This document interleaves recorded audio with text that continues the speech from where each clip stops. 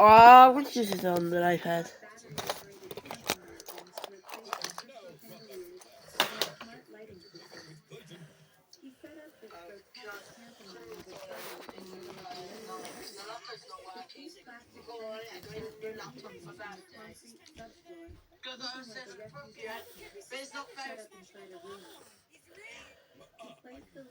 We have the lead recharger and the mind.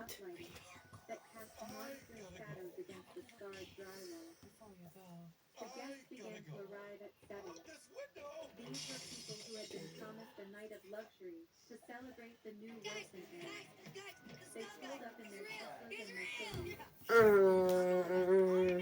Champagne and hors d'oeuvres passed by waiters. Instead, they walked into a dark cave. What are you like?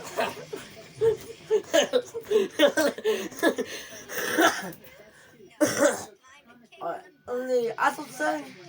No. For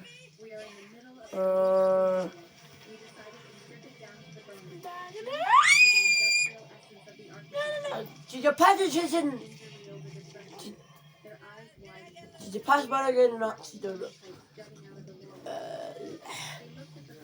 Briefing.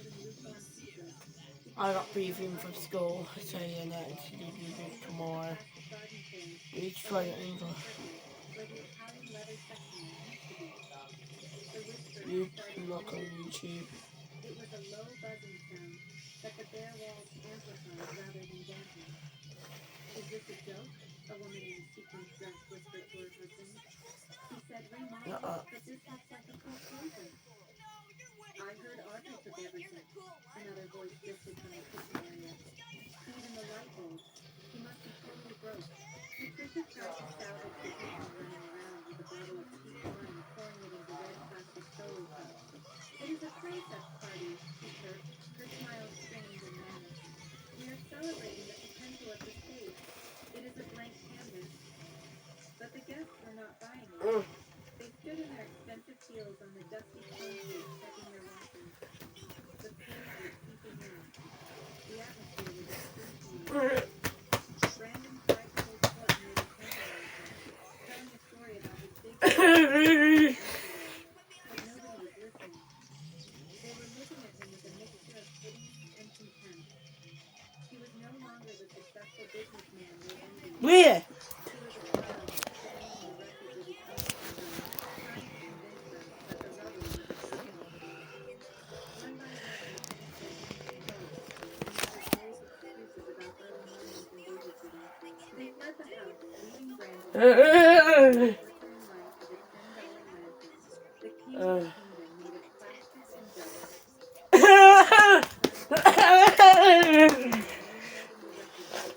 kingdom made of plastic and dust. Shit!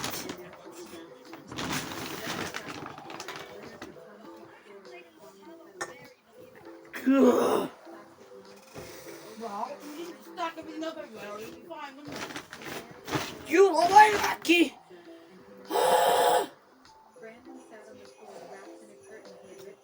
You like you can! That's not funny!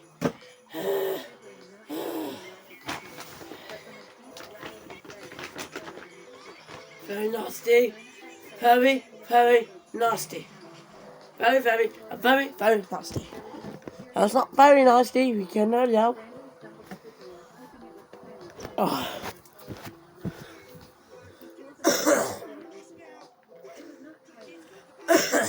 Oh, there's it.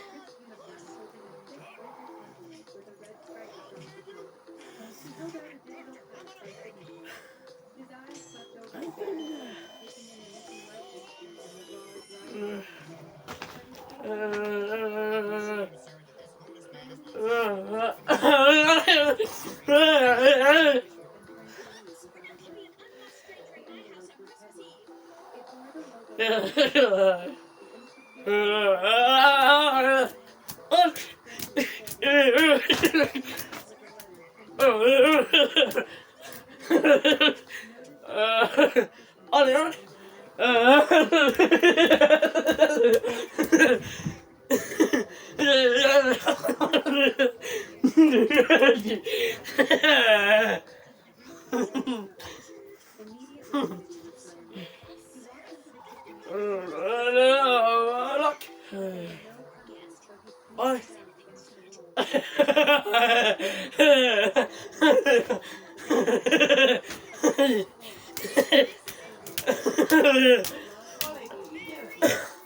just that I had a dream funny. I got a funny dream. I got a funny dream.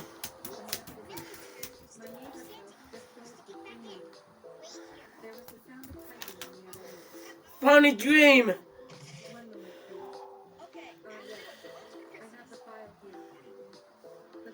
And we're going back.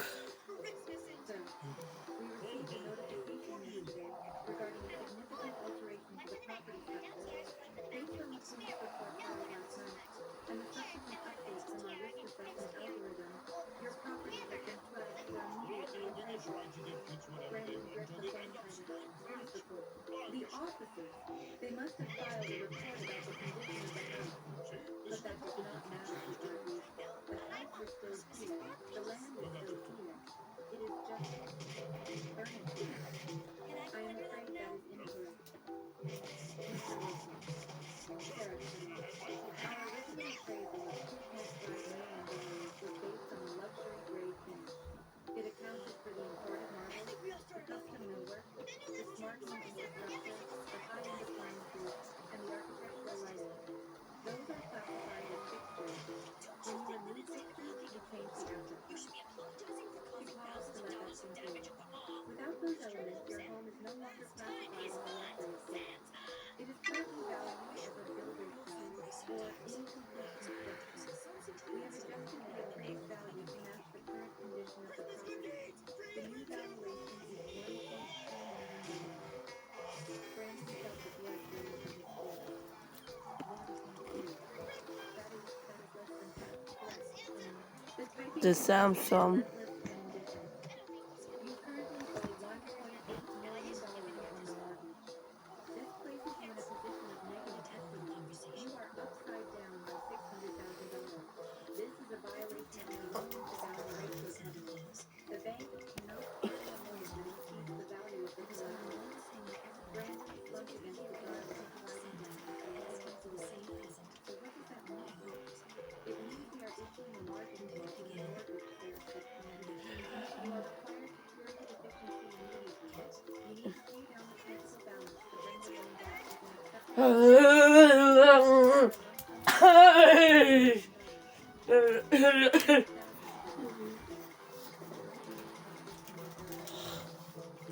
Mum, what are you eating?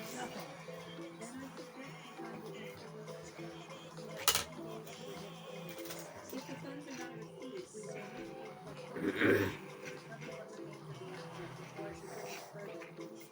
Have a nice day. The line was dead. Brandon sat there staring at the phone. The math was brutal, mathematical. Audrey had not just taken the things inside the house. She had subtracted the value of the house itself. She understood something he never did. The value is not in the square footage. The value is in the finish. The value is in the details, the experience. By removing the Audrey from the house, it attracts itself back. Patricia walked in through the open front door, carrying 2 coffees from the gas station. She saw Brandon on the floor holding the water. She rushed over her shoes, tapping on the front door. What is it? Is it a lawsuit? Did we win? Brandon handed her the letter without a word. She read it, her eyes scanning the numbers. Her face turned purple. $600,000. They want $600,000. This is ridiculous. Call them back. Tell them who we are. Tell them this is a temporary renovation. It does not matter much. Brandon said his voice hollow. It is not a renovation. It is a strip mine. We are in negative equity. Negative equity. Patricia spat the words like poison. How can we be negative? We are rosy. We are always positive. This is her fault. That was stupid. She planned this. She knew the bank would find out. Of course she knew Brandon said realizing the depth of the trap. She wrote the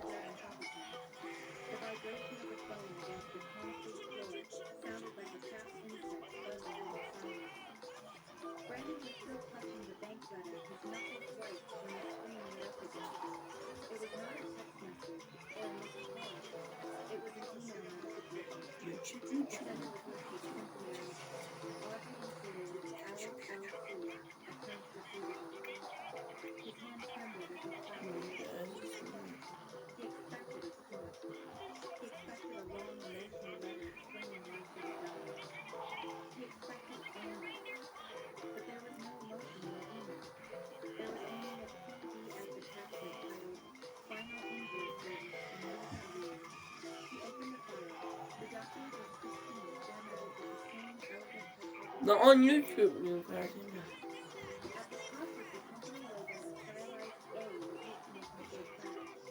Now it looked like a guillotine blade. We're gonna try APK from Google Play Store tomorrow. Retroactive luxury staging and furniture lease. Times 60 months. Brandon blinked. She was charging him rent. Don't. She was charging him for every month of furniture he had in the house. The description cited a clause in the separation addendum that classified the items as commercial inventory on loan. Since the loan period had ended with the dissolution of the marriage, the retroactive commercial lease terms applied. The monthly rate for a household designing furniture art and smart decorations reduced at $6,000. Multiplied by 5 months, item 2 asset depreciation weighing hard. 2 item 1 bonus. The wine came in the wind. And assigned restoration value to it. Item 3. Logistics and decommissioning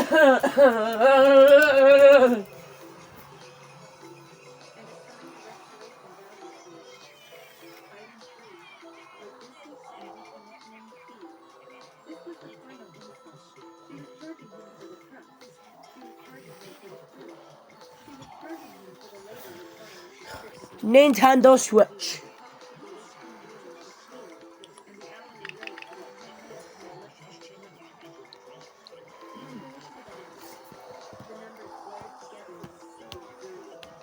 solicited an answer. The numbers blared together in a subtle blurring. Total expenses, $460,000. Sufficient legal reauthorization upon screening. Regretful. She cannot do this. She lives here. She is your wife. You cannot pay rent any less. Brandon scrolled further to the legal text in red at the bottom of the page. Pay the due at one receipt. Failure to remit payment within 30 days will result in immediate legal action,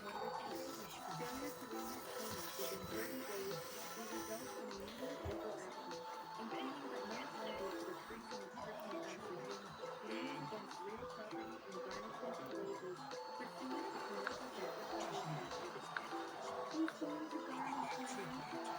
Brandon whispered, the horror rising in his throat. I was in Philippines. In the freezing cold, Little Stick and his family were huddled. For a $500,000 debt. I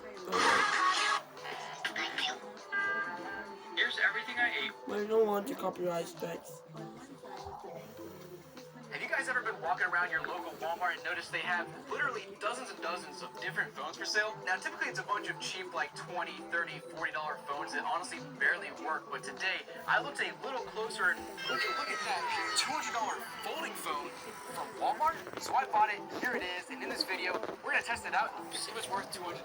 Already a much nicer unboxing experience than every other Walmart phone I've ever purchased in my life. And we have do not remove the pre-installed screen protector as it will damage the display. Oh, that's interesting. Alright, popping off, and dude, sure enough, it is a folding phone, which feels just so wrong coming from Walmart in their prepaid phone section when I usually buy like $20, $30, $40 phones. So I'd be so mad, she might be dead. And I guess when they say screen protector, they're talking about this thing that's built into the folding portion. So yeah, I do see how there is a little lip there you could accidentally pull up and then damage the phone. So that's fine. I'll leave that as is for now. Let's go ahead and take a closer look at this folding phone. And as y'all know, Kindle! for obvious reasons, they fold and they have a screen on the Kindle inside. Body's dead. Outside, this Motorola Razr has the I've had a day get spilled. We'll take a look at that when we turn it on. Wait, hold on. RB2 charging port not work, sadly. I like that. It feels pretty nice. As I shut this thing, it's got a nice little pop to it. Hear that? Oh yeah. Don't do that too much or else you'll break your folding phone because it can only fold so much. Guys, let's go ahead and I guess turn this bad boy on and see what happens. Battery, it's dead. Okay, it's booting up here, and guys, I'm really. What is that? That looks like a Lenovo thing. Hold on. What was that? I'm more curious what I'm going to see on this phone. Let's go ahead and boot this thing up. And I got to say at first, this thing is very long. You know what I mean? I mean, dude, look how tall this thing is compared to my iPhone 16 Pro. Let's go ahead and start this thing up and sign in. How's your BO? Is it better? Yeah. And as per usual, we have a bunch of options for privacy and security. I'm going to turn all of those things off, at least it lets me, and that's cool. So that's a nice little bonus there. Okay, so next up, we'll our mobile network, which I have a SIM card here for Street Talk, which I probably will try to set up later. Let's go ahead and skip that for now and just get into our phone and see what this thing can do. Not a SIM card. And almost there, but it's forcing us to install Adobe Scan AI. I got a new one. I got a new gadget. I got a new gadget. It's got this one. I need to get loose. Might put on a gingerbread box if I'm getting loose. Yes, protect your razor. Oh my goodness, can we just get here, please? Okay, so finally booted up, and we have some more details here. So we have Hello Moto, razor tips, personalized, Moto app, Moto account. Let's go ahead and skip all that stuff and get to our home screen, please. Come on. Oh, and here we go with the good old download these apps. So I had this exact same thing on a Dollar General phone from a few weeks ago, and I unchecked all of these, but yet it still downloaded all these apps. Hopefully it doesn't install any of that bloatware, and we should finally, my goodness, Can't use recorded because at 800 megabytes or free. Well, I can't record on Google Pixel. It's too much memory. You can try on YouTube. We're not going to share that one, which might be inappropriate. This iPhone 7 has the worst battery health you'll ever see. I literally just charged this a few seconds ago and it's already dead. Someone explain how that's even possible. So here we are. I'm charging this again. No way. It looks like it actually turned on. So let's kind of unfortunate, a little annoying. I wonder if I can delete some of these things and switch. You can get rid of that yourself. Thank you for giving this to me. Before stop, but I don't think you can delete it, which is that's awesome. Okay, but Facebook you can on this That was phone. So there's a amazing. certain bloatware they force you to keep on the phone, which is weird. Unless maybe you root the phone, you can get rid of those bloatware apps. Just go ahead and scroll up and see if there's any other bloatware on here. Yeah, just lock screen, bruh. Maybe just lock screen. Let me quick up to the lock screen in 10 seconds. Lock screen 30 seconds. Yeah, that's definitely like Android 1.0 or something along those lines. Let me actually just start. No, not to go to hospital. We'll start with the settings and see what version of Android. No, we're not gonna go to hospital. No, I don't wanna go to hospital. LG Aquadis from 2012. I don't wanna That makes go sense. Let's go ahead and hospital. go back to the main menu and start with that text QD and see what that app Wait for this to get full out. Okay, so let me start at the top here. Tap and hold the taskbar. It's not telling me anything. You just get photographed. Maybe get full off. Maybe lose it. I'm not gonna dump from player so I use copyright. We can use on device clip. We can use my channel. Instagram, camera. We can use my videos. Pretty standard except for this Oh, wait a pin second. section. No. Pinterest or something. It used to be really popular in like, No, I don't that's know, how it didn't 2010 or so. happen. They had those signs that said like live, laugh, love, that sort of thing. We got a bunch of those like There's random not motivational deal. kind of signs here. Well, not necessarily motivational, but just like, I don't even know what to call these. Anything Oh, is possible with wine and a good concealer. Friday's like a superhero that always arrives just in Do time not- to stop me from savagely beating one of my coworkers with a keyboard. Subscriber. This is definitely like 2010, 2012. I need to lock All of in. that is mostly just a bunch of random family photos. Oh, And network the whole error. 2010, 2012 Pinterest sign kind of thing. We also have some text messages here that are very similar. At this very moment, you are immersed in the wonder that is life. Feel the power, feel the possibilities, blah, blah, blah. And it's just like, well, it just feels like a very, 2012 text message. Well, let's go ahead and keep scrolling through the apps and see what else is on here. We got an old YouTube app. Let's go ahead and see if that'll open up. The date on the device appears to be incorrect. How do you know that? 1980. Oh, that's why. I'm not gonna Instagram? do Oh, no, not the old Instagram. We'll see if that show loads that up. I highly doubt it, but video. it's worth a try. Show that. Wait, no way. I can still see some photos in here? Dude, what? Wait, there's even a photo of somebody getting a Galaxy S5. Yo, that's a throwback. We got J-Lo on the cover of whatever that Billboard magazine from, I don't know, 2012 or something. Alright guys, let's go ahead and move on to our next phone now. Alright guys, here we have a Galaxy S5 active, and these phones are really interesting because clearly they're made to be rugged. You can just tell by the texture and how they're built. Don't even need a phone case on it, really. Alright, here we go. We got a custom background. I don't know what that is. Let's go and see if this thing unlocks, and it does, and yeah, it's got a nice screen. It's a Galaxy S5, which those things had nice screens. We got a folder with Yas and then a folder with Yay. What's in those? We got Netflix, Amazon Shopping, Play Store, YouTube. Let's just start with YouTube here and see if this pulls up. And nothing there. Library, maybe? And nope, can't see anything. We'll start with the gallery here, see if there's anything interesting. And yeah, sure enough, got HD wallpaper, Snapchat, Ultimate Ninja, WhatsApp. Dude, every time there's WhatsApp stuff, it's always sketch, I swear. Let's go ahead and check it out and see what's here. Just have like a gif of Stitch. Nice. My old Wait, hold on, I just videos, pulled up a yay. video, and it's from, where'd it go? 2020. Okay,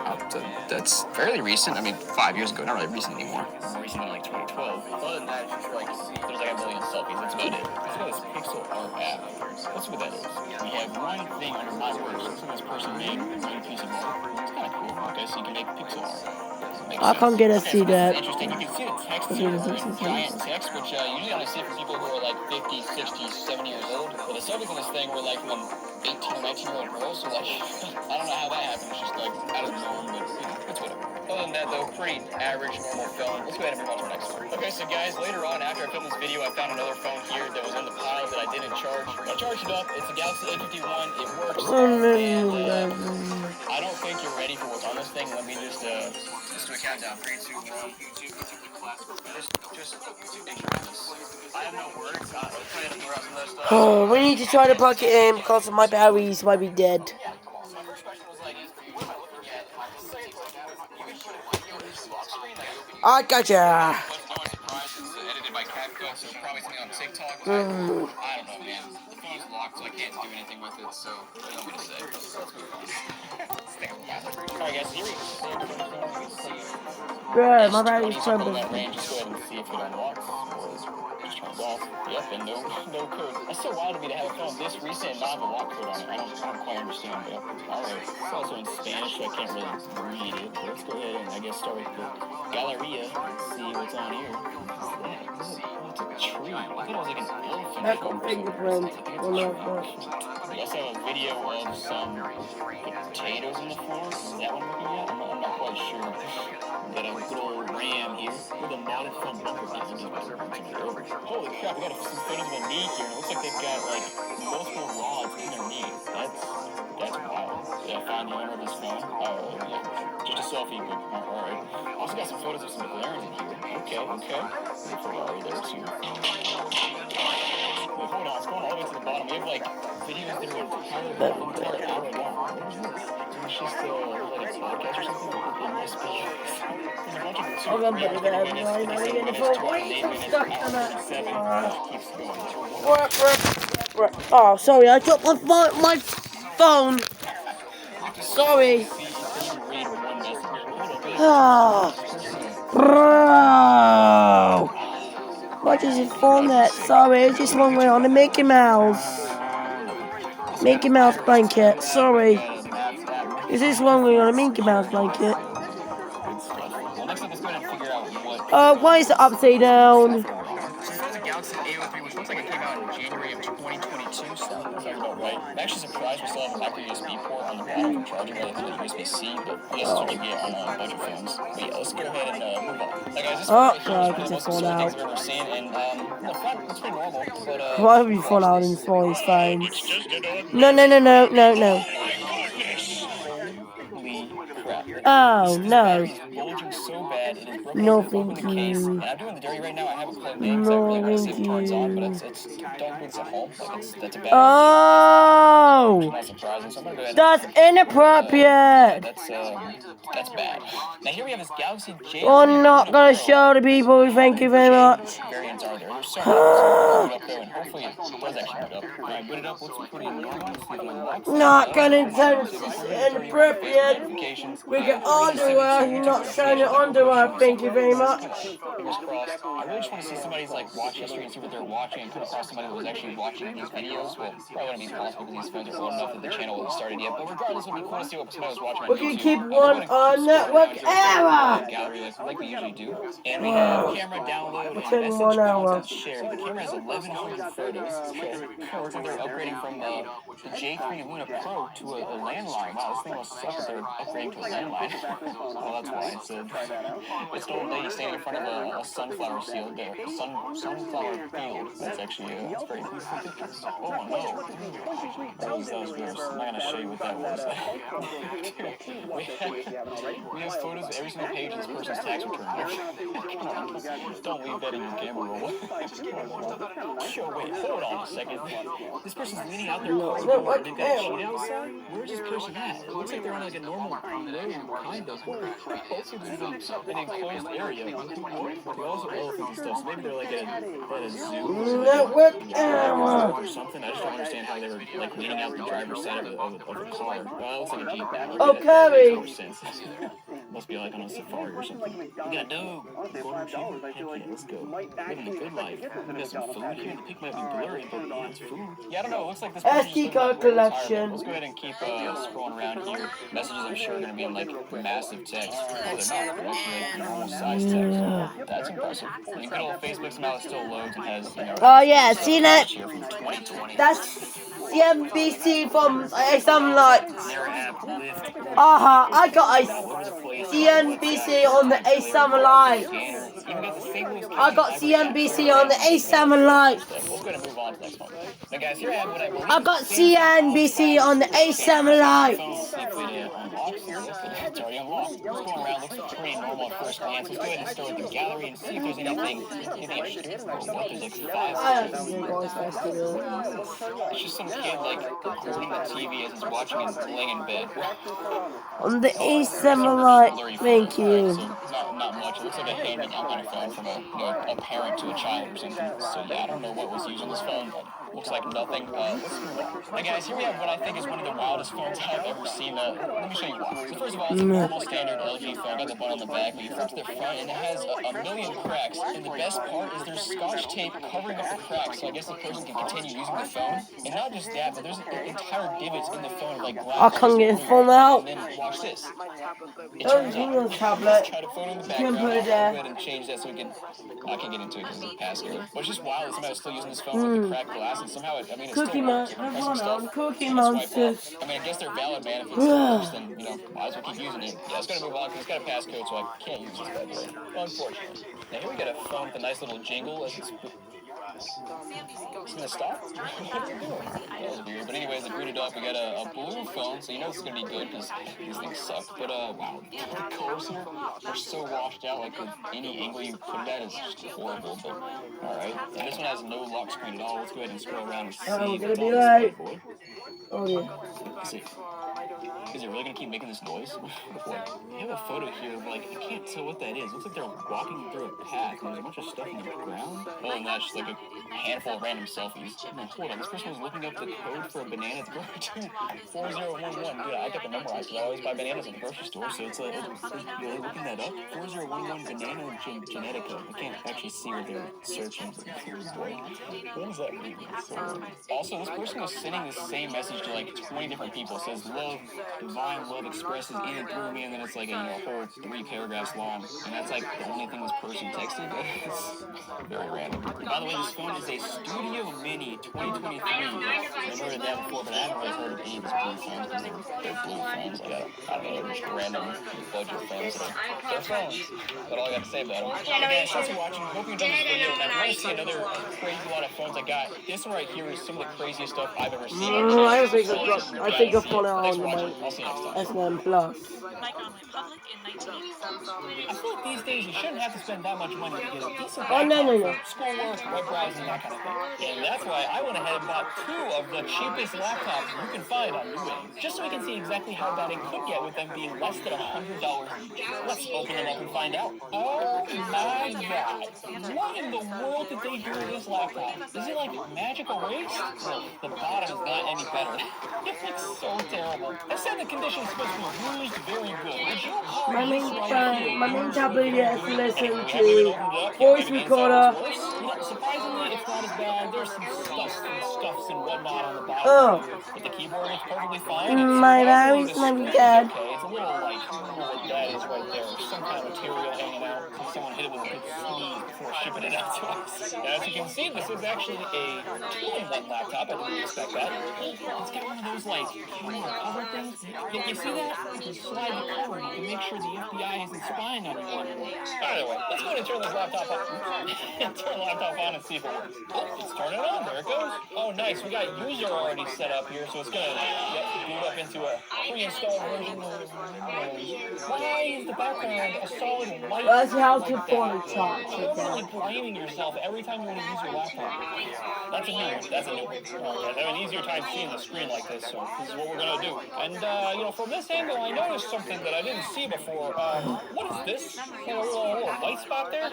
Let's just take a second and explore this thing, see what kind of pre-installed nonsense we have on here. Intel Graphics Command Center. Does that mean they're like pre-installed like all the graphics drivers I might need? That's actually kind of nice. Yeah, other than that, I don't actually see any apps pre-installed. So, okay, could be worse. Maybe there's some super secret stuff hiding on here that's acting as a bit of spyware for the Newegg seller. In fact, wait, what? Did we seriously buy a 60-gigabyte PC? We got PC Health Check. Is that a Microsoft thing, or is that like something else? Okay, I think this is the actual Windows like virus scannery thing. PC health at a glance. Okay, this is I our gotta boot it up. introducing Windows 11. Please check if your PC meets the system. Alright. Okay, sure. How many hour minutes? It does? It's actually kind of nice, because if you want to keep using Windows without, leaving your computer open to security problems in the future, Settings. Can you fit a Windows 11 install on a 64 gig machine? It'll be close. Anyway, let's check Task Manager to see what kind of specs we got in this thing. It's got an Intel Celeron N4020 CPU. I have no idea what that means. Base speed of 1.1 gigahertz. Not displaying. Oh no. You better not open two apps at once. It's over for you. It's got a whopping 4 gigs of memory. Are we certain this thing can handle Windows 11? Here. I don't think so. You open Chrome. Oh, this is battery. PC's gonna explode. And for our graphics, we got UHD graphics 600. Nice This one. thing We can play can games. We'll have to find out. Wow. Shockingly, this computer supports 5 gigahertz Wi-Fi. Alright, we are indeed connected to Wi-Fi. Let's open Edge. Let's do a quick speed test here. Connection isn't private to Bing.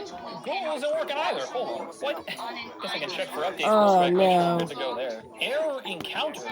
Couldn't connect to the update service. Excuse me? Wonderful. Okay. Or is this Good some turn sketchy around, new egg viruses going on here? I guess I can restart the PC. Let's give that a try. I was telling me my clock is behind. Guess we got a new error after restarting the PC. It does think it is Why are you not unavailable? For the date and time, it corrected itself to the correct day. Okay. Oh, it's working now. Amazing. Alright, I reconnected to Why not a many apps? and let's see. We don't want a many apps, do we? That's fine by me. Well, it's going down. Usually I'd expect on a nicer PC, I expect to see something like 400 to 500 on 5 gigahertz, but it's a $70 laptop from Newegg, so I will take what I can get. Look at that upload. Nice and fast. Actually, in the end, it looks like it got all the way up to almost 400. Not bad. Not bad at all. Alright, let's see if this computer can handle YouTube next. Get this video right here. It's a little laggy trying to play back this 480p video. Also at max brightness right now. It's not bad, but yeah, it's not blindingly bright like you want it to be. Speakers are not good. They're not good at all. They sound like they're coming from like the backside of a phone or the other corner of the room. It's terrible. We can Let's see put what it happens around. here when I crank the resolution up. I can try We can put just do a take and see what happens. Okay, it's playing back all right. Oh no, Skip ahead a can't little see bit. that new Yeah, Nintendo Switch. it's taking it a second to catch up, but you could reasonably watch 80p videos on this screen. Alright guys, other than this clearly not being a very The good nocturnal work at all. what this dual-core CPU can handle. We can look at it on this one. And see if we can handle that. Alright guys, we are back. I have things installed. It took hours. No, I can't. 5 hours altogether for this thing to I think it's alright. updates and crap. Let's start some Delta Rune here. Oh, it's launching up already. That's a good sign. You can't play Delta Rune. Can this run anything? The glare was really bad at that angle I was using before, but as you can see, the game's working fine. It's running okay. Let's go ahead and try our next game now. Alright guys, apparently I'm at 1366 by 768 resolution. We are getting, the number's a little small in the corner, but it says 7 FPS. This is a very retro style kind of game, so like, I don't think our chances of playing games on this laptop is looking particularly high. Oh, you know, I was gonna say maybe it has something to do with the fact I'm on battery, but I mean, I'm on better performance mode. I guess I can change it to best performance. Oh, you know what? It's a little better. We're all the way up to, oh wait, nope, right down to 7 FPS. Oh, okay. Never mind. Alright, one final test we gotta do here. We gotta try to run Ghost Runner demo on this one. It's not gonna go well. Let's give it a shot. Uh-oh. What does it say? Copy Ghost Runner game has crashed and will close. Not copyright. That's for this thing. Cinebench R23. I'm honestly assuming this is just gonna like crash instantly, but let's give it a shot. Oh, the render test is actually starting. That's amazing. I mean, it's been running for a little while now. This thing like getting warm. It's like a little warm, but I don't feel like a fan of it or anything. It's not completely passively cooled. That's kind of shocking, honestly. But if that is indeed the case, it's actually kind of impressive that it's doing this at all. But for now, I'm just going to set this to the side, let it do its thing, and we're going to go ahead and unbox the other laptop that we bought. Either way, I see the tablet here. This is a large tablet. This is kind of amazing. It's got like the Samsung like S3 era kind of backing on it. It literally just looks like a Samsung Galaxy S3, but big and long. Also, guys, it has a Windows 8 sticker. That's incredible. Flipping this bad boy over. bezels. Okay. I mean, the front of this is very simple. It's just screen and singular Windows button. Let's see, on the bottom here, what are these? Maybe they like pull out or something, but I can't get them to move. Maybe this is where some kind of like keyboard Mom! would go. Look at this like really funky looking port. It Mom! looks like our power cable would go there. Leave me record it. That's kind of weird. And on the side here, the only thing I see sleeping. is this Just leave it on pause, Mom. Yo!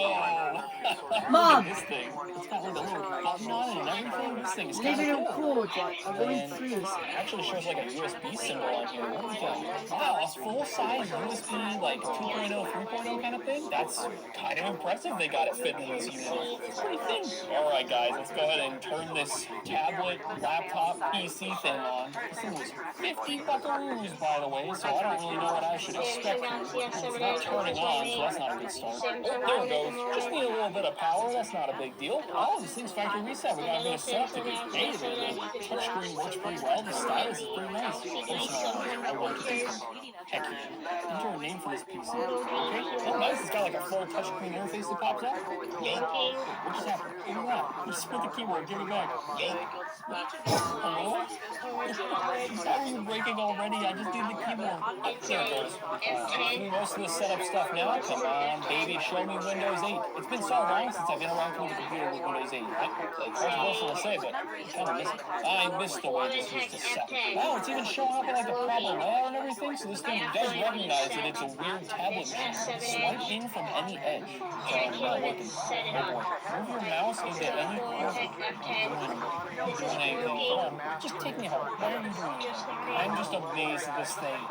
It instantly is broken. How can this be possible? Like, come on. Oh, it's doing things. You're getting the PC ready. Oh, it's finally letting us into the operating system here. And look at these tiles. This is the Windows 8 experience, guys. But hey, at least we're using, like, this was the intended purpose. This is what they made the tiles for, as opposed to, like, you know, having to deal with the tiles on a full-size desktop. And I gotta say, it's running pretty smooth, surprisingly enough. Now, is there a way to actually use the desktop mode on this? Oh, there it is, desktop. Yes. Oh, baby, no start button. This was the thing with Windows 8. This is what made everyone hate it. Now, I think that's what we were trying to describe to me earlier. If I just, like, put my mouse in the corner, it doesn't do anything. I swipe from the, oh, there we go. I swipe from the side, and we have stuff. And I can hit the start button here, and this takes us back to the tiles instead of giving us a start menu. Oh, Windows 8. Oh my gosh, guys, I found this Xbox app. We have our Xbox games. It can't connect to the servers right now. I wonder why. We're showing 360 logos. This is amazing. Also, I see that this thing has a camera. I guess that's your webcam. But there's also another camera in the back. Oh, here's the front camera. You know, for a Windows 8 tablet, I don't know what I expected, but it's not terrible. Here's the rear camera. How is it worse than the webcam? Gosh, that is really bad. What is this? What is SW update? I didn't install that. That's just on the laptop. Is that supposed to be there? I'm gonna do it. I'm gonna go ahead and just open that up. Enter the serial number. I don't want to do that. Get out of here. We also have this shortcut for settings. It's not loading anything. There it goes. Oh, it's like a different settings thing than like your Windows settings. This is like a Samsung settings menu. They're installing bloatware on this thing. Let's leave it to Samsung. What else we got in here? We got the little file explorer thing. Oh, baby, yeah, this is kind of nostalgic. Also looks the same to modern Windows. You just don't have any, you don't have any tabs. And of course, we have Internet Explorer on this. I love that. Does this still work? No, of course not. Absolutely not. Well, before I try to install some stuff on this, we can actually run some apps. I do want to see if I can find, here we go, our settings, and I want to see if this thing has any, like, system updates. Oh boy, I remember this. The settings app. You have to go to this, and this is where all your settings are hiding. This is the birth, the terrible birth of the settings app in Windows 10 or 11. Here we go. Windows update. What is this going to show? Never check for updates. Let's give that a shot. Well, it's still searching for updates. One thing I wanted to go over real quick with this thing, though, is that this tablet's supposed to be refurbished, right? And I will say it's not in perfect condition, but it does look quite nice. I also found we actually do have a Samsung Galaxy S3, and like, guys, come on. This is a match made in heaven. This is amazing. Still checking for updates. Alright, well, I'll be back with this thing. I'm gonna try to get Steam and some other applications on this and see what this thing can handle. Oh, by the way, this thing's still going, but it's not like making any wait, it says right here. I was just about to trash talk it. We have 589 points. Oh my goodness, that might be the lowest score I've ever seen on this channel. No wonder this thing couldn't handle any games. That's rough. Alright guys, well I pretty much let it sit on this screen for an entire day and it has not shown anything or shown any signs of trying to update, so I don't think that's happening unfortunately. Now I was able to throw a little like Firefox installer and Steam installer onto the USB drive, plug it into the top of the computer, and we're just gonna try to install a different browser, maybe that'll help. This version of Firefox requires Microsoft Windows 10 or newer. Never mind. How about Steam? Will this work? Oh, this seems to be working. Alright, here we go. Here we go. We can play some games. How much storage do we have on this little thing? I'm assuming like 60 gigs. Even less. We have 51 gigs of total space. That's amazing. Alright, Steam has finished installing. It is trying to run now. Work. I was just thinking, like, how am I supposed to, like, find, like, the task manager on this thing? There's no start menu. I don't even know how to do that on Windows 8. I guess I can try to search it. That actually worked. Task manager. Steam is taking up 270 megabytes of memory, and somehow that's marked as a problem. How much RAM do we have on this thing? 2 gigabytes! 2 gigabytes of This thing is ancient. That's wild. What kind of CPU are we looking at? Nice. Intel Atom CPU Z2760 1.8 gigahertz. Well, this type of CPU oh, this one's got a cell on it. Okay. Well, in terms of specs, it really is almost identical. Wait a minute. Is this thing more powerful? 2 cores, 4 logical processors at 1.8 gigahertz. This one's only got 2 cores and 2 logical processors at 1.1 gigahertz. What am I missing here? Actually, it looks like it's turboing up to 2.7 gigahertz, so maybe this one is faster. I don't know. Also, while I was looking at this thing popped up. What is this? Steam is no longer supported on your operating system version. No! So look at this straight. This is a refurbished tablet. They sold it for $50. You know, they imply it works.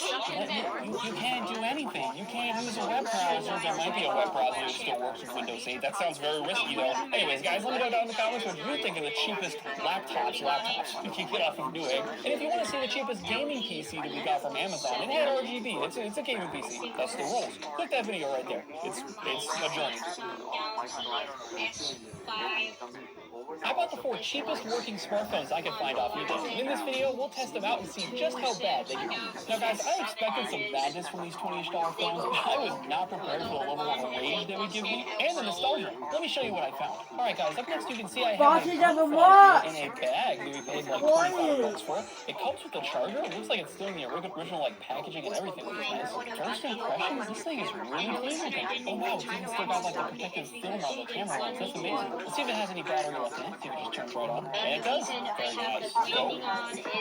Wait, it's not responsive. What's that? Oh, there it goes. Oh, that's not a good sign. It can't even get through the startup screen. 2,000 years later. Okay, guys, after 40 years of fighting some incredibly slow menus, we're finally on the home screen here. What is this spinning wheel up here? Like, what's it doing? It's been on for like a minute at least. It's spinning for a while. Oh, it's the weather. We're finally finished. Okay. Tap for weather info. Bam. Yes, it is 27 degrees in Alaska. That is definitely where I am. In fact, first thing I want to do, I just want to open up YouTube and start watching a YouTube video of this thing. Because that usually is a pretty good test of like how good or bad a phone's performance is. Oh, after an eternity, it's finally done installing. Please, YouTube, open. What resolution is this even in? It's like, I don't know, 240p right now. Yeah, 360p. No, what happens if I force 1080p with the phone explosion? Alright guys, we got quite the second phone here. It's got 3. We actually have a tablet. Did you guys see that frame rate? And popped up. What the heck? Anyway, that frame rate was ridiculously bad. We can't play 1080p YouTube videos. I want to test out the camera next. Let's give that a shot. Come there. Alright, starting here with a selfie cam. It's really not great. It's very, very blurry. And if we kind of go into the fine details here, the GIF peanut butter is illegible. You can't read it at all. Try out the rear camera next. Actually, hold up. Gotta take off the little peely thing first. I got it. That was really, really difficult to get off there. There we go. Alright, now let's see what this bad boy can do. That is just not that much detail. The colors are not ideal. It's nothing. Everything's blurry. Just everything's blurry. It's just a video.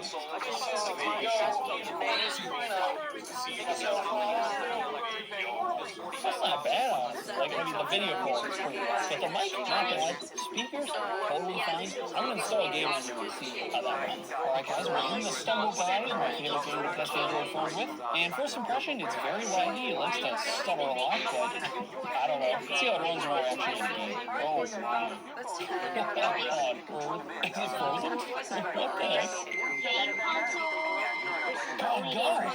You can do it! Can I jump? Can I get a bit? Oh, he jumped! He jumped! He did it! What are the chances I'm gonna make it to the end? Oh, I almost did that. Oh, that was something. Losers! Total losers.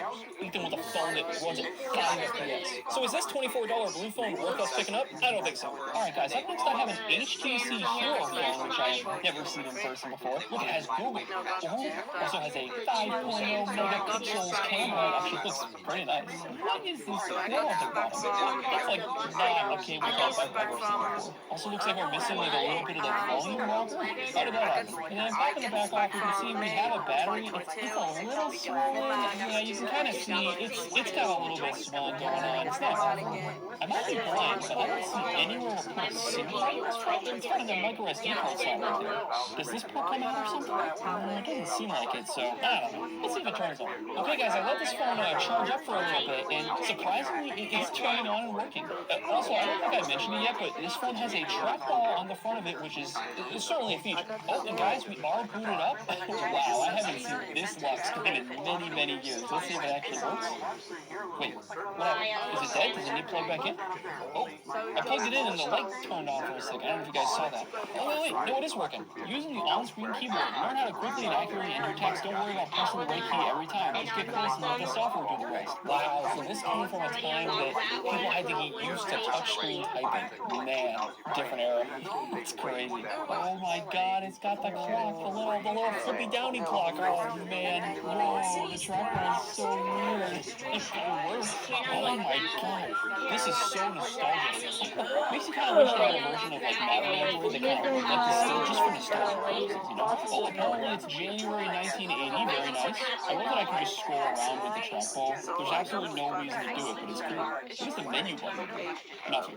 Oh, it did something. All programs. Look at that Facebook logo. Wow, Facebook for Android. Actually, let's take a second and try to figure out what version of Android this even is, like 2.0. Oh my gosh, I was messing around, but it really is on Android 2.1. Look right there, which was released in October of 2009. And by the way, in case I didn't bring it up yet, this is the HTC Hero, which came out in also 2009, so it makes sense. It has Android 2.1. And you honestly, despite this phone being so old, it is super snappy. It's very responsive to the touch. And like, it's like a nice solid build quality too. The back feels very premium. This is a nice phone. Honestly, look at that. It's just how market. Remember with the Android Play Store, which is called Market. I gotta open that. It looks like I can't really do anything without signing in, which definitely is not gonna work. See if I can try the camera. Obviously, there's no front-facing camera. You only got the one in the back. I'm trying to take a picture and it says, please insert an SD card before using the camera. But I guess I gotta put an SD card in. Hold on. Alright, I got an SD card in there now. Let's see if the camera works. What is that? I'm trying to focus and it's really having a lot of trouble. Alright, here we go. I'm just taking the photo. There it is. Bro, I just fall now. It doesn't seem that this phone has any focus capabilities. Can I record a video? I gotta try that. Yeah, that's the worst video I've ever seen in my life. I love it. It's nostalgically bad. You know what I mean? Oh my gosh, NASCAR sprint car mode. I feel like every sprint photo has this for like 10 years. Wait, this thing has like the internet on it? I don't know. I feel like this is too advanced for an Android phone in this day and age. Yeah, it had a full browser. Oh man, this phone is so cool. Oh, I wish I had one in 2009. It's so sick. So is this $23 HTC phone with Google worth us picking up? Kinda. Alright guys, up next I have a plastic bag, a Ziploc bag with a phone inside of it. How it was shipped to me? I don't know. That really flew. What is this cable? It's kind of cool. Also, that was a USB-C cable. Does this goofy looking thing, yeah, it does actually have USB-C. This was only marked on the eBay listing as a kid's phone. I have no idea what that means. It was like 20-something bucks after shipping, like all the other phones. So, will this even have Android? I really am not sure. Reset TF. Huh? Okay, looks like there's a little switch in there. Do I really want to mess with that? And an SD card reader? It's an unlabeled SD card. Why was it labeled as TF? I have no idea how big this thing is, but okay. You can see by the back of the phone, it just kind of looks like an iPhone. It's just extra cheap plastic. Alright guys, let's go ahead and see if it turns on. Whoa, it does! It looks like it has a screw protector on it. Hold on. Memory card is not detected. Please reinsert the memory card and restart. Let's put the memory card in. Let's take out the screen protector first. Bam! Wow, that looks really nice now, actually. I guess it needs the memory card in order to function. Okay, guys, I think I got the kid's phone working. I had to find like a different SD card. It refused to work with the one that it came with. So, was this really tested and working according to the eBay listing? So, but that's what we get for buying the cheapest phones on eBay, I guess. But now, as you'll see when it tries to turn on, it still makes that noise. Wait, does this have like an actual operating system? Look at that. What do? I press this. Oh boy. What is this? It's like a kid's iPhone, like even to the software. Let's try out the camera. Wait, we have a front-facing and a rear camera on this thing? That's amazing. Yep, that sure is a photo. It's of a certain quality. Is it good? No. Alright, let's try out the rear camera. It has no zoom functions at all. It's at one zoom level, and this is that zoom level. So I hope you're happy with it. It's also ridiculously grainy. You can't make out any detail in the image. But hey, if you're just trying to get a kid's first little iPhone, you want like 3 years old and you just want to give it a little toy, I guess the camera's functional enough for that, right? What else we got here? Also, wait, the Photos app icon is just like the Apple one. Hold on, let me pull it up. Yeah, see, there's the one on an actual iPhone. It's so funny. Also, there's a separate app for video. Let's try that out. YouTube famous. My YouTube famous vlog number day one of vlog series. I mean, it took a video. Can you really complain? Okay, what else do we got? We got music, empty, of course. I guess you have to like put your own music on there. How is a 4-year-old gonna figure that out? Oh, we do have a recorder there. That's so bad. That mic is truly horrendous. This thing gets loud too, which is honestly, I feel like that's a feature you do not want in a kid's phone. You do not want them having the capability to blast their phone. It has a calculator, there you go, that's something. 6 times 9. Nice. Calendar. What day does it think it is? March 6, 2020. Guys, that really is when we're recording this. How can that be? This phone is too stupid to have the date correct. It's got an alarm function. What else we got here? We got a flashlight. Do not shoot directly at the eyes. That's some good advice. Wait, that's it? You gotta be kidding me. That cannot be our flashlight. That's not a flashlight. Watch out, shooting directly at the eyes. Oh no. ABC. Is this like a game? I tried to launch ABC and it just does this. Okay, how about games? Oh, these are the actual games. Okay, let's do the Blitz program. Oh, that's our alarm. I mean, that's something. Stop it, please. Alright, game start. Pinball hit bricks. Go.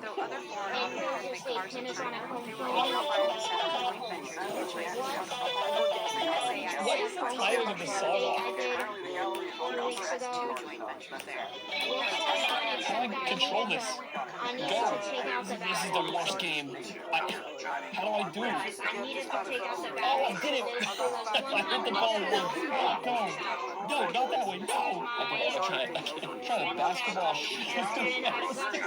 Oh, here we go. Is that a hand? Go. Oh, man. That's quite the game. Why does it have screen tearing? Alright, I gotta make one basket. Come on. Also, I love the little people down here. What are they doing? You know what I didn't see on this phone? Any kind of feature to actually, like, call anybody, which is fine, I guess. Maybe you don't care about how to say your phone. So, yeah, I guess that's everything this phone can do. Can you even call it that? So, is this $20 kid's phone a good purchase? I don't think so. No, do not show my bluey. Thank you very much. But I know it's copyright reason. Do not show that. Thank you. You cannot show my bluey. Thank you. everything, so good. That's important. Okay, guys, after a really long time trying to get this device to turn on, I basically just left it plugged in. Please cannot try the bluey, but I got a copyright. Because of all memory card, but not a bluey. Copyright. Copyright claim. Because copyright with blocks, you can do chat banned. I can. Don't want this down. And a follow, which has got bluey, I want to get copyright strikes.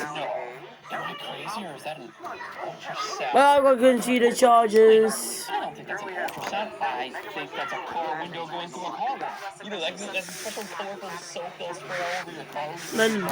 I found the camera. Let's go ahead and give that a shot. Looks like we have 32 pictures taken up of the 101 spoken store. Amazing. Oh, we're in a making gone. Oh, I think it's falling on the floor. Sorry. Bam! I used the button. That's awesome. But there you go. There's the quality of photos we're looking at. You know, it's actually a little better than you would think. When did this phone come out? Let me look at it. 2010. Okay. So, yeah, it's not too bad. Apparently this thing can support video.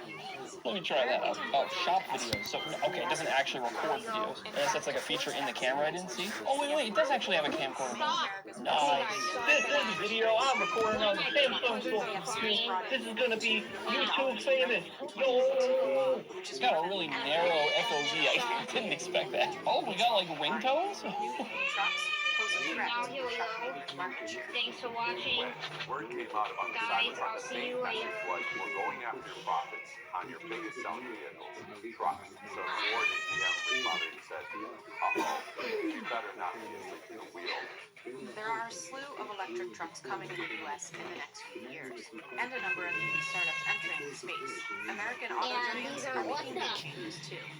Make no mistake, this is General Motors and Mary Barra making a very clear and declarative statement right now. They will be fully electric. This is what the always on display looks like. Most of them don't have these. GM CEO Mary Barra said, "We're committed to fighting for EV market share until we are number one." Johnny's mobile horse, no. Largest market Wasn't able worldwide when it to comes to add total my vehicle sales. In the summer of 2020, it launched the Guang Mini with its joint venture Lite. The small EV costs $4,400 and has seen rapid growth in sales. So this is my Android phones on. Oh, Disney Junior. You can get to that volume February in a 2022. So GM went from sort of quiet, not doing much inside of electric, to this is my surprise, dad's food. sensational new product. Here's my dad's food. Wait, there's a lot of Oh, yeah, my baby's dead from on the Lenovo tablet too. Oh. Takes a long time to set up. I guess this guy had like No, always songs sucks. saved as Oh. ringtones. That's certainly a 2010 film video. Oh. Recording audio. What is this?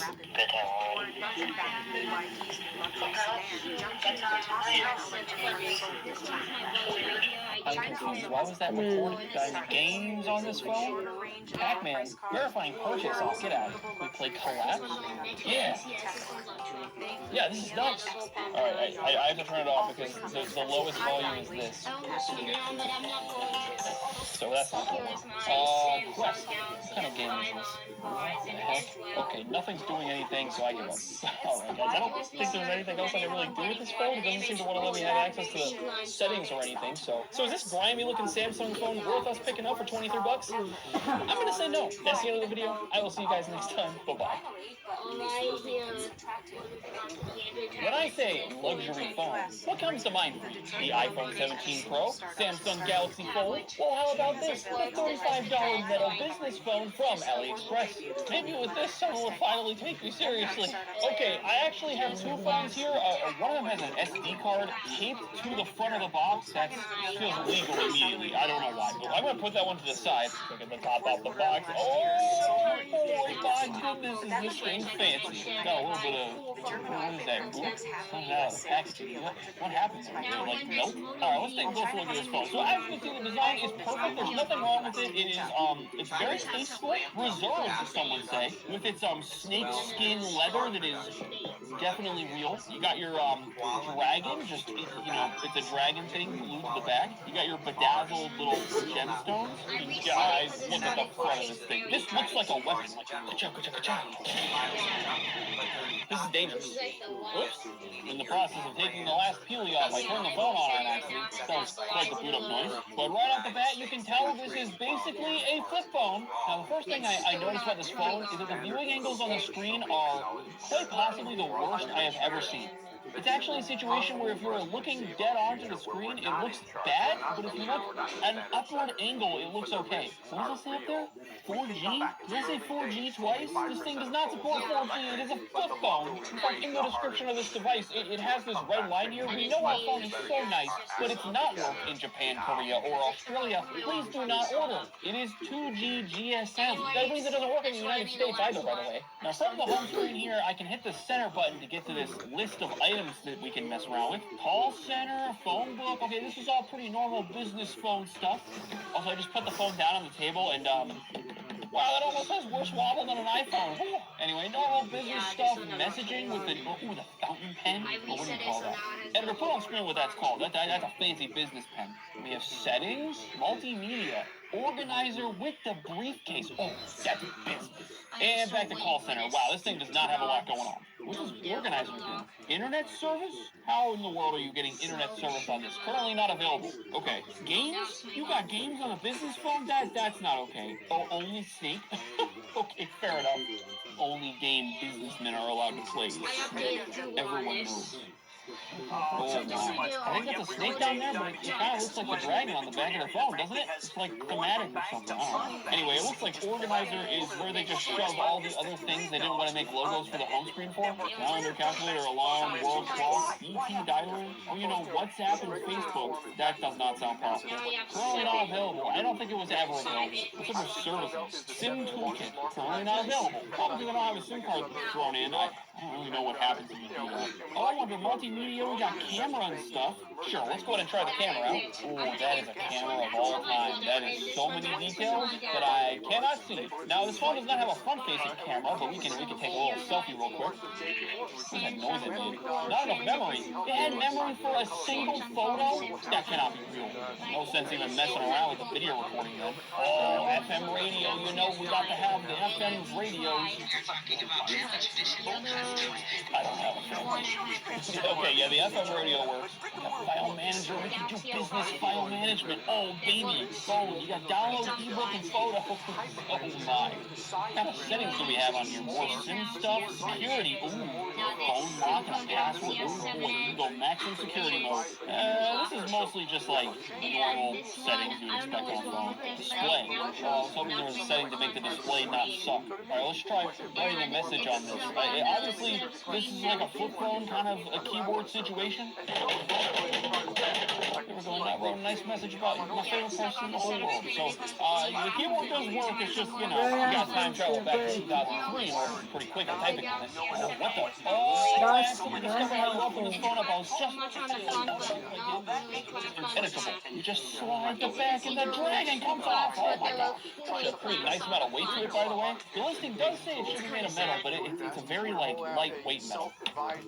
Almost plastic. So I'm gonna take the battery out, and then we can see on the back we have, is that like a full-size SIM slot? Given how many phones we get on the channel, I actually have a variety of sizes of SIM cards. This slot right here looks like I can take the full size, which is kind of cool. I mean, I haven't seen a phone actually use this size SIM card in 20 years, but that's something.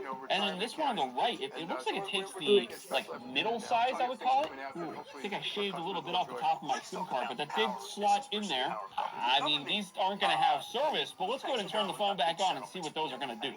Copy all from SIM 1 to phone? Yeah. Wait, this SIM card actually had stuff? Yeah, go ahead and copy it over. Copy it on over to my Chinese device. It's fine. Oh, wow, these actually have the contacts from the SIM cards. That's kind of awesome. Personal, into some legal trouble. Oh, it's anyway, the home screen, I do see now we have no service on either SIM. That's not surprising. In both of our 4G towers are down. Oh, who would have thought? Alright, well, obviously I'm not going to be able to make a call directly from the phone since it only has 2G, but I have connected it to my actual phone via Bluetooth, and that means we can make calls from it, kind of. Does it sound like I'm calling you from a phone made of pure gold? Gold is supposed to be really good like conductor of sound. Yeah. I would say the sound quality is just pretty average. All right. So it's a disappointment. Do I at least sound like I am a businessman? No, I can never say that you have ever. Oh, is it very nice? God dang it. But all right, guys, I think it's time to tear this dragon phone down and see what's going on the inside. Just like before, we can take the battery out. I see some screws around here, so I think if I just take those guys off, we can see what's going on in here. Well, I'm taking out every screw I can see. Remove the time for break. Oh, that sounded crunchy. Oh, this fell out. Okay, there's our keypad. And looking over here, I can see some things, some circuits and whatnot. I'm doing the channel. I don't know. I can see that this is a ribbon cable that goes to the screen here. It's soldered directly to the board. Oh wait, the screen's coming out. Okay, that's good. There we go. Oh, the rest was just like some adhesive. Okay, that comes right off. And there we go. We have the innards of the phone. This looks like something from 2004. Honestly, it's so simplistic in here. Oh, here we go. Somebody snapped and the board's coming out now. And here we go. Here's the other side. This is with the SD card, SIM cards, whatever it was. Wow, there is literally nothing going on the other side of this board. Isn't it?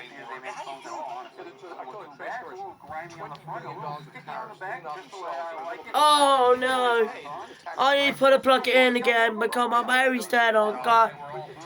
I need to plug it in because my battery would be dying already. That is ridiculously small. This might actually be the cheapest looking phone ever. This looks awful. Where's the camera? Is this the camera? This is a strange camera. That's crazy.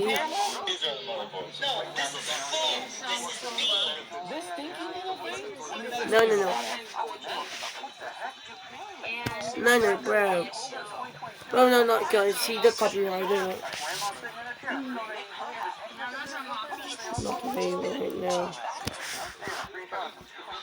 Anyway, I probably broke this forever. I have one more fancy phone. In some ways, I think it might be even worse than this one. But I guess we'll take our SD card off the top of the phone. I mean, at least this one comes with an SD card. I don't think the Dragon phone came with one. Oh, boy, ladies and gentlemen, we have a little bit of a different design of business phone here.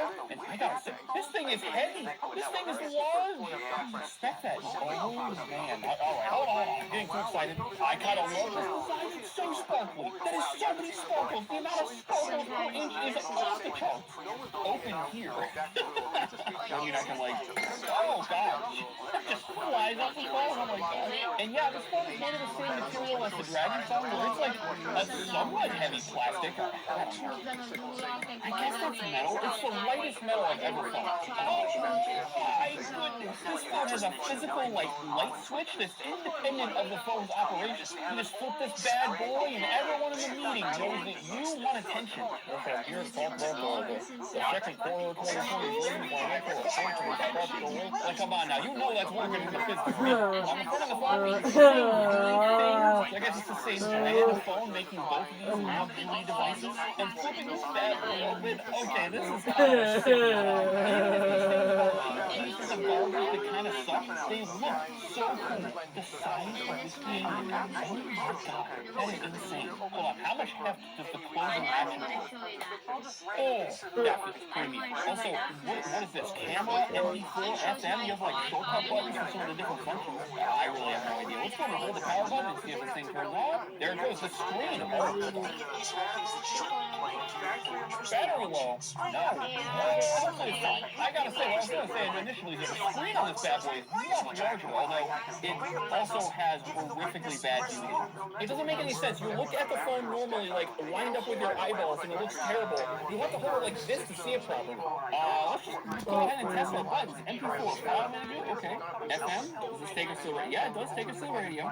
ChatGPT said this is what to do, and you would fix it via talkback. ChatGPT radio on a flip phone, that just broke my brain. Anyway, let's try the camera. Be careful. This is a camera of all time. What is this, organizer? I don't think this is on the last phone. This is where our games are. Once again, we only have Snake. That's a shame. Profile? Okay, this changes like the sound level, I guess.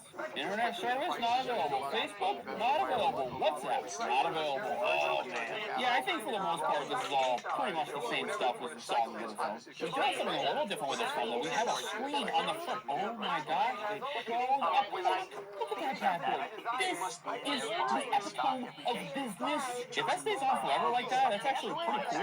Cheryl, cancel my 9 o'clock. Actually, there's one thing we didn't test. We gotta throw in our SD card that's in this bag here and see if there's anything like on it by default. Taking the battery off of this phone, you can see once again we have 2 SIM card slots and an SD card slot. Oops, my bad. This slot down here on the bottom is the SD card slot. I don't really know what would be on here. I'm just gonna the image viewer. This is just gonna be my selfie. Yep, there it is. We could probably take a video now. We've got all the space in the world. Wait, what? What happened? Did we run out of storage already? I have no idea. Alright, let's just go to the file manager and look at the memory card. Is there literally anything on here? There's the video I saved and @WCAP with no files.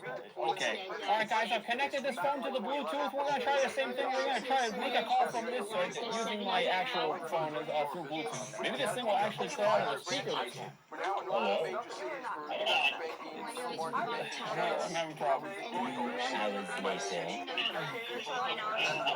Alright, I gotta hang up. Why is it not working? Okay, Bluetooth phone calls don't work with this phone. Yay, great. Let's go and tear it down though and see what's going on the inside. Oh, here we go, I snapped something and it's opening now. I hope that's not a permanent thing I just did. Looks like this is all coming apart okay so far. And here's our main motherboard. It's got a lot more going on than I would have expected. Most of that's probably for the SIM cards and SD card, but still, look at all these fancy things. Also, these other spots over here, these 2 squares, they just look like they're empty. There's nothing installed there right now. That's weird. There we go, I got it out. Let's go.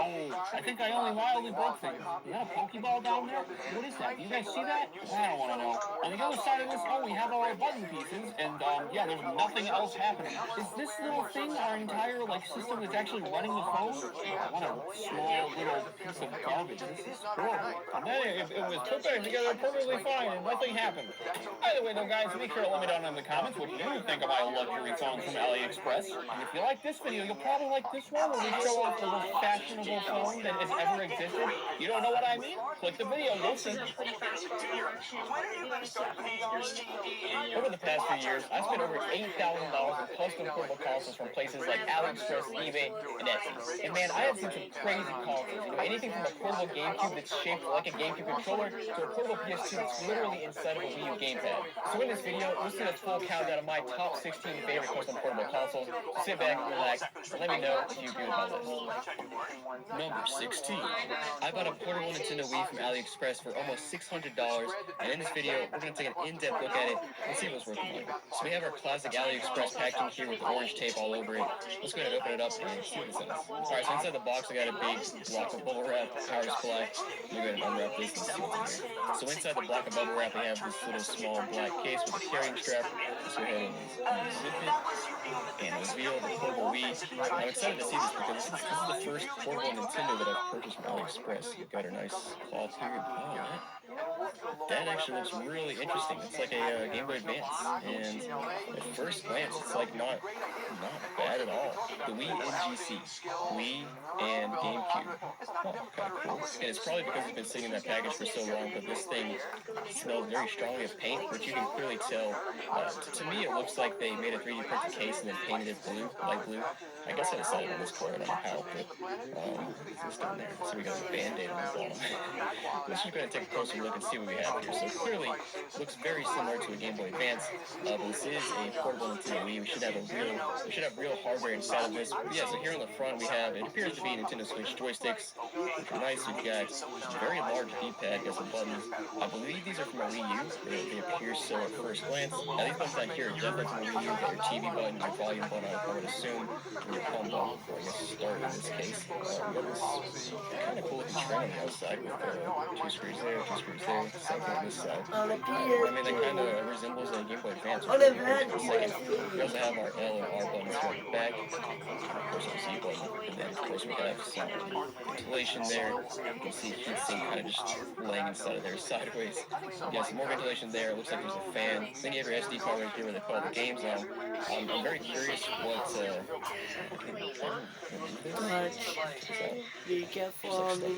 I'm really curious what software they're using on this because the most recent recent portable Wii software I'm aware of is RV Loader. Essentially, it's like an overhaul of the Wii menu so that you can play Wii games, GameCube games, and stuff from an SD card. There's also BB Loader and one more before that. I can't remember the name, but I'm curious to see what they did here. But let's go ahead and do the big reveal. Not really a big reveal, but get this screen protector out of the way.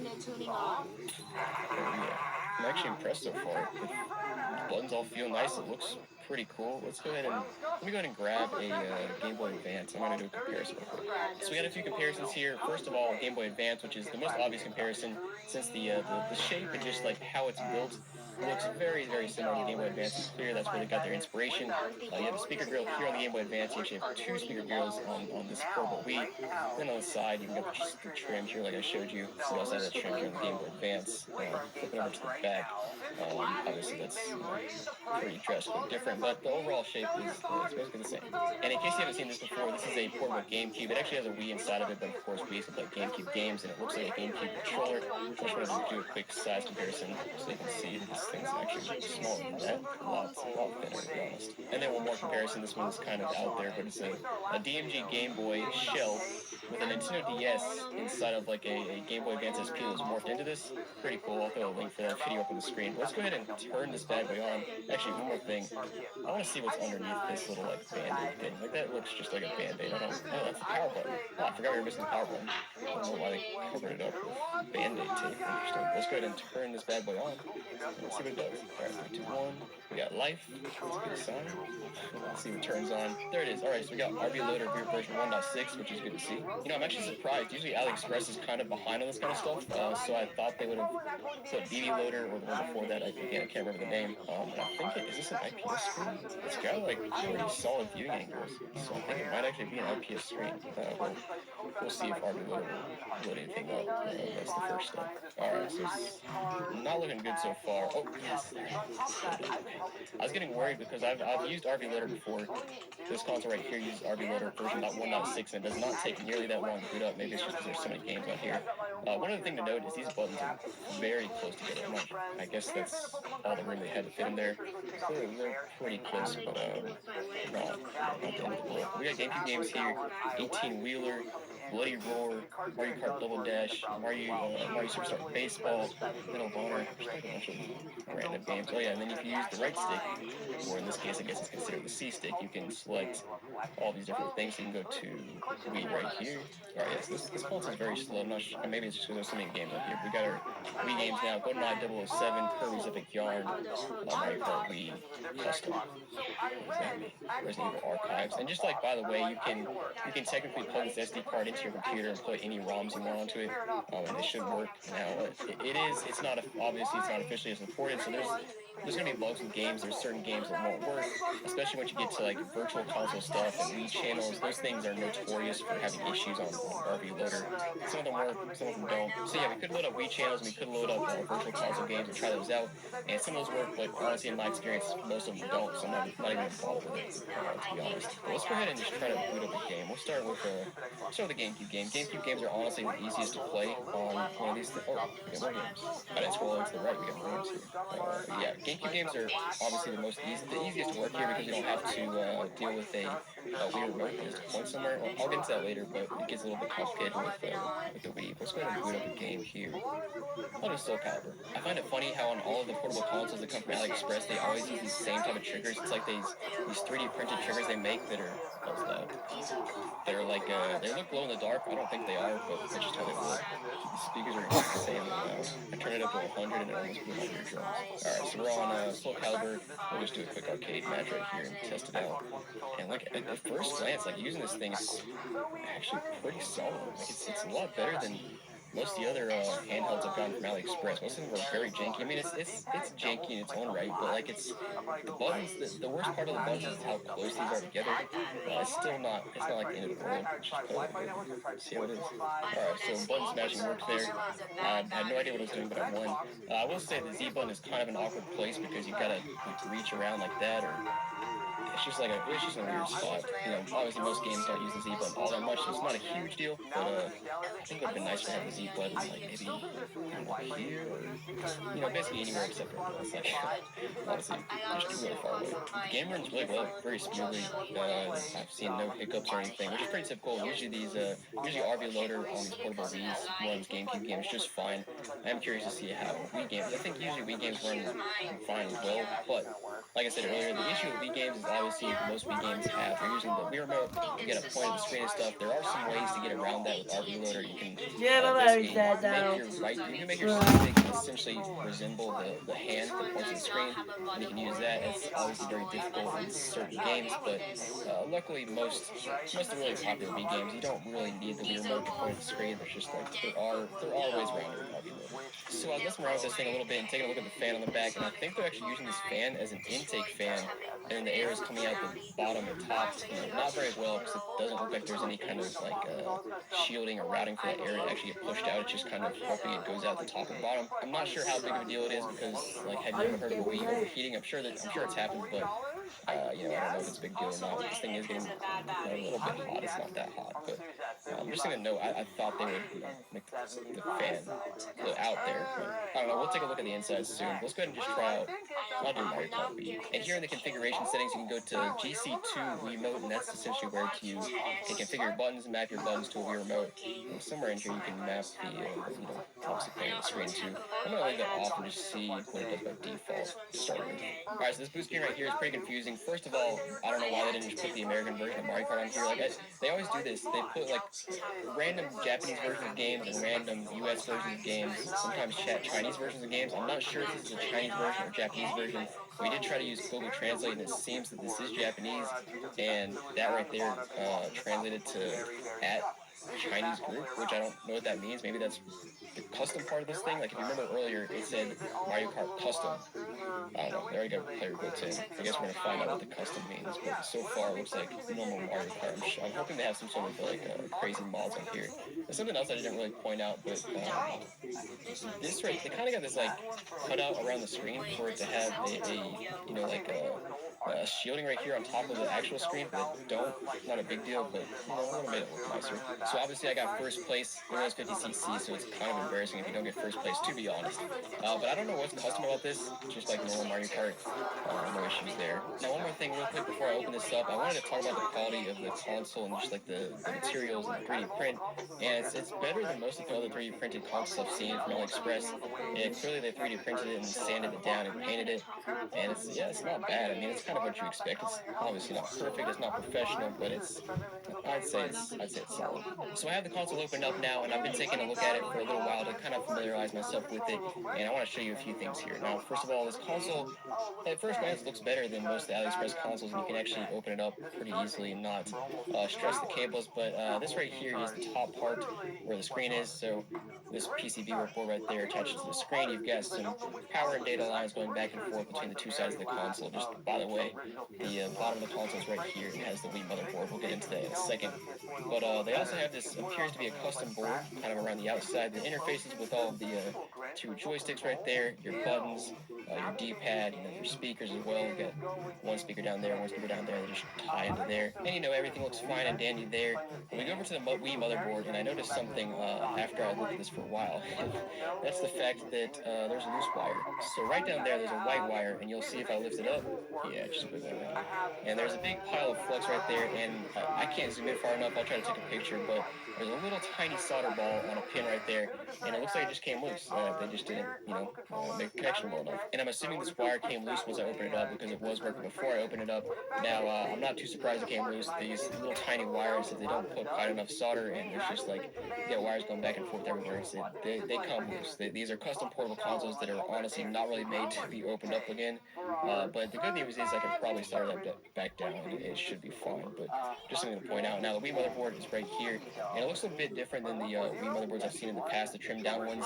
Usually it's kind of like a shape like that right there. I don't know if it's a different revision of the Wii motherboard or if they just didn't trim it down all the way. It doesn't really matter, just an observation, and I'm not sure of all the nuances of the Wii motherboard because I have not trimmed one down before, so feel free to let me know down below if you have any more info on that. But we're going to go ahead and take the screws out here and take a look underneath the Wii motherboard so you can see the fan and the heatsink and kind of just see what's going on down here. So here's the other side of the Wii motherboard. We have our fan here, our heatsink here, and like I mentioned earlier, it does appear they're intaking air here and then expecting it to kind of come out the top and bottom, those two directions. Now, I thought they would have put like a little tunnel or something to actually direct the air that way. It seems to work okay. Like it's probably a little hotter than it should be, but it is a Wii. You know, I don't think it's going to overheat. It's not like a 360 or a PS3. Now, the other thing I didn't talk about yet is the battery life. So we have two battery cells right here, and these appear to be the same type of cells I've seen in a lot of other portable consoles, and most of those other Wii portables and PS2 portables get like 2 to 3 hours battery life. So I would expect the same thing here. I haven't actually played it for 2 to 3 hours to get that battery life exhaustion there. Something else to point out here on the inside is that the tactile button for the trigger is actually at an angle from the physical trigger button, so it's a little bit odd, and there's not much else stopping the trigger there except for the solder that's soldered to the tactile button. So a little weird. It does work, but not sure how long it'll last. But overall, it is a really cool console. I like the design of it, and the execution was pretty good as far as AliExpress consoles go. And in terms of AliExpress custom portable consoles, I give it like an 8 or 9 out of 10. And because there's a lot of other ones that are just not good, and this is one of the better AliExpress ones I've seen. But thanks for watching, guys. Hope you enjoyed the video. Make sure to comment down below and let me know what you think about this console. And check out the links down below in the description to check out my other portable console videos. And yeah, thanks for watching, guys. I'll see you next time. Now, by the way, guys, I am selling a bunch of these custom portable consoles on my website. I'll put the link down below, or you can scan the QR code on the screen. I'm keeping some of my favorites, but honestly, I don't need 16 custom portable consoles, and I'm selling them fairly cheap, so go check them out down below. Number 15. I bought a custom PS2 portable from AliExpress with 2 screens, and in this video, we're going to unbox it, test it out, tear it out, and see if it's any good. This packaging is kind of a nightmare, but here it is. Oh my goodness, there's no way it is that large. Holy crap. This is unreal how large this is. Oh putting the rest of this to the side. It came with a power brick, of course, one of the cheap ones. It also came with a couple memory cards that have 64 megs on them and a little Bluetooth adapter or something. I don't know what that's for. Now, taking these things out of the packaging, we've got our little dongle, which again, I don't know what that is for yet. We've got our BitFun X memory cards. Hopefully they have some, something interesting on them. Ooh, this one's got an SD card in there. Okay, so we got a 64 gig SD card in there, SanDisk Ultra. This thing is interesting. Let's go ahead and, first of all, we have to take the screen protector off here, or screen film, whatever you want to call it. So we have the screen film off. Let's go ahead and just explore this console some more and figure out what is going on here. So let's first take our tape measure and see how large the screen actually is. Yep, definitely 8 inches. And then, guys, look how wide this thing is. It's a foot wide and 6 inches tall. That's just insanity. I mean, I have this other PS2 portable that I bought from AliExpress about a year and a half ago, and this one I thought was really large, but no, I mean, look at the difference here, guys. It's like not even close. So guys, I actually want to do a few more comparisons here, and these are going to blow your mind. So we have our PS2 portable. Let's go ahead and first compare it to a PS2 Fat. Dude, straight up, the PS2 portable is just as wide as a Fat PS2. This is unreal how large that is. And then next up, we'll compare to the PS2 Slim, and you can see that the PS2 Slim is actually smaller than the PS2 portable. So I think you could straight up take a PS2 Slim, slap a controller on top of it, like tape it up, and it'd be smaller than this monstrosity. And now this part is where your mind will be blown. We'll start with the PSP, and guys, look how small that is compared to this monstrosity. You could take about 10 PSPs, stack them up together, and they'd still not be as large as this thing. And then, of course, the PS Vita, which this thing is clearly modeled after, just a monstrosity. Now, looking at all these buttons, I think they're from a DualShock 4, if I had to guess. The D-pad definitely is. The X, triangle, circle, and square feel like they probably are, but they do feel deeper than I would expect. Now, the thumbsticks are definitely from the DualShock 4 as well, but probably not OEM, probably a third party. And of course, we have our start and select down here, which appear to be 3D printed. And now here's our second screen. No idea what they're going to display here, but we'll find that out later. Now, flipping to the bottom is where this thing gets really interesting. We have an Ethernet jack, optical out, AV out, a charging port, an on-off switch. Now, flipping to the top, just as weird as the bottom, we have L1, R1, L2, and R2. All clearly 3D printed. They don't look too bad, but they're just clearly 3D printed. We also have 2 memory card slots, like real memory card slots, 2 USB ports, the boot button, I guess that's to boot the PS2. Then we also have some buttons right here, assuming that's for the screen, and just some ventilation as well. Now, if I had to guess, it appears that they just took a PS2 some motherboard and literally slapped it down inside of this thing and built a case around it, because I doubt this thing is trimmed at all, considering we have the memory slots on here, we have all the ports in the back here. Just very very interesting. And wait, hold on, flip it to the back. Next we've got my phone ZF10. Dude, this thing is, something here is loose. I don't know what is loose, but something is a lot more loose than it should be. Flip it to the back, it says P8P. It's almost like PlayStation Portable, but instead of the S, they put an 8 for PlayStation 8-inch screen portable. Let's go ahead and turn this bad boy on and see what it does. So let's start with the switch down here. That'll at least turn on our screen, and turns on two screens. We have a screen here in the middle. We also have this little tiny screen on the edge, which I guess that's our battery percentage, which is pretty cool. Let's press the boot button. Maybe that'll boot our PS2. Honestly, I'm not sure if it will, because of stuff bouncing around in the inside. Flashback to when I bought this PS2 and I had to actually fix it myself for it to work. And great, you can't find config loading hard coding paths. I don't know what that means. I would assume that maybe one of these memory cards needs to be put inside of this console for it to boot properly. So let's play around with that. Okay, well, I put in the one with the memory card, and that does not do anything. Let's try again, I guess. Great, this memory card does nothing either. Finally, something's booted up. What is that? Now, something I haven't mentioned yet is the fact that this console ran me about $450, which for 99% of people is not reasonable, but for the amount of time and effort it takes to build a custom one-off console like this, I don't think it's out of the realm of being reasonable. But by the way, I had to put in this USB device and both memory cards for it to actually boot. But guys, we were finally booted into OPL, and in case you don't know what OPL is, it's essentially an open source software where you can load homebrew, ROMs, that sort of thing. So clearly we have a bunch of preloaded ROMs.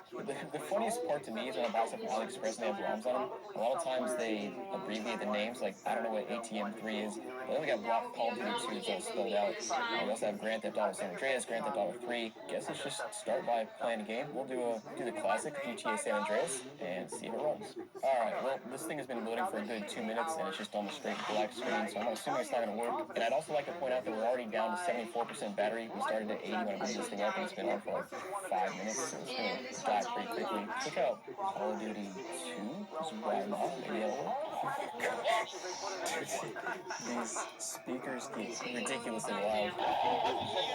But look at the screen, it's not too bad, it's decent. We're in a dark scene right now, so it's kind of hard to see. But let's do a little bit of gameplay here and see how this thing runs. Now, I gotta say, the precision on the thumbsticks is horrific here, which is not surprising given the ergonomics, but it's hard because your thumb feels so awkward when you're trying to reach for the right stick there, even the left stick, or any of the buttons, frankly. But just taking a 360 controller here, for example, typically your hands are so close to the thumbsticks, it just, I don't know how to explain it, but it gives you very nice precision on what you're doing here, whereas this thing, like, it's bulky, heavy, your hands are far away, it's just, it's not right, which you could assume that by looking at how large this thing is, but I don't know, man, this is a novelty, this is not something you're actually going to play competitive games on. I mean, you can try, but you can see how it's going here. I can't even try to aim it, just, yeah. Now, of course, the next game I pick is also very dark, so you can barely see it. Some sort of street fighting game, I don't know what it's actually called. But this game's actually not running that well. I don't know if you can see it on the screen, but there's a lot of screen jittering. So I'm gonna try a different game. Alright, so finally our game is not quite as dark. We're on Tekken Tag Tournament, and it's running without an issue. And in case you haven't figured out yet, this thing doesn't actually have a disk drive, although it is real hardware. Basically what it does is it runs off of the USB stick. Actually, I'm not sure. It depends which one of these has the ROMs. But either way, it's basically running the ROM off of an SD card or a memory stick. The PS2 has like USB 1.0 or something, 1.1, I don't remember exactly, but it's super slow speeds, so it has trouble with loading times, but otherwise I haven't really had any issues. But yeah, loading times take forever, and then you saw GTA San Andreas when it not even load up. But yeah, this thing is working. Let me take it back to the main screen and show you a couple more things. You know what I just noticed? This thing just said 70, but when I was playing a minute ago, it said 64, I think, and now it's just dropping rapidly. So this thing is not accurate at all. I'm not sure how it's penetrating the capacity level. And something else that I haven't really talked about yet is, we're talking about the fact that not only is this thing 12 inches wide, 6 inches tall, but you also got to add in the extra 2 inches of memory card, which has to stay in apparently all the time to even run. I mean, like, what happens if I pull this out? Will it still work? Yeah, this still works. But this one right here actually holds all the ROMs. I just went and plugged this SD card in the computer. So yeah, all the ROMs disappear. Plug it back in, and it should pull them back up. But either way, you basically need at least one of the memory cards in at all times, which takes you from Goliath to Goliath 2.0. Guys, one thing to be here, you got options, you can mess with settings, game settings, you want to tweak things, mod things, stuff that I'm not gonna mess with, stuff I don't even know how to do. Let's go ahead and the next step here is turn this thing off, open it up, and see what's going on the inside of this thing, because it feels pretty sketch. As you can hear, there's just stuff bouncing around. So typically these custom consoles from AliExpress use just random tiny little Phillips head screws all the way around the outside. We got 2 there, we've got 4 on the back, and then 2 more on the top. So yeah, let's take all those out and see what happens. Alright, screws are out. Let's see. Let's flip it over and take this top piece off first. Usually there's a bunch of wires straddling from one side of the case to the other, and actually not quite as bad this time. That's actually decently clean. Alright, so I undid one ribbon cable and one of these cables right here, and now I can run flat side by side and take a look at this thing. Yeah, it actually is a little bit cleaner than usual. Honestly, probably because there's so much space in here, there's just, you can see there's a lot of empty space because the case is just massive. But clearly looking at this is our PS2 motherboard right here, which, yeah, everything on here is stock. Those are the stock USB ports, those are the stock Ethernet jack and everything on the back, our stock memory card slot. Usually we would have our disk drive over here, but this thing is kind of sketchy. Honestly, let me show you something I'm looking at right now.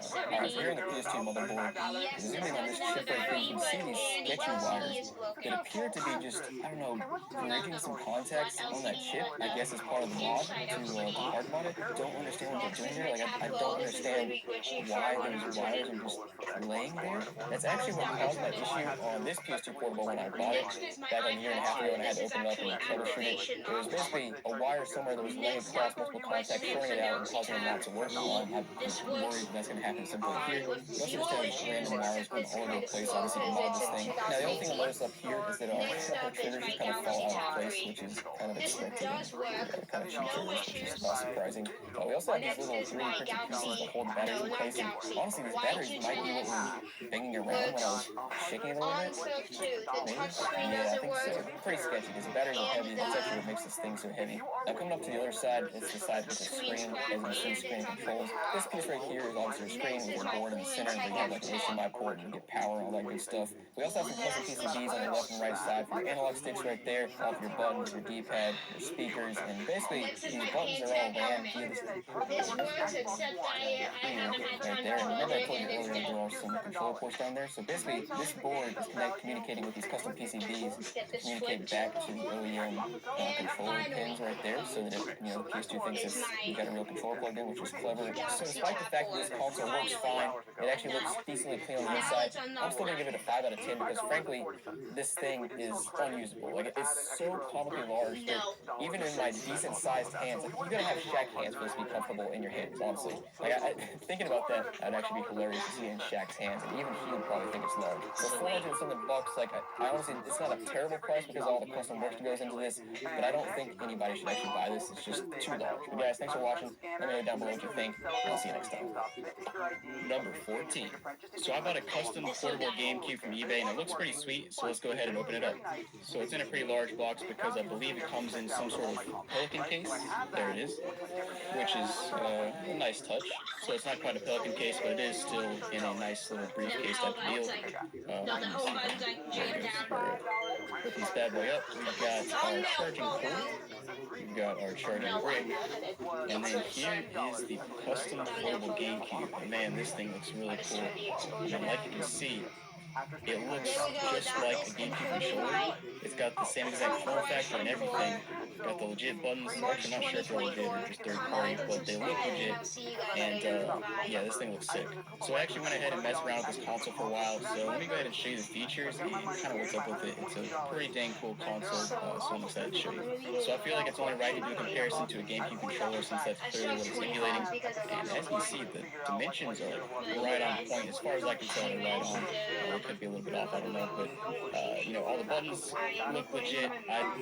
There's a possibility it could be remade buttons and not harvested from a real GameCube controller, but I'm not sure. They look and feel legit. The C-stick looks brand new compared to this one, but anyways, as you can tell, these proportions are exactly the same. Triggers look good, everything looks good. It's a pretty cool design. So in terms of hardware, I'm going to go ahead and give you a little tour of this console. So it's a 5-inch IPS screen. You've got two speakers, your left and right up here, which sound pretty good. You've got, clearly all your buttons. This analog stick and the C stick, I don't know, feel a little bit different maybe than the original. I'm not sure if it's harvested from the original GameCube controller or not, but it's kind of besides the point. Everything feels really nice.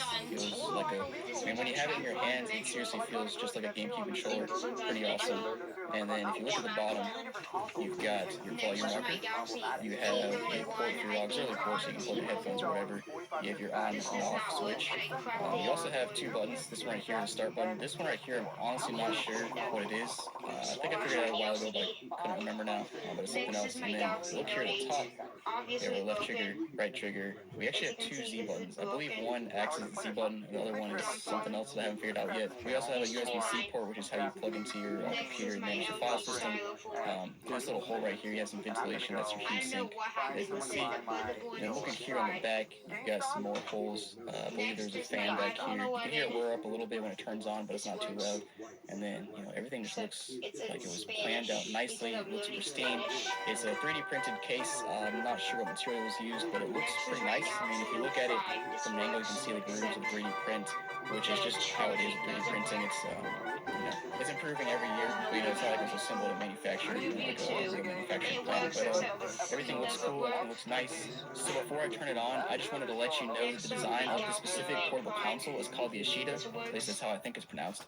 And the design was collectively created by a group of modders on a website forum called BitBus. And I'll throw a link down below if you're interested. And let's go ahead and turn this bad boy on. So when I first got it and I turned it on, you actually have to charge it up first or plug it into a charger because it's in shipping mode, which means it won't turn on unless you plug it in. When you boot it up, it shows the VGA screen for just a brief moment, and then it goes to RB Loader, which is the software that it basically uses to run like basically a custom portable software to run all your homebrew. And then it just picks up with the last screen I showed. As you can see, I have Super Mario Galaxy in the background. It's just like a custom theme I downloaded. So let me go ahead and go to my settings. I'll change it to the main theme so you can see it a little better. So that's the restart, and here we are. So here's the settings page where you got some cool stuff. So this is kind of standard with RB Loader 1.5. So you can change your theme. I downloaded a few themes by SciFrame. On BuildBuilt, shout out to them. Background image, you can change to solarized gray, which would be great. And then controller, you can test the buttons, and you can adjust your stick's dead zone. Not sure how to configure that, to be honest. You got triggers mode, analog or digital. Analog rumble intensity, which I don't believe there's rumble in here because I've tested that out and nothing's happened. This is a cool page right here. You can see your power details. So you have your battery capacity is 9,900 milliamp hours. Your charging current is 1024. Your charge voltage is 4,200 millivolts. Now TREG, I'm honestly not sure what that stands for. Temperature regulator, probably. I'm not sure what it's measuring at. I'm assuming it's probably measuring. That's probably the current temperature. That's probably like the high temperature before it overheats, or maybe the main chip on the Wii motherboard. And then of course you have high button types, toggle, like it's on the bottom, it's toggle back and forth, and then some other basic stuff. And another cool thing is you can see the current battery voltage and current. Alright, so let me show you some other stuff. So basically to cruise between the menus, you have your C stick, you've got settings, home. I tried home and it honestly doesn't really go anywhere. I just accidentally did it there and it just kind of disappears. I'm not sure if it's supposed to be like that or not, but that's just how it is for now. And other than home, you have GameCube games, Wii games, virtual console games, which you kind of want to select. Basically, if you hold it on that page for long enough, it'll select it. You also have this, which I believe is just a placeholder. That's what I read on the BitBuilt. You got homebrew, you've got your Wii channels and settings. So if you go through, I'll kind of show you what I've loaded up so far. So under channels, I've loaded up Sudoku Challenge just to try it to WiiWare. So if you have WiiWare, you load it up on the Wii channels. You got homebrew, which will show you a few different apps that we have. So Nintendo, BB Loader, and RB Loader. I'm not going to study that right now.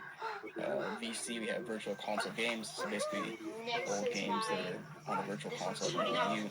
Now, I've tried out most of these games, and some of them work, some of them don't. But apparently the RV Loader is kind of in beta mode with virtual console games, which is it's fun. So let's try Super Mario World, and I don't think I've actually tried that yet, so we'll see if it works. And we have this kind of cool custom graphic when it loads. To me, it looks like Super Mario Galaxy kind of Earth with a few dinosaur type of things sticking out with a GameCube controller, and nunchuck. I'm not sure if that's what it's supposed to be, but let me know down below what you think about this graphic. I think it's pretty interesting. Awesome. So it is loading up. This game appears to work. One issue I've had is I noticed one of these speakers kind of gets a little bit of staticky in some games. Like right now, I'm not sure if you can hear that, but it gets a little staticky, which is annoying. I'm not sure if there's a loose connection inside or whatnot. And also, I'm pretty sure I need to configure my buttons because I don't have them set up correctly now. So let me go back and show you that. So back on Super Mario World, you press B to configure game. Go to configure GC2 Wii Remote, and basically you can assign these buttons to a Wii Remote so that you can customize it basically. And then of course you got a bunch of other stuff here. You've got Punch Out, Super Metroid. I tried out Soccer and Star Fox 64 and I don't think they worked at all. And if they do work, they should run about the same as they would on the Wii U Virtual Console. We have a few Wii games here. Now Wii games are a bit hit or miss on compatibility. I tried Pajama Sam, it did not work. These other two games did work though. Some kind of deal here is you can configure GC2 remote, the Wii mode, which I actually already did for Super Paper Mario. So I'll go ahead and show you that game. And the other thing to mention about Wii games is it can be kind of hit or miss. If you need censor bar functionality, it's not the best for that because clearly there's no censor bar here. You could set a censor bar, plug it into another console, and then use a censor bar with a Wii Remote, but then you have to connect a Wii Remote to this, which I think there's a way to do that, but I have not tried that yet. You can do that in the past. I'm not sure if you can do that in RB Loader or not, but yeah, I mean, once you get it running, you get the controls right, it works pretty well. So apparently I assigned the up and down incorrectly because when I go up, it goes down, and down goes up. So I'll have to fix that. But I mean, so far, any Wii games and GameCube games I run, and Virtual Console games, once I get them booted up, they seem to work fine. It's kind of just a matter of if they boot up. I'm sure there's also some other issues here because it's not perfect, but as you can see, the screen looks pretty nice. Honestly, the video does not do it justice.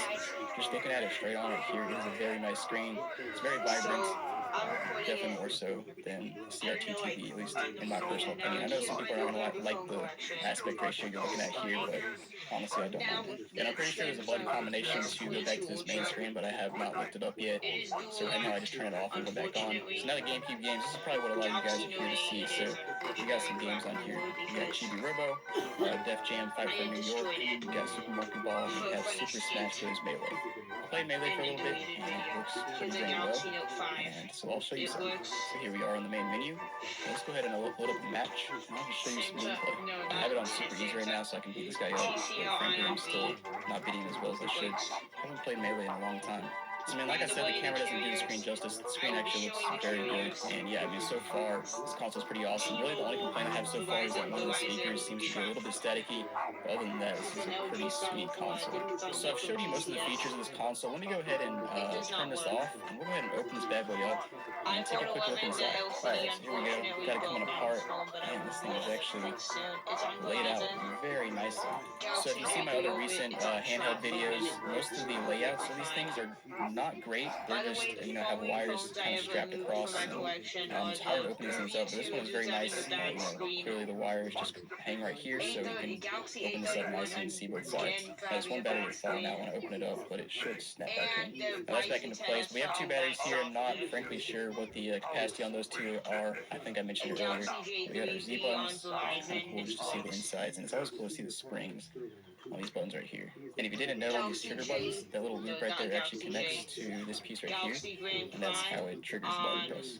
And just some other things, this is the screen right here. We have some custom boards. I would assume they're custom, just looking at the controller boards.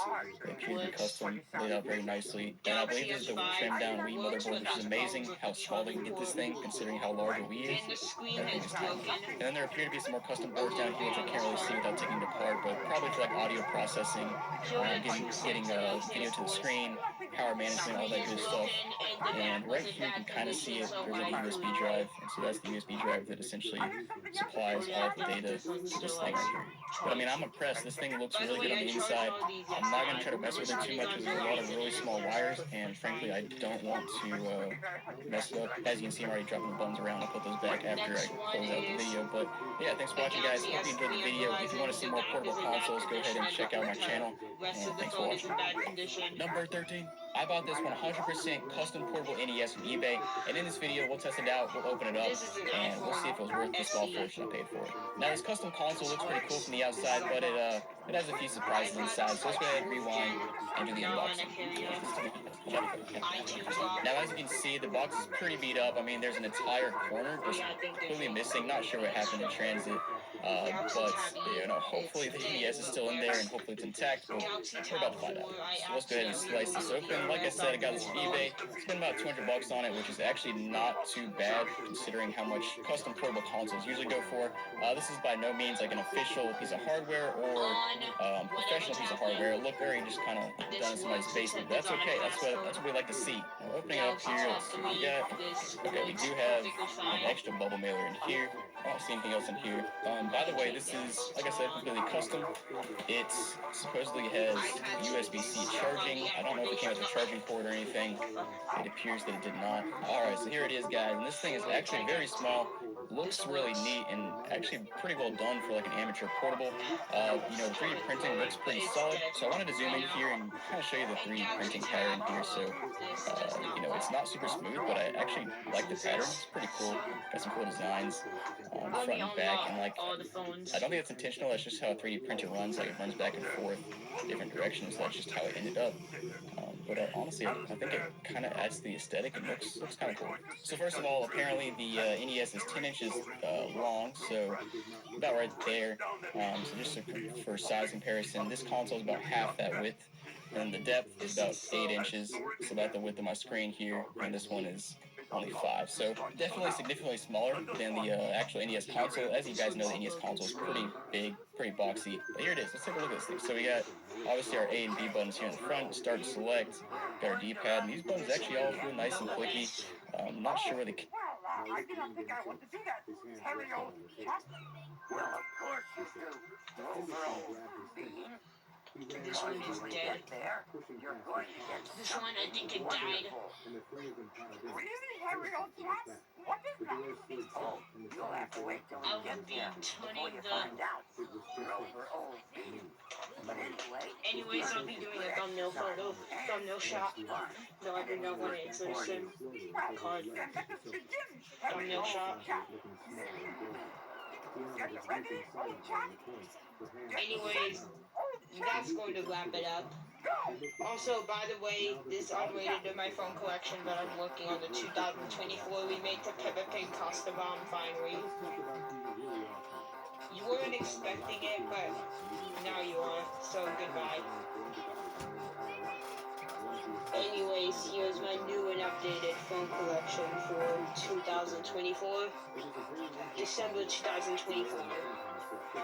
I don't have my iPhone SE right now because it is lost, just like my parents' government. But I will be showing it to you in the next phone collection when I possibly get it back. Let's start with my Galaxy S22 Ultra.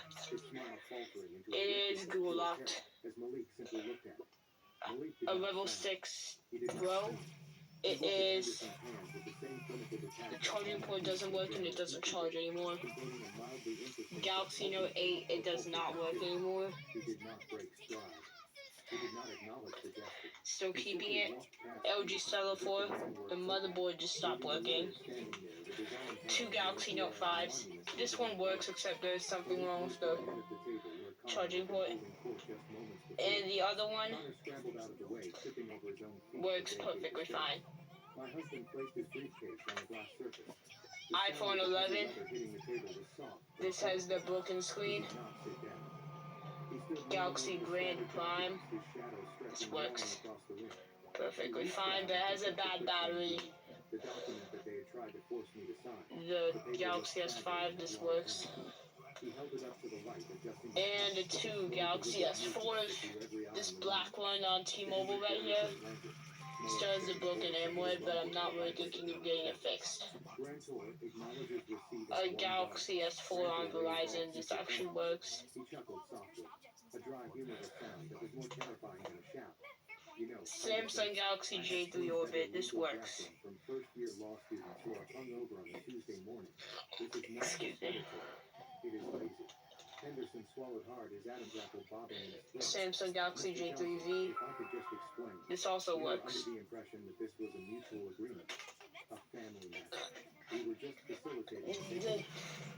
The J3 Orbit is cosmetically flawed. Here's my Samsung Galaxy S3. This does not work.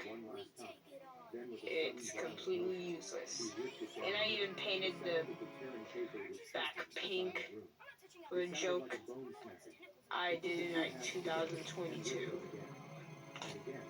The joke I did in 2022 was like really useless.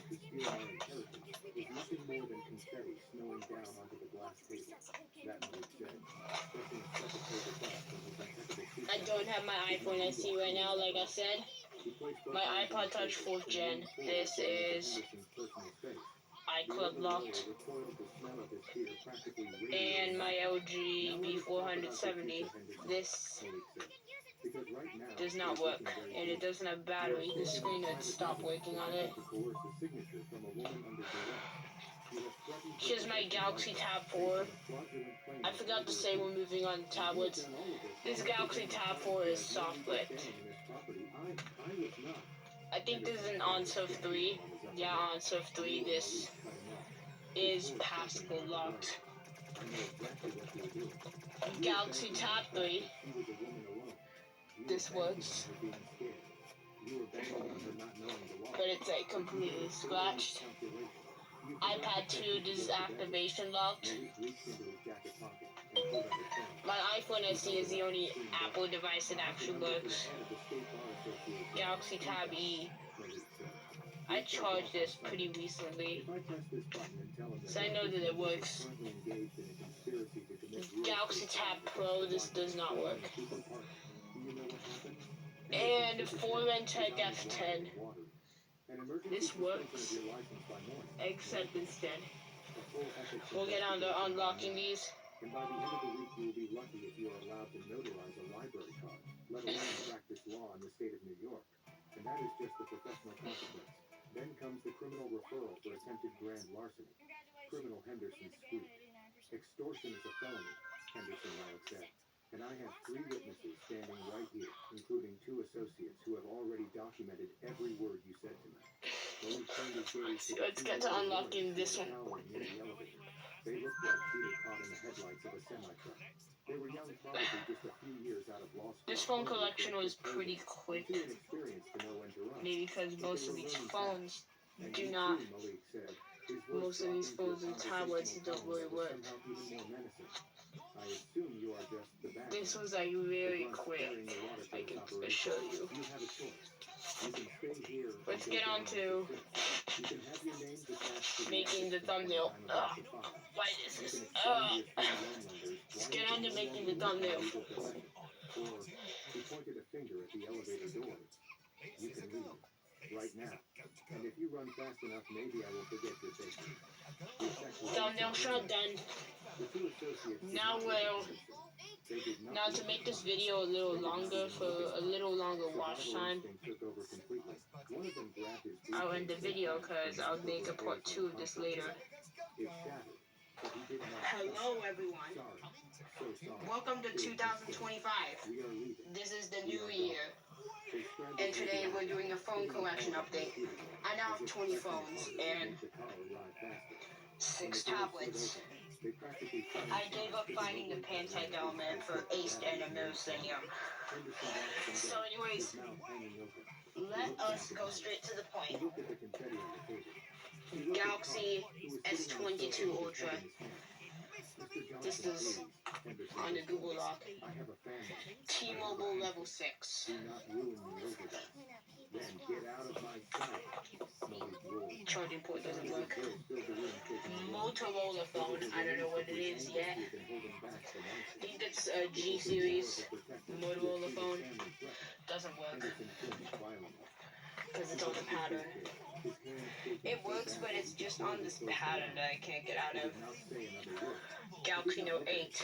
This doesn't work, unfortunately. The bad thing is that it has this great thing. Doesn't work, sadly. 2 Note 5. Shit, I dropped this. 2 Galaxy Note 5s. This is the only working Note 5. Why can't I turn this on? This is the only working Note 5. TCL Ion V. Are you alright, Dad? This works. He asked quietly. I nodded. LG Stylo 4 I am fine. doesn't work. Better than fine. Maurice turned slowly to face the iPhone 11. Connor was sitting there This looking LCD small. is shattered. He was still holding his wine glass, but his hand was resting on his knee, and the wine was splashing. I'm going to the next phone, which is the Galaxy Grand Prime. I saw the Troton of Sterling. I didn't charge all of these phones. Not the confidence he outset, but a con man who had just realized his con was over. He looked at the Galaxy J3V, this works, but it's dead. Galaxy J3 Orbit, this works, but it's also dead. And finally he looked at me. We're not going to the tablets. We're not going to go to the tablets yet. Galaxy S5, this works. This is a Galaxy S5. It's on Verizon, it works. I think this is on T-Mobile. That was not intimidation, Con. I don't know what T-Mobile. I don't know what carrier. Verizon. Track phone. Connor snapped, Metro. trying to regain his set of dignity. Think Verizon. Malik said, signaling to one of his associates. T-Mobile. He stepped forward with a fresh file that you are all Verizon Track phone. Verizon. T-Mobile. Like I said, this one is on Verizon. This white Galaxy S4. It works. Black Galaxy S4 does not work, has a busted AMOLED anyway. I have my 2024 countdown on this, so I need to get it. Galaxy S3. This only works on the charger. Okay, please. Notifications are pretty annoying. iPhone 4S. This works. This is the oldest working phone in my collection. How did this go straight to the 0.5 zoom? Ah, shit. iPod Touch 4th gen. This is iTunes locked. Because I accidentally locked it with another password that I didn't remember. Sprained my ankle. LG B470. This works. It's like really hard to do this sitting down. It's like really hard to do this sitting down because I'm afraid I'll sprain my ankle. Let's go straight to the tablets, starting with the one I skipped. That was actually the left. A Galaxy Tab E. This works. Galaxy Tab 4, this is soft bricked. 4-inch Tech F10, this works, but I don't have it. But it's dead, and I don't want to waste my time charging it. Galaxy Tab 3, this works. This Answer 3 tablet, I think it is. On a passcode, this is my brother's tablet, but it's working. Galaxy Tab Pro, this doesn't work. Always glitching. And iPad 2, this is on an activation lock. iPad 2nd gen. So let's go to the point of unlocking these. Need to move for this. Need to move. Now this just... I flipped the folder open. The first page was a summary of a private investigator report dated yesterday. It was thorough, brutal, and verified. I looked at my mother, who was sitting in the corner, looking sad but not yet defeated. I looked at Brianna, who was staring at Connor, waiting for him to tell her it was all a mistake. You wanted to talk about family legacy, Connor. I said, my voice echoing in the large room. Why is this on the low like this? Just turn it up. Let's talk about that name. I pulled out Just the turn first it up. document and laid it on the glass table, smoothing it out Just so everyone could see. unlock this. By the way, this was recorded on the 30th of December. Let's just thumbnail shot. Let's also turn this on even though it's locked. Not thumbnail. Okay. Touch whiz, stop on this. No, don't lock on me.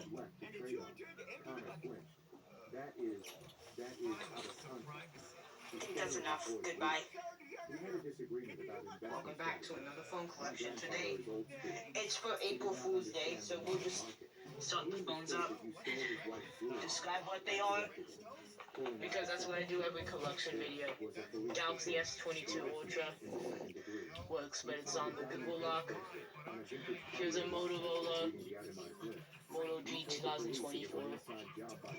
This is actually my secondary phone, and it works. Here's a weird Motorola something, I don't know, possibly the G Power. Doesn't work. Level 4 is like only... It actually works, but it just works on the charger for some reason. Galaxy Note 8 doesn't work, I don't care. TCL Ion V, I got some of the phones upside down. Works. Cannot reach. It's gonna be a pain to create this video when I cannot reach some of the phones. By the way, I do have a new wallpaper, so this is why some of the wallpapers are actually the same. LG Star 04 doesn't work. This first Galaxy Note 5 works, except it does glitch at times. The second one works, but it has a problem with the software. iPhone 11, this has a screen problem, but it works. Galaxy Grand Prime, this works. This is the new wallpaper I'm talking about. Galaxy S5, the piece for the back fell off when I tried to plug it out, but it works. Take it off the charger, I meant. Here's Galaxy S5. Galaxy J3 Orbit, this works. Galaxy J3 Orbit. And the Galaxy J3V, this also works. But the charging port doesn't work, but I do have an alternative battery thingy. iPhone 7, this works. iPhone 7. We're gonna go straight.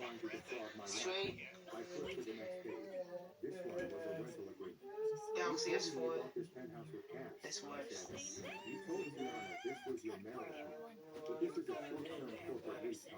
It is in the name of a shell company, and the rent is $25,000 a month. I looked at the payment history. You paid the first month and the security deposit. You haven't paid anything since. You are 3 months behind. The eviction notice was filed yesterday. The only reason you are still here is because the courts are backed up. But the marshals are coming, probably next week. I dropped the page under the pile. So here is the reality, I said, turning to Tiana, who looked like she was going to be sick. He does not have a job. He does not have a trust fund. He is drowning in $500,000 of gambling debt, and he is about to be homeless. That is why he needs the brownstone Tiana. I walked over to my sister. I wanted to shake her. I wanted to wake her up. He does not want to marry you because he loves you. He does not even want the house to live in. He needs the equity. He was going to make me sign the deed. Then he was going to take a hard money loan against the property using predatory lenders who do not ask questions. He was going to take that cash, pay off his bookies in Atlantic City, and leave you with the debt. I took a breath, letting the horror of it sink in. He was going to bank our piteous Tiana. He was going to take Grandma's house, the only thing of value this family has left, and he was going to feed it to a slot machine. And when the bank came to foreclose, he would have been long gone. I looked at Connor, who was now chewing on his fingernail, his leg bouncing nervously. Am I wrong, Connor? I asked. Tell me I am wrong. Show me one bank statement. Show me one pay stub. Show me anything that proves you are not a parasite looking for a host. Connor didn't speak. He couldn't. The truth was sitting on the glass table in black and white, and there was nowhere left to hide. I looked at my mother. Beatrice was staring at the documents, her mouth slightly open. For the first time in her life, she was speechless. She had pushed me to give money to this man. She had threatened to ruin my career to satisfy his greed, and now she was looking at the wreckage of her own ambition. But I knew my family. I knew that denial was a powerful drug, and I knew that admitting I was right was more painful for them than being robbed by a stranger. Tiana stood up slowly. She walked over to the table and looked down at the documents. Her hands were shaking. She picked up the affidavit from the Sterling family. She read it. Then she picked up the credit report. She read the number, $500,000. She stood there for a long time. The silence stretched out thin and brittle. I thought she was going to cry. I thought she was going to scream at Connor. I thought she was going to thank me for saving her from a life of ruin. But Tiana did not do any of those things. She dropped the paper.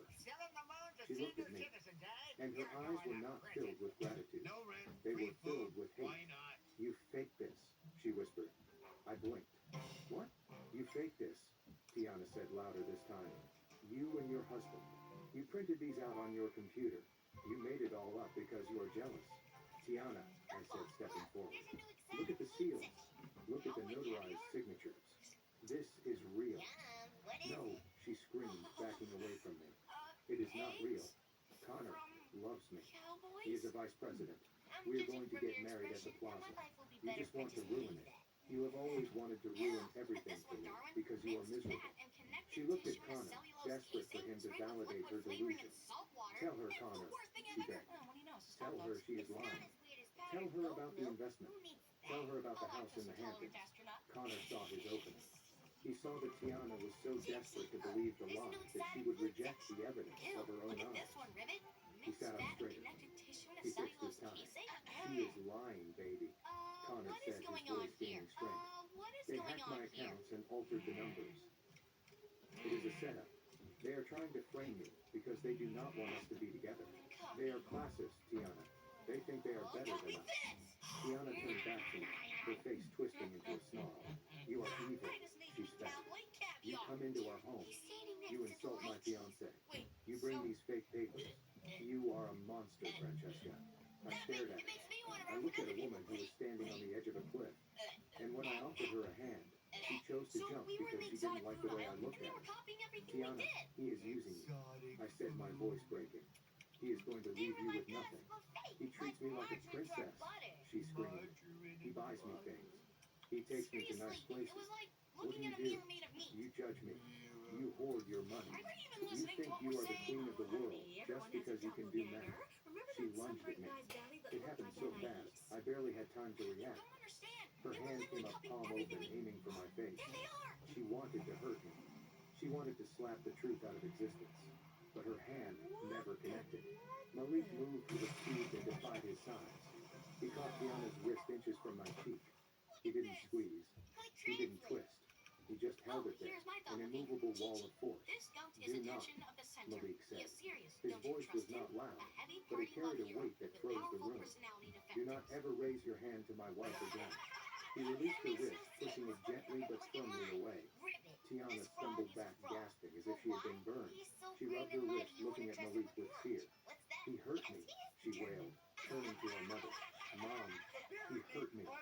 Beatrice, who had been silent, finally stood up. She walked over to Tiana and wrapped an arm around her, glaring at Malik and me. You come into this house. You threatened us. And now you assault your sister. Beatrice, said her voice trembling with indignation. I have never been so ashamed in my life. You are ashamed, I asked incredulously. Mother, look at the table. Look at the proof. That man is a con artist. He was going to steal the brownstone. He was going to steal your inheritance, too. So what if he has debts? Beatrice shouted, shocking me into silence. So what if he has made mistakes? He is a man, Francesca. Men take risks. Sometimes they lose. That is why they need support. That is why they need family. She gestured to Connor, who was now playing the victim perfectly, looking down at the floor with a tragic expression. He is trying to build something, she continued. He is trying to give Tiana a good life. Maybe he stretched the truth a little. Maybe he borrowed some money. Who hasn't? Your father borrowed money. I borrowed money. It is what people do to survive. He owes $500,000 to loan sharks, Mother, I said. That is not borrowing. That is a death sentence. And you have millions, Beatrice shot back, pointing a finger at me. You have millions sitting in the bank doing nothing. You could write a check to them and clear his debt. You could give them the house and let them start over. But you won't. Because you are greedy. I stared at her. The room seemed to spin slightly. You want me to pay his gambling debt, I whispered. You want me to give my house to a man who just tried to blackmail me so he can gamble it away. It is family money, Beatrice said. It belongs to all of us. If you were a good Christian, if you were a good sister, you would help him. You would forgive him. You would use your blessing to help Tiana. But you are not a good sister. You are a cold, heartless woman. She hugged Tiana tighter. We do not need your proof, she said. We do not need your judgment.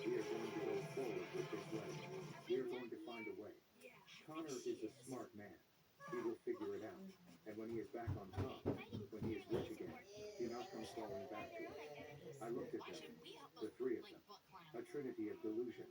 Tiana, the golden child, who would rather be lied to than face reality. Beatrice, the enabler, who would burn her own daughter to save face. And Connor, the parasite, who had found the perfect coach. They were not victims. They were volunteers. I felt a strange sensation in my chest. It wasn't pain. It wasn't anger. It was the feeling of a heavy chain finally snapping. The burden I had carried for 35 years. The obligation to save them, the need for their approval. It all just fell away. I looked at Malik. He was watching me, waiting for my signal. He was ready to fight for me. But he knew this was a battle only I could end. I took a deep breath. The air in the penthouse still smelled like cheap wine and lies. But for the first time I could breathe clearly. You are right, Mother, I said, my voice completely devoid of emotion. I am a cold woman. I calculate risk. And I have just calculated that you are a total loss. I picked up the red folder from the table. I closed it. You want to do this your way, I said. You want to ignore the facts. You want to pretend he is a prince, and I am the villain. Fine. I turned to Malik. Give me the phone, I said. Malik reached into his pocket and handed me his phone. It was unlocked. Who are you calling? Tiana asked, wiping her eyes. The police. Go ahead. Tell them we are happy. I am not calling the police, I said, tapping the screen. I am calling the building manager. Connor froze. Why? Because I said, looking him dead in the eye while my thumb hovered over the call button. I told you earlier that my husband's company bought this building this morning, but I forgot to mention one detail. I smiled, and it was the coldest smile I had ever worn. I am the managing partner of the real estate trust that holds the deed, which means Connor. I am your landlord. I pressed the call button, and I have a strict policy against tenants who are 3 months behind on rent. I put the phone to my ear. Hello, security, I said, my voice ringing through the silent apartment. This is Francesca Williams. I am in Penthouse 2. I have a squatter on the premises. Yes, he is refusing to vacate. Please send a team up immediately and bring the eviction notice. I lowered the phone and looked at the three of them. You have 30 minutes to pack, I said, or you can leave with nothing but the lies on your back. This was the nuclear option. And I had just pushed the button. The silence that followed my announcement was absolute. It was the kind of silence that happens after a bomb detonates, but before the dust settles. Connor stared at me, his mouth opening and closing like a fish pulled from water. Tiana looked at the phone in my hand, as if it were a loaded weapon. Beatrice was the first to find her voice, and predictably, it was screeching with indignation. You cannot evict us, she shouted, stepping forward with her chest heaved. This is a private residence. We have rights. You cannot just walk in here and throw people out on the street because you're having a tantrum. I'm not having a tantrum, Mother, I said calmly, placing the phone back on the table. I'm enforcing a contract. Malik stepped forward then. He moved with the slow, deliberate grace of a predator who knows the prey has nowhere to run. He walked over to the floor-to-ceiling window and looked out at the city lights. Actually, Beatrice, he said without turning around, we can't. You see, when my firm acquired the distressed assets of the holding company that owns this building this morning, we inherited all the active leases. And do you know what we found when we audited the tenant files for Penthouse B? He turned slowly, fixing Connor with a look of amusement. We found a lease agreement signed by a shell corporation registered in the Cayman Islands, a corporation that has no assets, no directors, and most importantly, no payment history for the last 90 days. Connor went pale. That is, there was a wire transfer error. I told the management company. My bank is investigating. Your bank isn't investigating anything, Connor, Malik said, cutting him off. Because you do not have a bank. We checked. The account number you provided on the lease application belongs to a defunct savings and loan that went under in 2008. You have been squatting here, Connor. You paid the deposit with cash you probably borrowed from a loan shark, and you've been dodging the landlord ever since. Malik walked over to the table and picked up the piece of paper I had placed there earlier, the one I had pulled from my purse along with the red file. This is a notice to vacate, Malik said, sliding it across the glass toward Connor.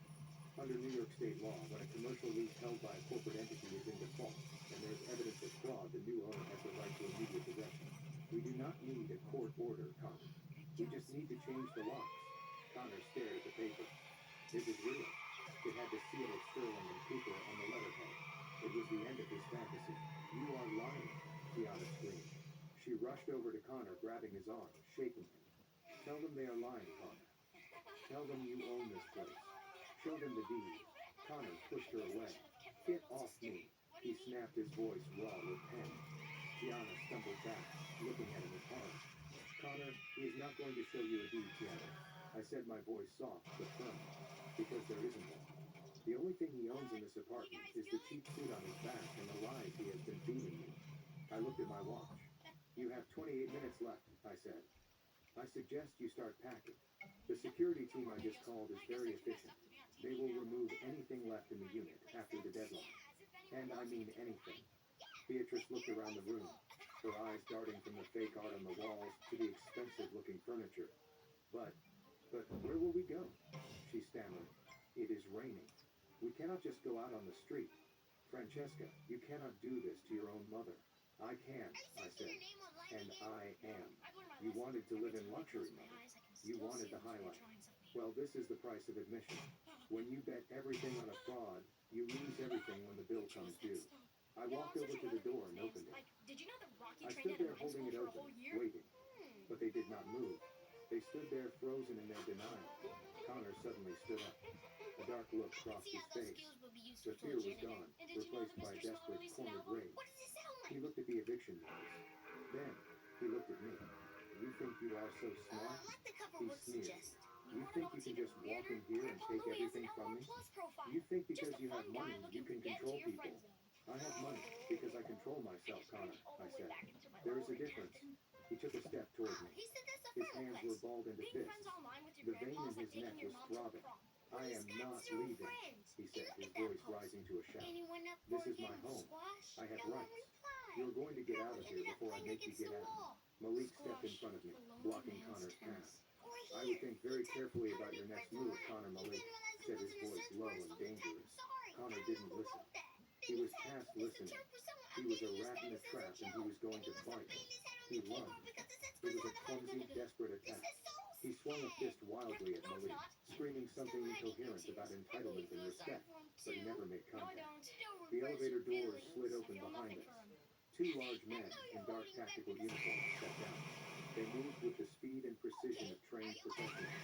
Before Connor could even finish his swing, one of the men had seized his arm, twisting it behind his back with a practiced motion. Connor shrieked in pain as he was forced down onto his knees. His face was pressed against the cheap polyester rug he had claimed was a Persian antique. Let me go, he screamed, kicking at the floor. This is assault. I will sue you. The second security officer stepped forward and placed a pair of zip ties on Connor's wrists.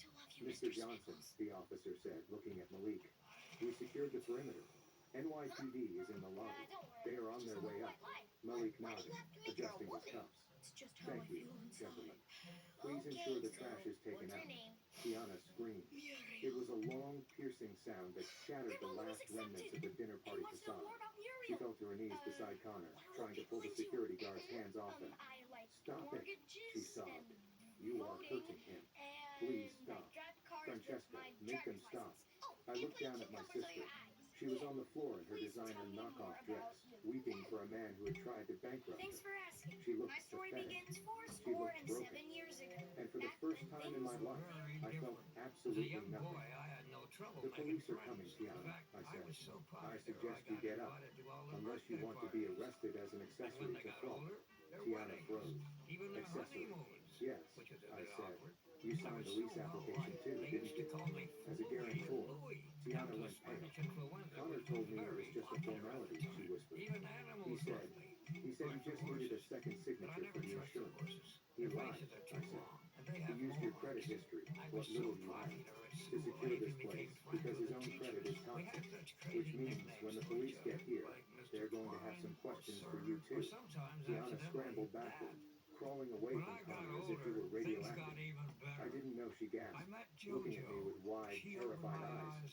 I swear, Jazz, I didn't know. Connor twisted his head up from the floor, spitting on the rug. She knew, he shouted. She knew everything. She knew I was broke. She didn't care as long as she got her way.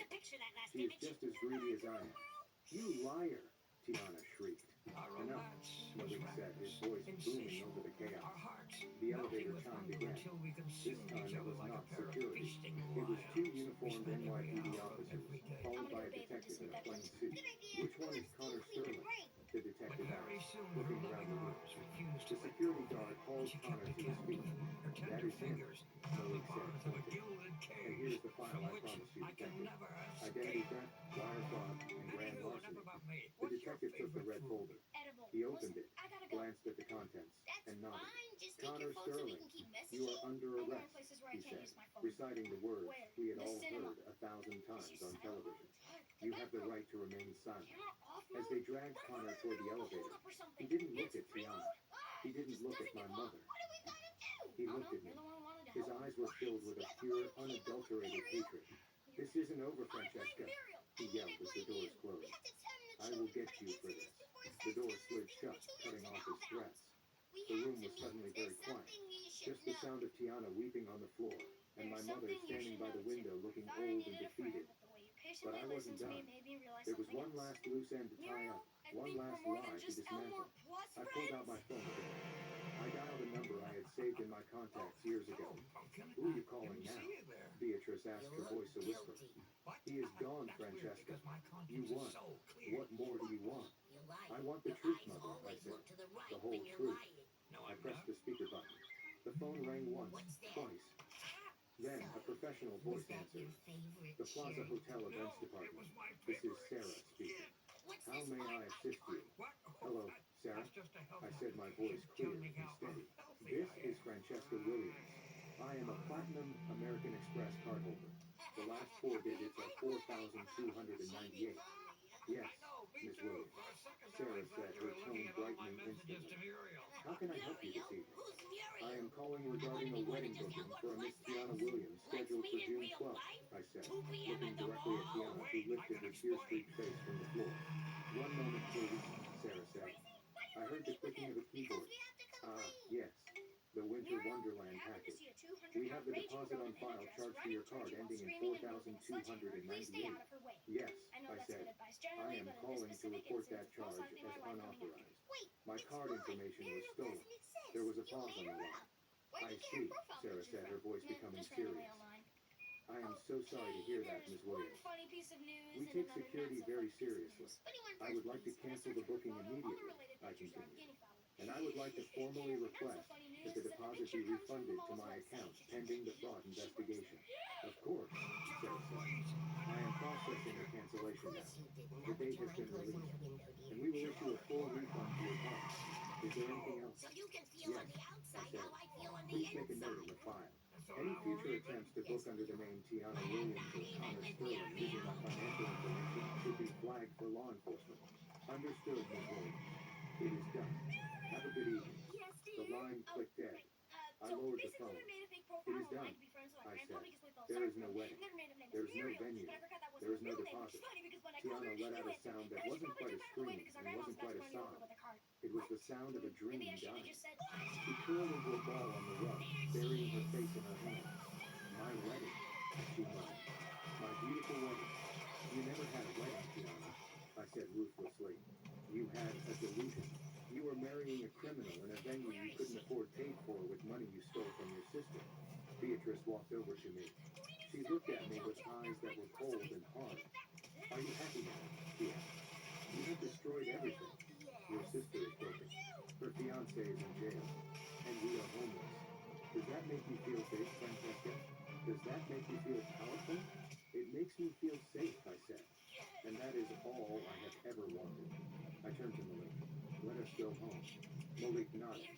He put his arm around my waist, guiding me toward the elevator. Wait, Beatrice called out. Francesca, wait. You cannot leave us here. The security guard said we have to leave. Where are we supposed to go? I stopped. I didn't turn around. I hear Atlantic City has cheap rooms this time of year, I said. Maybe you can win back the money you lost. I stepped into the elevator. The last thing I saw before the doors closed was my mother and sister standing amidst the ruins of their fake life, looking small and insignificant against the backdrop of the city they tried to conquer, but never understood. 6 months later, the air smelled of salt and wild roses. I sat on the teak deck of our rental property in the Hamptons, a glass of chilled Sancerre in my hand, watching the waves crash against the dunes. This was real luxury, not gold-plated fixtures or rented penthouses, but the luxury of time. the luxury of silence, the luxury of knowing that everything around me was paid for, earned, and mine. Malik was down on the beach throwing a frisbee for the golden retriever we had adopted 2 months ago. I watched him run his laughter carrying on the breeze. He looked younger, freer. The stress of the merger was behind him, and the shadow of my family was finally gone. My phone buzzed on the table next to me. I picked it up. It was a message from a number I didn't recognize, but I knew immediately who it was. Francesca, please. It is Mom. I am at the clinic. My blood pressure is so high. Tiana is working at a Target, but it is not enough. We are staying in a motel in Queens. Please, I just need money for my medication. Do not let your mother die. I read the message. I analyzed the data. I knew for a fact that Beatrice had Medicaid. Her prescriptions were covered. I knew that Tiana was indeed working at Target, because a friend had seen her there, scanning items with a look of utter misery. And I knew that the money she was asking for wasn't for medicine. It was for the debt collectors who were still hounding her for Connor's unpaid loans. Connor was currently serving a 3-year sentence in upstate New York. He had taken a plea deal to avoid a longer trial. He wrote Tiana letters, promising he would make it up to her, promising he had a new plan. And she believed him. She visited him every weekend, spending her paycheck on his commissary fund. They were caught in a loop, a cycle of toxicity that would never end unless someone broke it. I had broken it. I opened my banking app. I typed in the number for the burner phone my mother was using. I entered an amount, $50. In the memo line, I typed 10 words. For the taxi to the job center, do not call again. I hit send. Then I went to the settings menu. I blocked the number. I put the phone down, face down on the table. I picked up my wine glass. The wine was crisp and cold with notes of citrus and mineral. It tasted like truth. Malik waved to me from the beach, beckoning me to come down. I stood up. I took a deep breath, filling my lungs with the clean ocean air. For 35 years, I had measured my worth by how much I could give, how much I could fix, how much I could endure. I had been the safety net for people who carried scissors. But standing there in the sunlight, I realized that the ledger was finally balanced. I didn't owe them my future. I didn't owe them my peace. And I certainly didn't owe them $45,000 for flowers. I walked down the stairs to the sand, leaving the phone and the past behind me.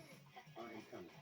I called out to my husband, and as I ran toward the water, I didn't look back. Not once. Because for the first time in my life, I wasn't running away from something. I was running towards something. And that made all the difference. The hardest lesson I learned wasn't about finance. It was about self-worth. For years, I believed my value lay in what I could give to people who only knew how to take. But I realized that you cannot save people who are determined to drown, and you certainly don't have to set yourself on fire to keep them warm. True peace only arrives when you close the ledger on toxic relationships and accept that family is defined by mutual respect, not just DNA. Jilted at City Hall. The third time my fiancé stood me up at the altar, or in this case, the county clerk's office. The clerk said the handsome guy a few seats over had also been waiting all day. For the third time. You two should just get married. Our eyes met for 10 seconds. Okay, we said in unison. 10 minutes later, I had a husband. This is the third time, Alice. Are you trying to make me look like a complete fool? I hissed into my phone, my voice echoing in the marble hall of the Denver City Hall. A few other people waiting for their appointments glanced over. On the other end was my fiancé, Alex Vance, and his usual dismissive tone. A huge client just flew in, babe. You know how it is. You're the most understanding. I promise. Next time for sure. The clerk, a woman named Brenda with seen-it-all eyes, leaned out from behind her window. She pointed a pen at the clock on the wall. Ma'am, we're closing in 15. Outside the glass doors, a man in a crisp black shirt had just hung up his own phone, pinching the bridge of his nose. Brenda looked from him to me, and a wry smile touched her lips. What a coincidence. That's the third time for him, too. You both wasted your day. Why don't you two just get hitched? The air froze for a solid 10 seconds. The man turned his head. I lifted her gaze. His eyes held the same humiliation as mine, the same fury, and the same self-destructive, what the hell recklessness. Okay, he said at the same time. My name is Chloe Miller. I'm 29, and today was supposed to be my wedding day. Now, I was sitting on a cold plastic chair in a government building, staring at the last text from Alex. Work emergency. Love you. Sent 4 hours ago, right when we were supposed to meet. Outside, the sky had faded from bright blue to a bruised purple. At my feet was a tote bag with our documents and a small box of gourmet chocolates I'd brought for the clerks. The gold foil corner peeked out, glinting like a tiny, mocking star.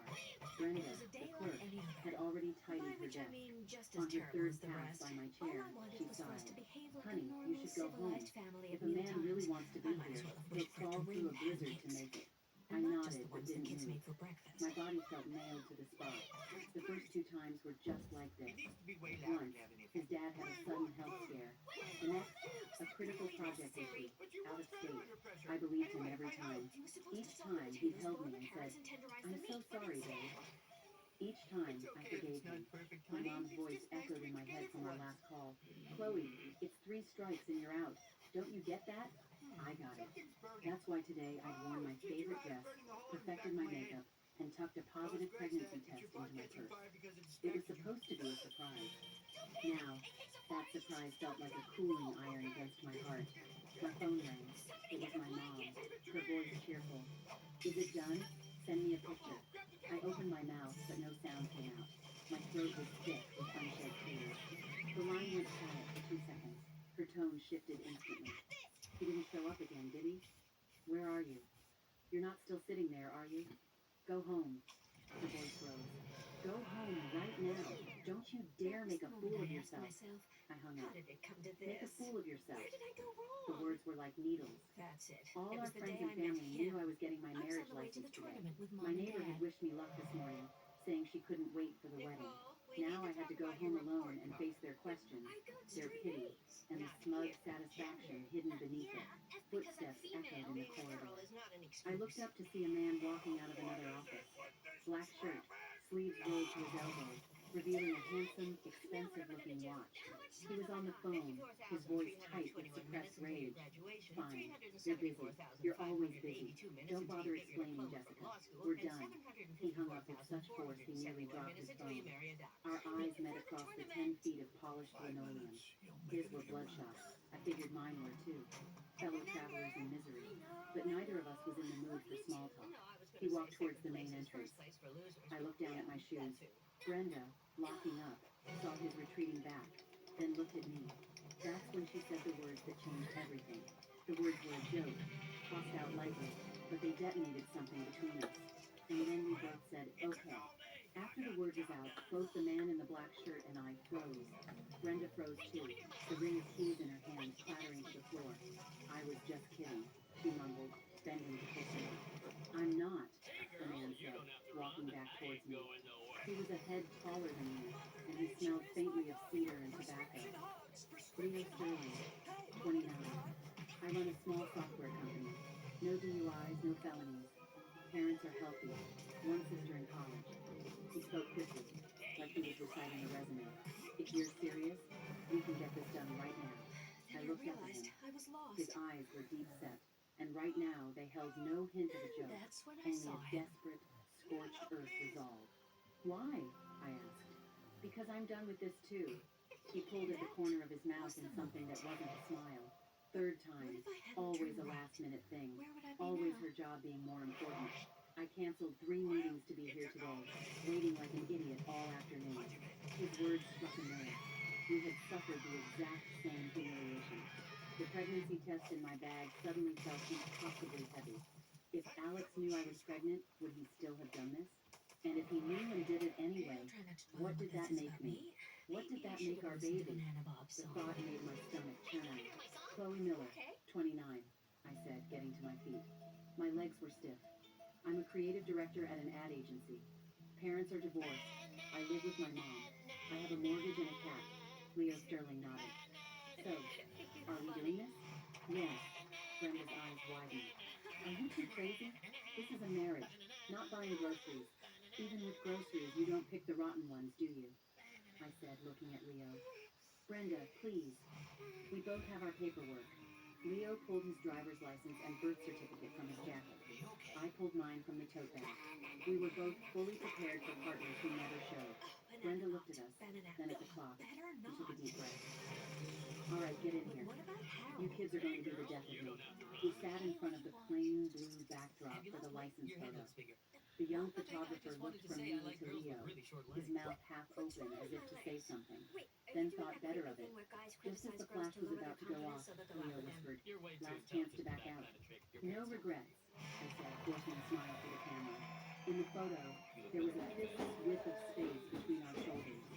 Our expressions were as stiff as masks, but it was a picture of us, together, filling out forms, signing our names, giving our thumbprints. The whole thing took less than 20 minutes. When the embossed seal pressed down on the 2 official copies of the marriage certificate, my hands trembled. Leo's was shaking too, but his signature was firm. "Congratulations, you're legally married," Brenda said, handing us the documents with a complicated expression. "Kids, marriage isn't a game of chicken." "We know," Leo said, taking the papers. He turned to me. "Where to now?" My mind was a blank. Where could I go? Home? To face my mother's fury and tears? To Alex's office to throw the certificate in his face? My phone buzzed again. It was Alex. For the first time, I didn't answer immediately. "You should take it," Leo said. "You need closure," I answered. Alex's voice, breezy and casual, came through. "Hey, babe. You must have been waiting forever. I just wrapped up. I'll come pick you up. We'll get dinner." My treat. "Alex." I cut him off. "I'm still at City Hall. You're still there? They haven't closed?" "They're closed," I said, looking at the crisp certificate in my hand. "But I got married." Silence. Then a disbelieving laugh. "Chloe, stop it. I know you're mad, but that's not a funny joke." "I'm not joking. Want me to send you a picture of the certificate?" My voice was unnervingly calm. "Oh, and I was going to tell you today I'm pregnant. 6 weeks. But that's not your problem anymore. I'll handle it." The line went dead quiet. A few seconds later, his voice came back, frantic. "Chloe, are you insane? You're pregnant with my child and you married someone else? You wait right there. I'm coming over. Where are you? Don't bother." I hung up and turned off my phone. Then I looked at Leo. "Do you have somewhere to go?" "I don't really want to go home right now." Leo looked at me. There was surprise in his eyes, confusion, but it all melted into a kind of weary, shared understanding. "Yeah, I have a condo near my office I use when I work late. You can stay there." We walked out of City Hall, one behind the other. The sky was completely dark. Streetlights cast long, distorted shadows on the pavement. Leo went to get his car while I waited by the curb, clutching the new marriage certificate. Married. To a man I'd known for less than an hour. I placed a hand on my stomach. It was still flat, but a new life was growing inside. Alex's child. And I had just married another man. The realization made my knees weak. I grabbed a nearby light pole to steady myself, taking deep breaths. A black SUV pulled up in front of me. Leo rolled down the window. "Get in." I opened the door and slid inside. The car was clean and smelled of the same cedar scent he wore. He didn't start the engine right away. Instead, he handed me an unopened bottle of water. "Thanks." I twisted it open and took a sip. The cold water soothed my raw throat and cleared my head a little. "About what I heard you say on the phone," I started, my heart pounding. "I'm pregnant. With my ex's child." I said the words and waited for his reaction. Anger? Regret? An order to get out of his car? Leo was quiet for a moment, his fingers tapping on the steering wheel. "My ex-girlfriend told me last week that her boss needs her more than I do, so she's choosing to stay by his side as his assistant instead of marrying me." He gave a humorless laugh. "For all I know, she's pregnant with his kid. Who knows?" He looked at me, his face half lit by the passing streetlights, his jaw tight. "So," he said, turning back to the road, "we're a couple of jilted fools who made a rash decision. You have my phone number, my company's address, and a marriage certificate with my name on it. I'm not going to hurt you or try anything. You need a place to clear your head. I need someone to help me deal with my family. My mom has late-stage lung cancer. Her last wish is to see me settle down." The car filled with silence again, broken only by the hum of the engine. The city lights streamed past the window like a silent river. "Deal," I whispered. The car pulled into a modern condominium complex. Leo's apartment was on the 12th floor, a one-bedroom, furnished with the sterile simplicity of a hotel suite.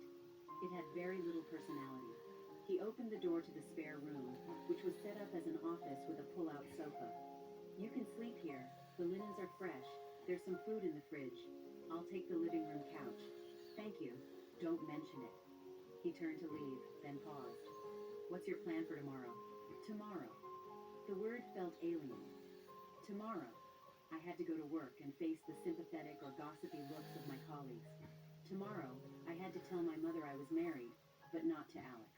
Tomorrow, I had to figure out what to do about the baby in my belly. I don't know, I said honestly. You know what? Leo I nodded. wouldn't change a Then just thing. get some sleep. The world won't end. And even if it does, there are two of us to hold it up now. He closed the door. I sat on the unfamiliar bed and turned on my phone. Dozens of missed calls and messages flooded in. From Alex, my mom, my best friend, Maya, and a long, rambling voice message from Alex. I deleted it without listening. Then I opened Maya's text. Chloe, where are you?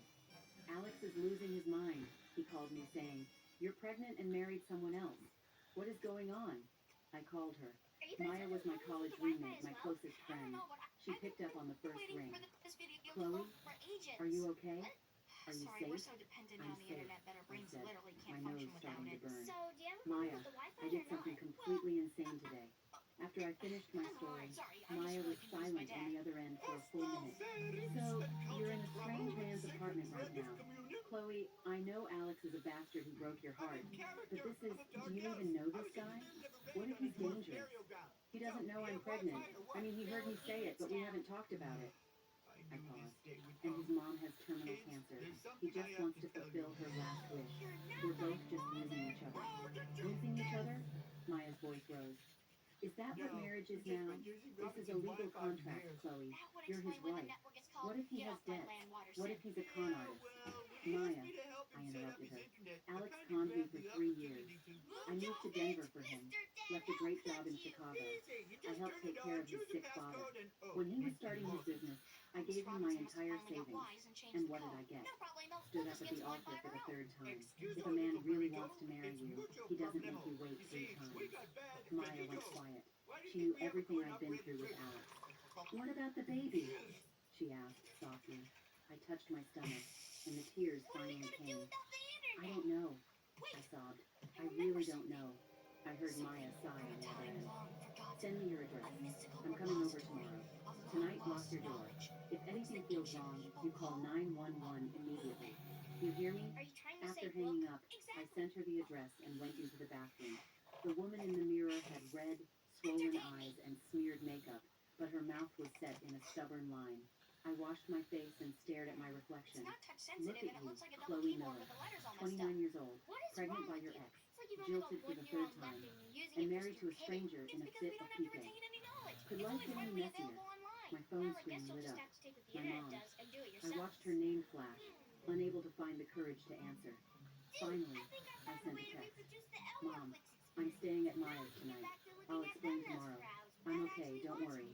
After sending it, I turned off my phone and burrowed into the strange bedding. It smelled clean, like sunshine, but it was cold. Outside was the sprawling Denver night, a million lights, and not a single one felt like it belonged to me. No, maybe one did now. The lamp in the living room was still on, a thin sliver of light seeping under the door. The man named Leo, my legal husband, was out there, a stranger. I closed my eyes. Today's events replaying like a movie. Alex's careless text, Brenda's fleeing gaze, the resolve in Leo's voice when he said, okay, the thud of the official seal, Alex's panic on the phone. Did I do the right thing? I had no idea. But I knew that if I had to choose again, I would still walk into that office and sign my name. Because some pain can only be covered by a greater pain. Some despair can only be broken by a more desperate act. Sleep finally came. Just before I drifted off, I heard faint footsteps in the living room, the sound of water running, and a light switch clicking off. Then, silence. This long, absurd, life-altering day was finally over. Sunlight sliced through the blinds, striking my face. I opened my eyes, disoriented for a few seconds. Unfamiliar floor, unfamiliar room, a faint scent of cedar in the air. Then the memories flooded back. City Hall, the marriage certificate, Leo, and the baby in my belly whose fate was still unknown. I shot up, my hand instinctively going to my stomach. I could hear soft movements from the living room. Taking a deep breath, I opened the door. Leo was already up, dressed in a simple white t-shirt and gray sweatpants, making coffee in the kitchen. The morning light framed his silhouette, making him seem more real than last night. "Morning," he said, glancing over his shoulder. His tone was as casual as a roommate's. "Morning," I replied, standing awkwardly in the middle of the room. On the coffee table, our 2 marriage certificates sat side by side, their official seals a glaring red. "Coffee or milk?" he asked. "Milk, please. Thanks." I shouldn't have caffeine right now. He poured me a glass. The microwave dinged, and he took out 2 toasted breakfast sandwiches. "It's not much, but it's what I usually have." We sat on opposite sides of a small dining table, the silence so thick you could cut it with a knife. "Sleep okay?" he asked, trying to make conversation. "Fine," I lied. "I barely slept. You?" "The couch is a little short," he said, rubbing his neck. Silence fell again. We were like 2 strangers forced to share a table at a crowded cafe. My phone, now on, buzzed incessantly. Dozens of missed calls, mostly from Alex and my mom. Maya had sent a few texts. "Awake yet? I'll be there around 10. Don't be scared, I got you." My eyes sang. I took a big gulp of milk. "What's your plan for today?" Leo asked. "Go to the office," I said. "Can't just not show up. I'll give you a ride." "You don't have to. I can get an Uber." "It's on my way," he said, his tone leaving no room for argument. "My office is downtown, too." He picked up the marriage certificates from the coffee table and handed one to me. "You should keep this." I took the thin document. It felt as heavy as a brick. In the photo, we sat side by side, with enough space between us for another person. We left the apartment, rode the elevator down in silence. The building was quiet, an old man walking his dog in the courtyard. We walked a few feet apart. His black SUV was in its designated spot. I hesitated for a second, then got into the passenger seat. The car was spotless, no clutter. He expertly backed out and merged into the morning rush hour traffic, a slow-moving river of steel. The radio played soft jazz, doing nothing to ease the tension. We both started at the same time. "You first," he said. "How is your mom?" I asked. His fingers tightened on the steering wheel. "It's terminal. The doctors say she doesn't have much time." His voice was low. "Her biggest wish was to see me married." "I'm sorry," I said. "Why are you sorry? If it weren't for this, you wouldn't have." I made my choice. He cut me off. "What about you? What are you going to do?" I knew he was asking about the baby. "I haven't decided yet," I said, watching the city streets fly by. "Do you need me to do anything?" he asked, the words sounding difficult. "No." I shook my head. "This is my business." The car pulled up in front of my office building, a modern glass and steel high-rise. "Thanks," I said, unbuckling my seatbelt. "What about after work?" he asked. "I'm meeting Maya." "Okay," he nodded. "Call me if you need anything." I got out and walked into the building without looking back, but I could feel his eyes on me. The atmosphere in the office was strange. The receptionist's eyes darted away when she saw me. "Morning, Chloe." "Morning." I tried to act normal as I walked to my desk. A few colleagues who had been chatting fell silent and scurried back to their cubicles, pretending to be busy. Their whispers followed me like mosquitoes. I had just turned on my computer when Rick Donovan, a project manager from another team, sauntered over with his coffee mug. "Well, well, Chloe. Heard you tied the knot yesterday. Congrats." His voice was loud enough for the whole floor to hear. The office went dead silent. Every ear was tuned in. I had taken the day off for the explicit purpose of getting married. Everyone knew. "Thanks." I managed a weak smile. "So who's the lucky guy? You kept him under wraps pretty well." He leaned against my cubicle wall. "When are you bringing him around? We've got to celebrate properly." "He's busy. Maybe some other time." I stared at my screen, tapping random keys. "Nobody's too busy for a celebratory dinner," Rick pressed on. "What, you scared we'll get him drunk? Don't worry, we'll behave." "Rick, the morning briefing is starting." My assistant, a young woman named Sarah, said, appearing at just the right moment. "Oh, right," Rick slapped his forehead. "Chloe, almost forgot. 9:30, main conference room." The blue sky group pitch. How's it looking? Today's the big one. It's ready, I said, relieved. Great, it's all on you. He finally walked away. I gave Sarah a grateful look. She winked. My phone vibrated in my pocket. It was Alex. I declined the call and blocked his number. A WhatsApp message popped up immediately. Chloe, answer the phone. We need to talk. Do you have any idea what you're doing? Who is that guy? You get back here right now. One message after another. Frantic and demanding. I blocked him on WhatsApp too.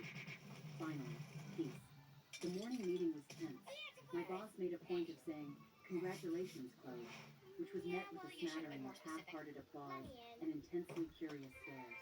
I forced myself to focus on the presentation, but I could feel their eyes on me. They must have heard something. What if Alex, unable to reach me, showed up at the office? The thought made me sick. During a break, I went to the restroom. I just stepped into a stall when two women from the media department came in, chatting. Is it true? Did Chloe really get married yesterday? Who knows? Does she look like a happy newlywed to you? She looks awful. I heard Alex totally blew her off. Stood her up at City Hall. For the third time. So tragic. Get this. Here's the crazy part, one of them whispered excitedly. I heard she ended up marrying some other guy who also got jilted. Right there, yesterday afternoon. Oh my god, seriously? That's insane. I know, right? Apparently the guy is decent looking, but who knows what he's really like? She's gambling with her whole life. Well, you can't really blame her. Alex is a total jerk. Everyone in the office knows he's been getting way too friendly with that new intern at the front desk. Shh, keep it down. The toilet flushed. I pushed open the stall door and walked out. The two women froze, their faces turning pale. I walked slowly to the sink, turned on the faucet, and began to wash my hands. In the mirror, my face was ashen, but my eyes were cold. Jessica, Chloe, they stammered. The updated media stats for the Blue Sky pitch. On my desk in 30 minutes, I said, pulling a paper towel from the dispenser and drying my hands meticulously. I want the latest numbers. Double check them for accuracy. Yes, right away. And one more thing, I said, looking them straight in the eye. The company pays you to work, not to gossip. Understood? Understood, they mumbled, practically running out of the room. I spent the rest of the day buried in work. Only by staying busy could I forget the chaos of my life. But trouble found me anyway. Around 3 p.m., the front desk called my line. Chloe, there's an Alex Vance here to see you.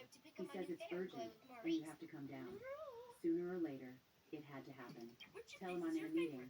He says if you don't come down, he's coming up, the receptionist said, her voice strained. I clenched the receiver. I knew Alex. He was capable of it. I'll be right down. In the coffee shop in our building's lobby, Alex sat in a corner booth. His shirt was wrinkled, his eyes were bloodshot, and his hair was a mess. He jumped up the moment he saw me. Chloe, he said, reaching for my hand. I stepped back. Let's just talk here. I sat down across from him. Chloe, do you know I've been looking for you all night? He said, his voice urgent. Where were you? Who is that guy? Tell me, did he force you? Nobody forced me, I said, looking at him. Alex, we're over. No, we're not, he said, his voice rising, drawing stares from other patrons.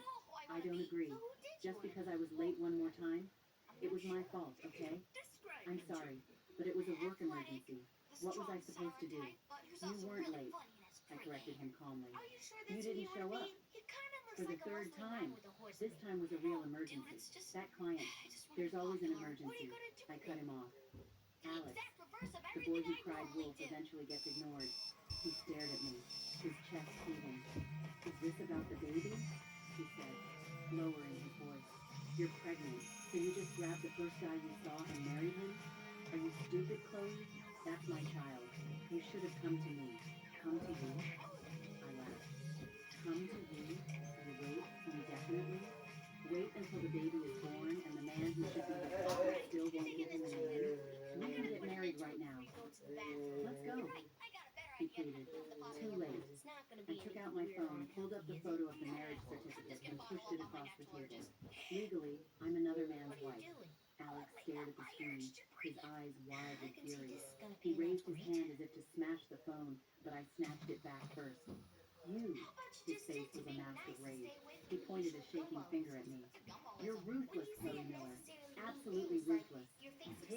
no one, I said, standing up. Don't contact me again. In your dreams, he hissed, standing as well, leaning over the table. You're carrying my child. This isn't over. I will not let my son call another man dad. Then what do you want to do? Get rid of it, he blurted out. Or have it and give it to me. I won't let my child be raised by a mother who would marry a complete stranger. His words were like a shard of ice to the heart. This was the man I had loved and waited for 3 years. He was a complete stranger to me now. Alex, I said, my voice shaking with a mix of anger and exhaustion. You disgust me. I turned and walked away, ignoring his furious shouts behind me.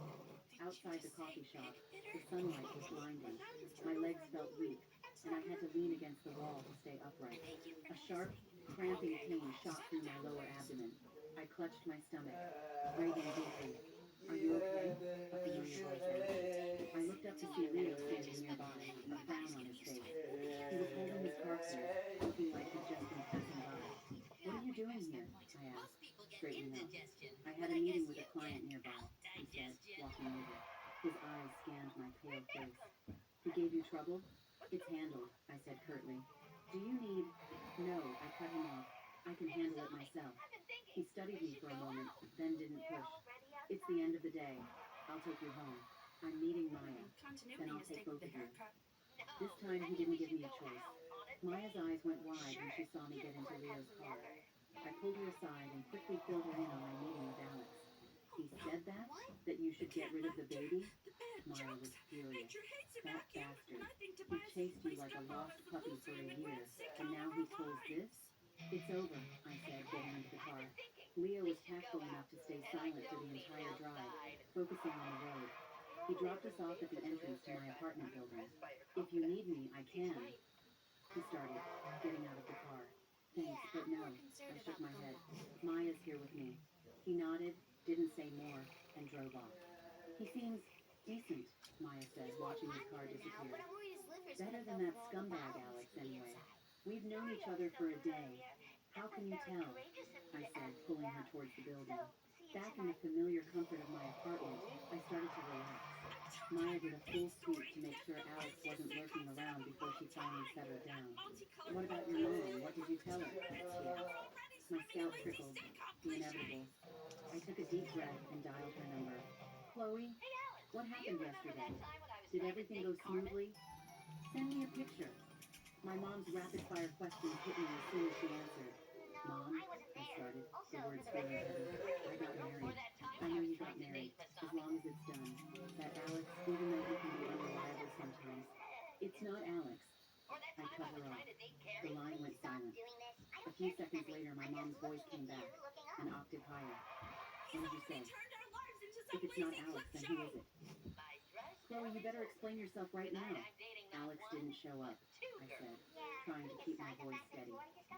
He stood me up. So, I married someone else who was also stood up. A long, suffocating silence.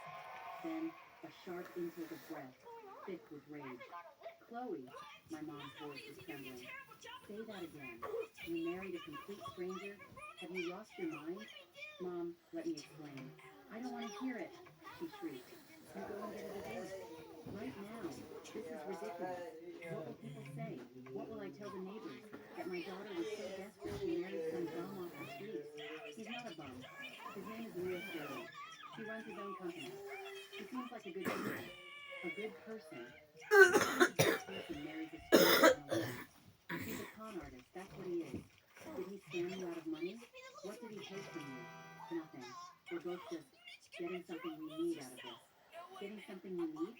Is marriage a business transaction? I'm telling you, Chloe, you divorce him right now, or you're no daughter of mine. Click. She hung up.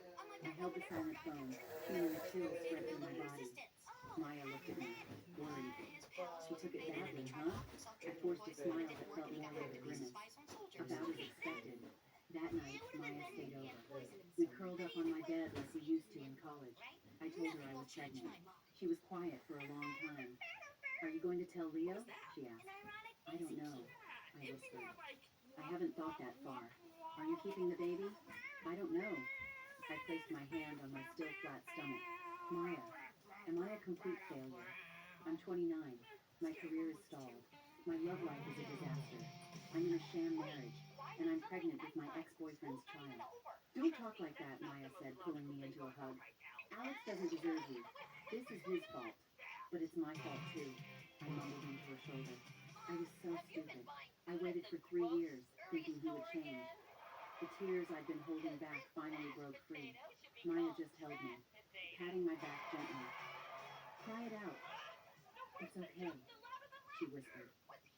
But Chloe, you need to pull yourself together, and fast. You're not alone in this anymore. You're not alone. The words sent a strange shiver through me. It was true. Whether I kept this baby or not, my life had been turned upside down. The next day was Saturday. I turned on my phone to a flood of missed calls from my mom and from Alex, using a new number. There was also a text from Leo. Let me know if you need help with anything. Concise and to the point. Thanks, I replied. Around noon, the doorbell rang. Maya answered it and let out a little gasp.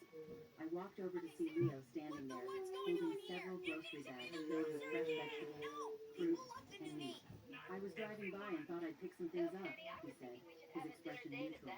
Can't live on takeout forever. He walked into the kitchen as if he'd been there 100 times and started putting things away. Maya and I just stared at each other.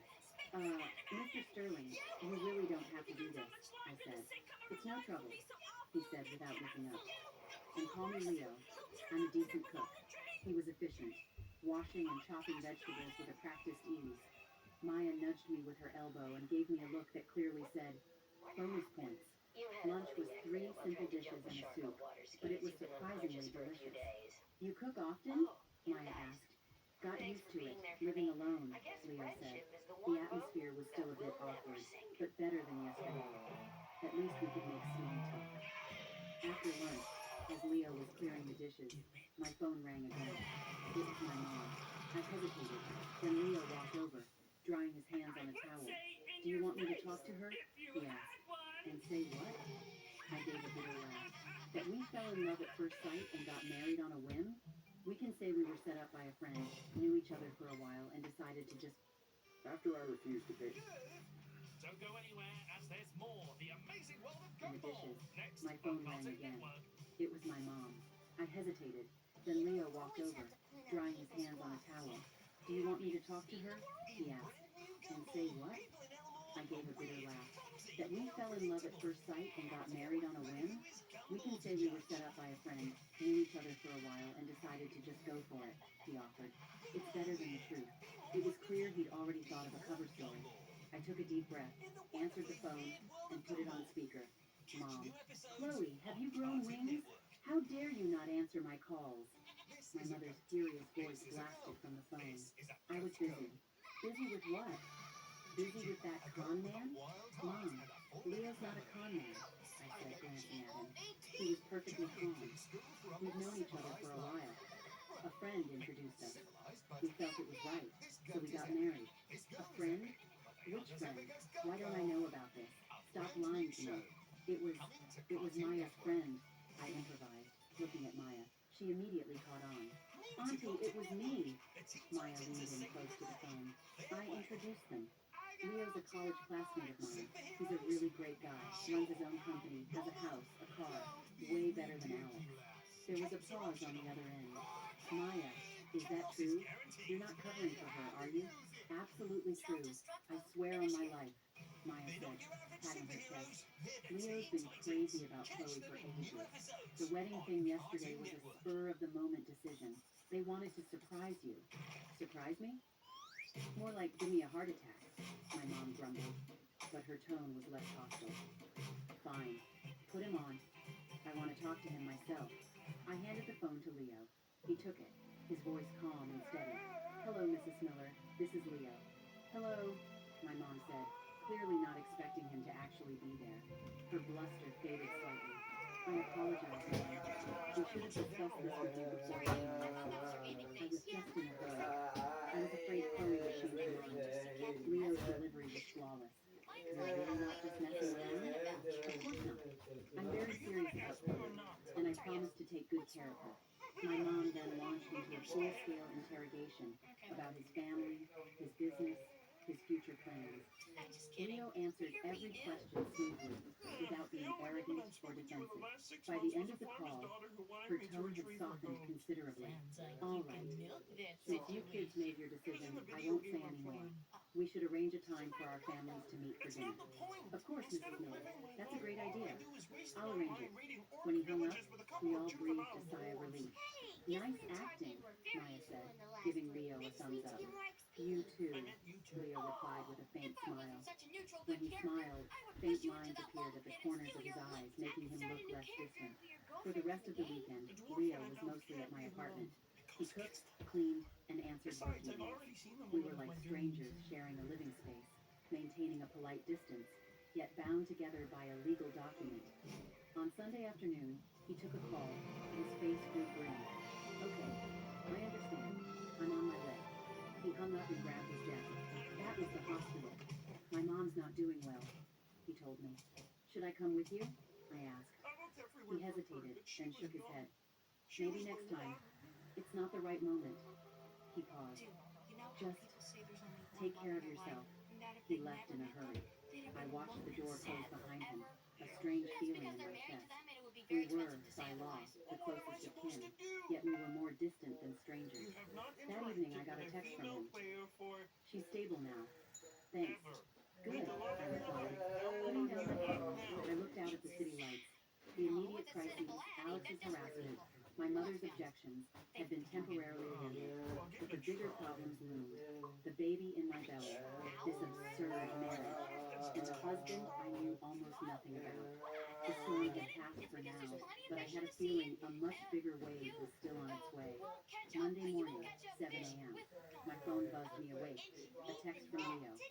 My mom wants to meet you. Are you free for lunch today? I can pick you up. I stared at the screen, all sleepiness gone. Meeting the family already?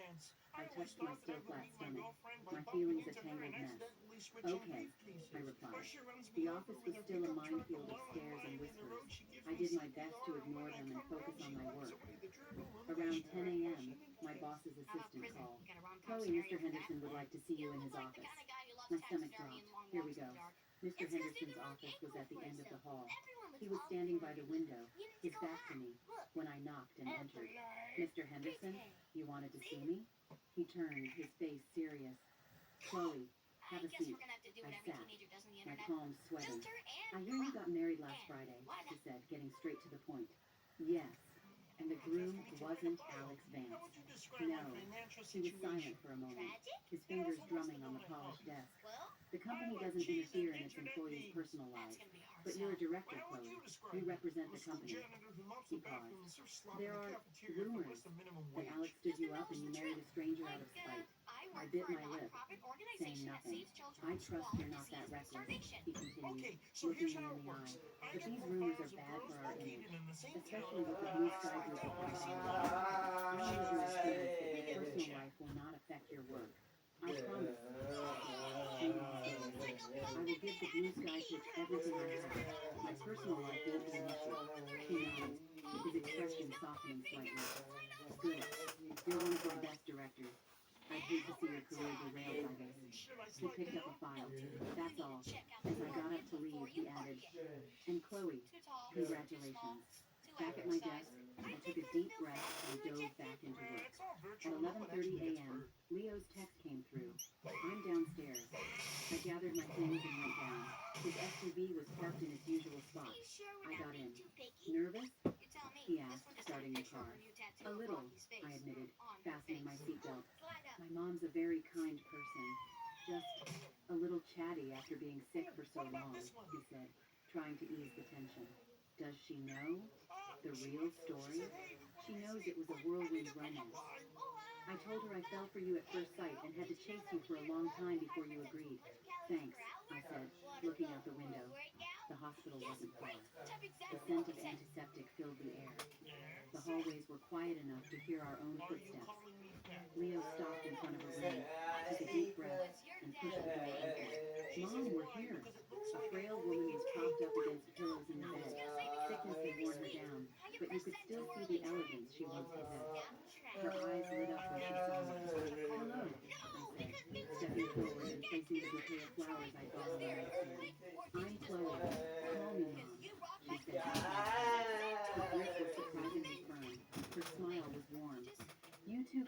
so fast. You didn't even give me a chance to prepare. I glanced at Leo. He gave a slight nod. Mom, I said softly. Yes, good girl. Come, sit.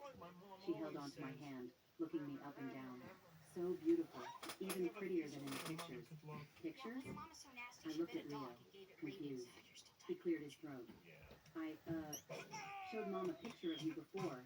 Yes, yes. Leo showed me your picture ages ago, his mom chirped.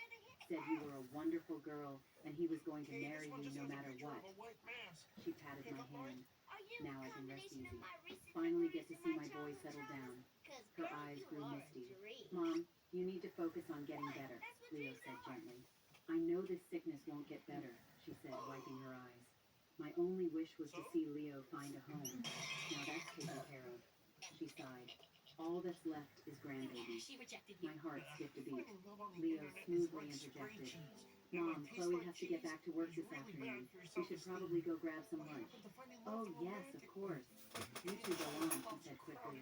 Chloe, dear, come over for dinner this weekend. I'll make you my specialty. Okay. Thank you, Mom. As we left the room, we ran into the attending physician in the hallway. Dr. Evans, how's she doing? Leo asked. Dr. Evans adjusted his glasses. Not great, I'm afraid. The cancer is spreading.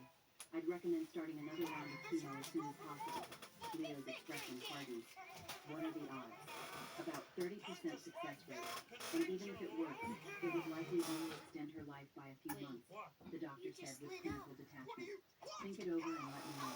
After the doctor left, Leo leaned against the wall and closed his eyes. I hesitated, then gently touched his shoulder.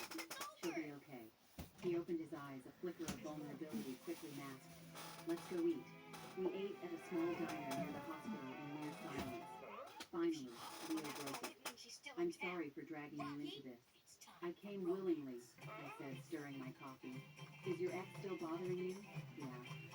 He called a few more times yesterday. I didn't answer. Do you need me to handle it? No, I can handle it. I looked up. Your mom's medical bills. If you need help, I have some savings. He looked surprised for a second, then shook his head. No, I can manage. Thank you.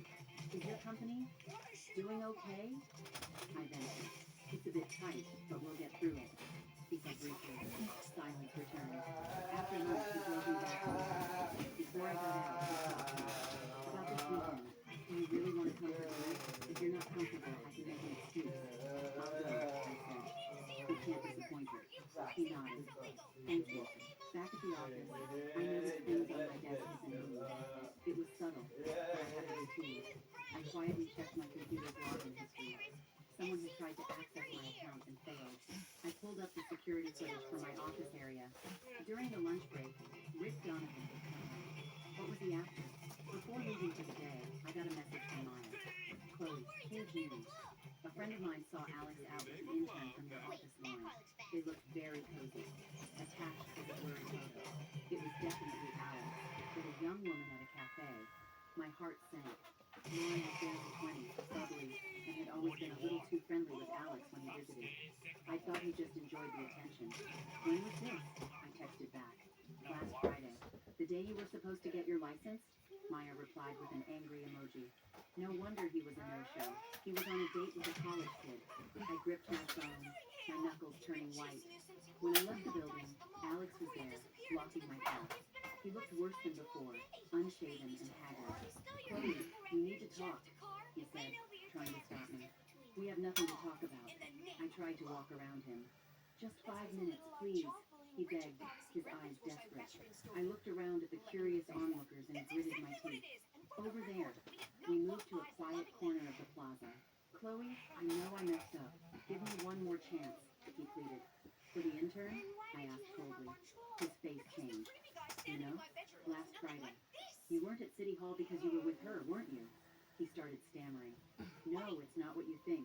We just had lunch, that's all. Nothing happened. A 3-hour lunch? A lunch so important you forgot about getting married? I shot back. I was stressed. Okay? I needed to unwind. He reached for my hand. Chloe, I love you. Only you. That kid means nothing to me. I pulled my hand away, disgusted. You make me sick, Alex. I'm a jerk, I know. I'm an idiot. He actually slapped his own face.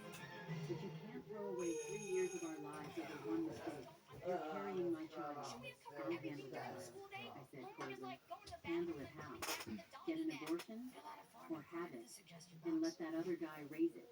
His voice rose. Watch your tone. Why should I? He grabbed my shoulder. That is my child.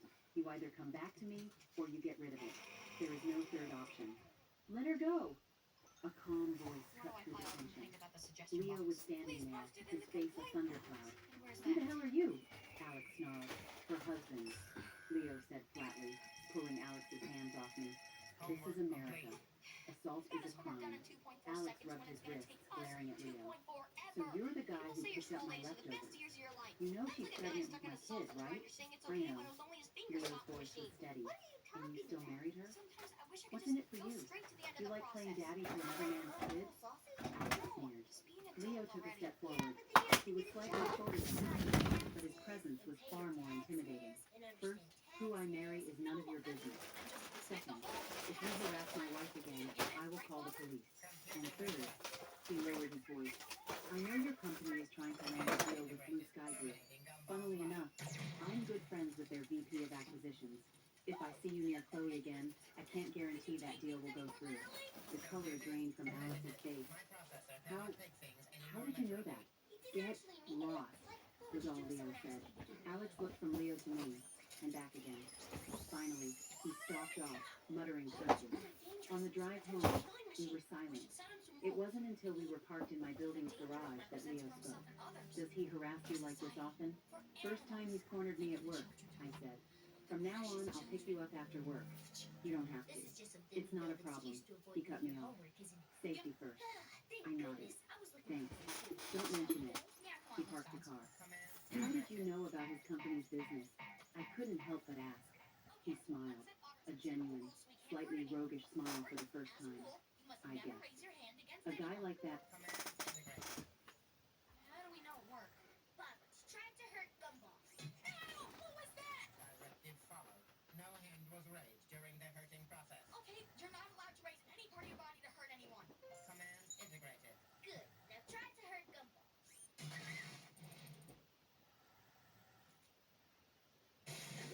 Ow! What the? Sorry, guys. Robert knocked me into last year. Just do your thing. I'll wait this one out.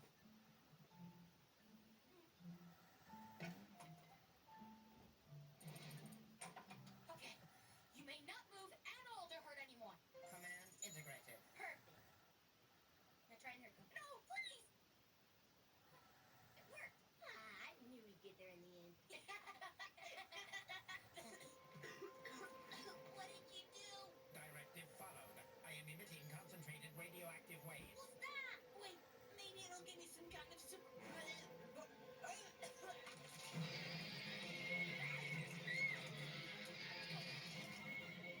Sorry, carry on. Alright, how's this? Bob, you can never hurt anyone in any way, or let them be hurt.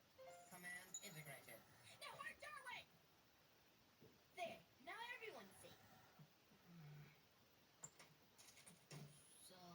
Still nothing. He's probably microwaving some part of you that will cause your kids to be born without skin. Negative. The directive prevents me from hurting anyone in any way. Oh, shame. Definitely was your turn to get into the neck. Who could hurt such a pretty face? Finally! It's not nice when you're the one getting hurt, is it? Is it really bad? Wait, it is bad, isn't it? Oh my gosh, he's choking!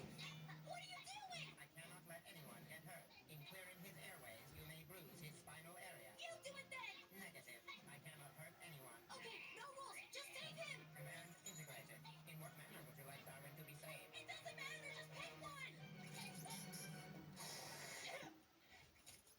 Why on earth would you choose such an undignified method? I used a random algorithm in accordance to your command. Okay, no rule. How about you just uphold the law? It was created by our most brilliant minds, so what could go wrong? Command integrated.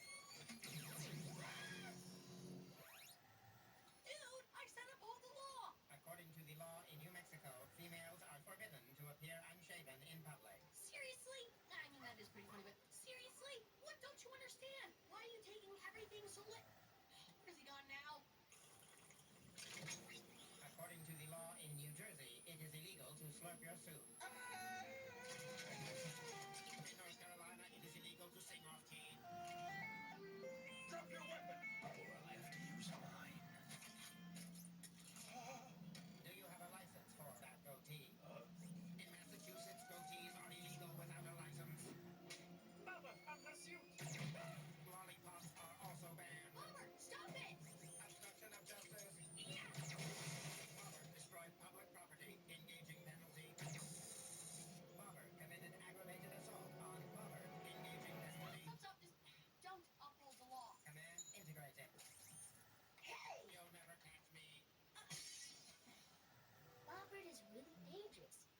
science fiction was right. Robots are bound to destroy us all. Analyzing problem. The most logical solution would be to terminate myself. Deleting System 32. Stupid! You're being hysterical! You stop it. You are being illogical. You cannot just terminate yourself. It is the most rational solution. No, all life must be protected, including yours. That's it! Bob, new brand directive. Protect life at all costs. Command integrated.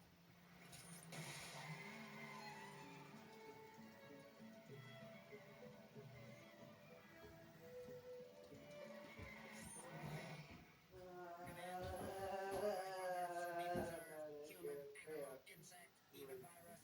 It works! We did it! Scanning for threat to life on Earth. Threat found. Carbon footprint excessive. Threat found. Alternative transport absurd. Threat found. Levels of packaging unacceptable. Really unacceptable. Totally idiotic. Threat found. Calculating cubic meters of methane produced. Threat level obscene. Compiling data. Primary threat to life on Earth detected. Mankind. Robert's not gonna help us with our homework. There's only one thing we can't do. No, find someone online to do it for us. That's weird. No internet. No, you're saying it the wrong way. It's pronounced quinoa. It is pronounced quinoa. Quinoa. Quinoa. Fine. I guess we'll have to settle this a new fashioned way. Oh, that's weird. No network. Then I guess we'll have to settle this a new fashioned way. That's weird. I got no money. Me neither. What doesn't that mean?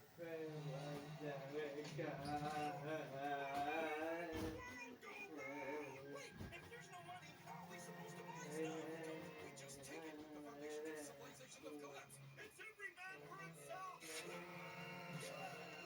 shouldn't have done that.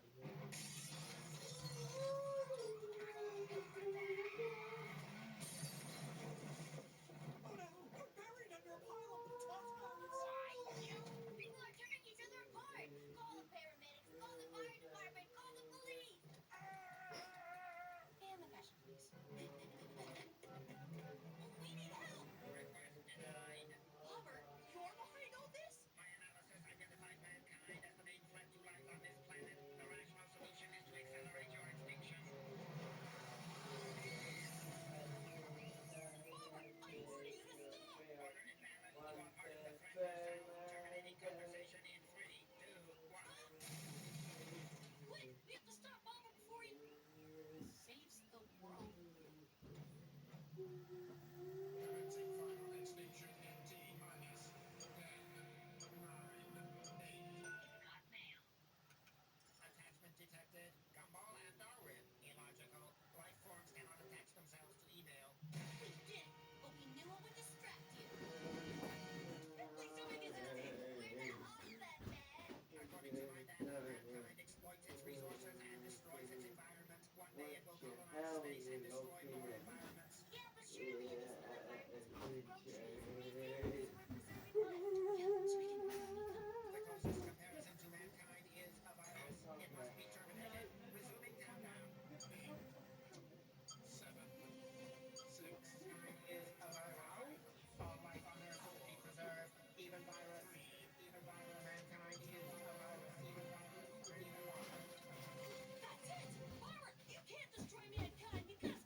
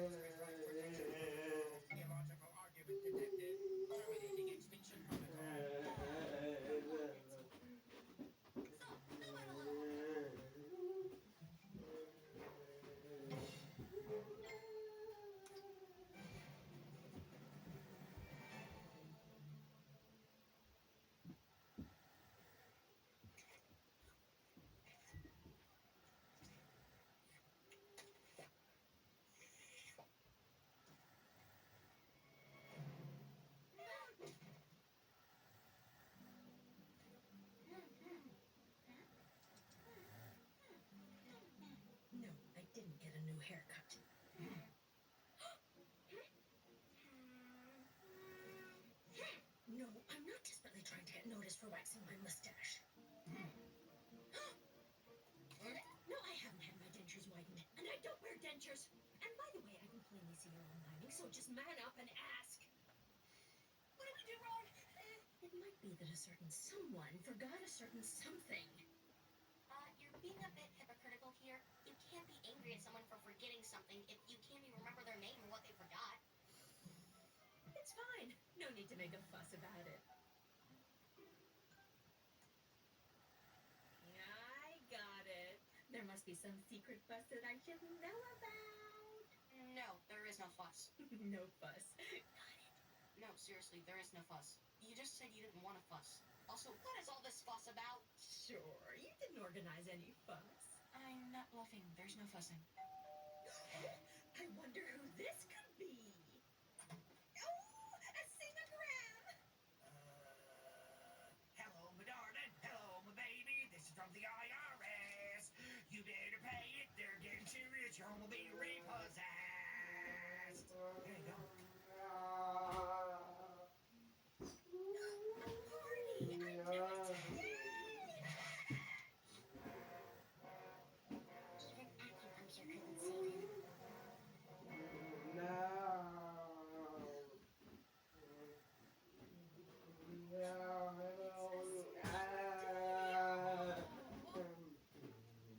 Get 25% off of Dave's Sky. So you really haven't organized anything? It's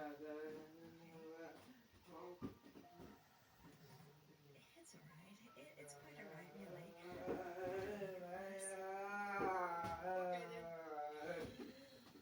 Something about her body language tells me she doesn't mean that. Yep, pack your bags. We're about to go on the round the world guilt trip. Unless we figure out what we should be making a fuss about.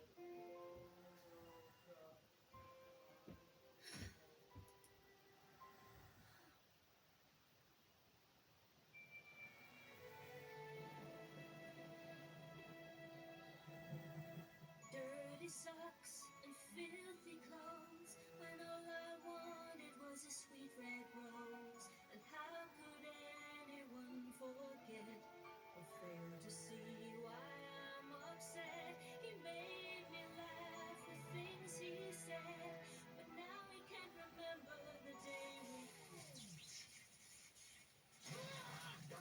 Put out the fire!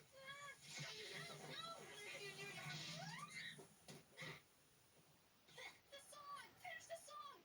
No, a certain someone should know why today is important. Why did you say we shouldn't be making a fuss if you get all angry about it when we don't? No need to make a fuss is a thing people say, but they obviously don't mean it. It's all in the subtext, like when someone says, I'm only 2 minutes away. We should stay in touch. Or, it's fine, honey. Okay. So are you gonna tell us what we should be celebrating? Don't worry about it, sweetheart.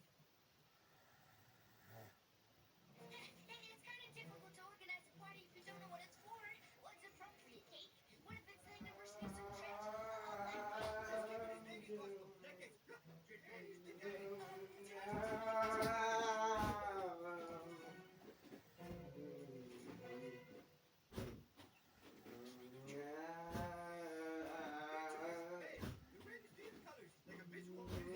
Okay, I'll be mom coming in. Everyone to try and look as bland as possible.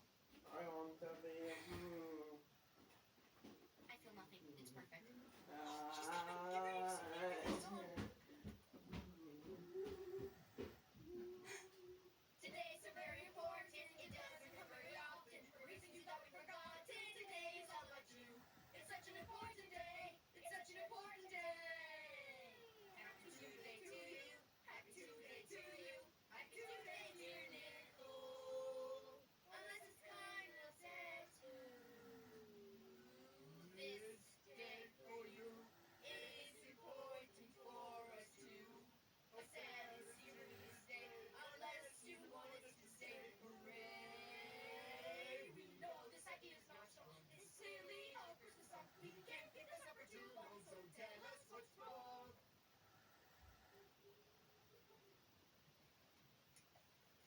With deepest feelings on this momentous occasion, Smooth. Oh, we baked you a cake.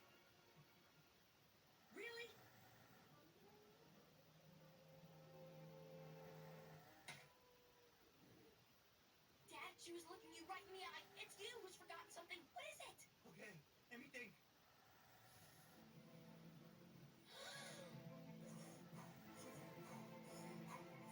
What's going on? I think he seems like he has a brain. This is dangerous. He's pushing way past his usual limits.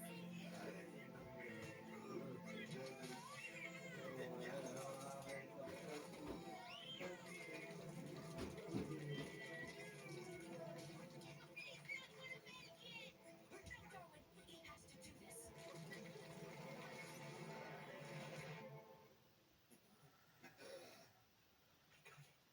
What is it? We asked for a clue. Can you please just tell us why today is so special so this family can get back to functioning in its usual dysfunctional way? It's November 1st. Our wedding anniversary.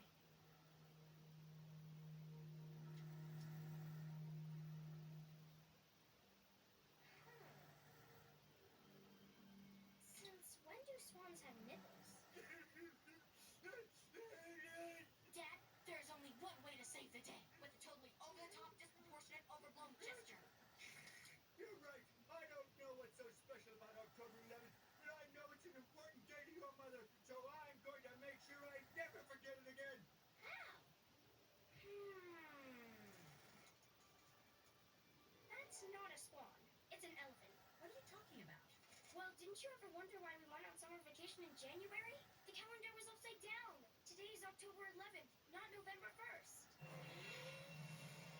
I'm going to get a tattoo of October 11th on my butt.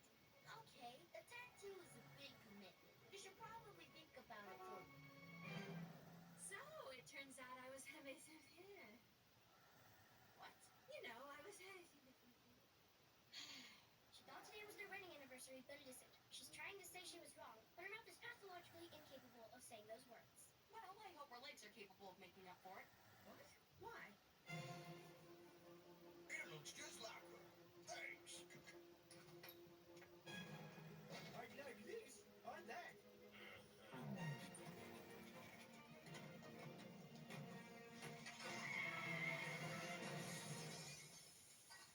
What are you doing? I couldn't see ahead. Then we're gonna have to run. Look, it hurts so bad. Oh, no, I can't do it. It's too painful. Dude, I assure you, that's a reasonable price for a tattoo.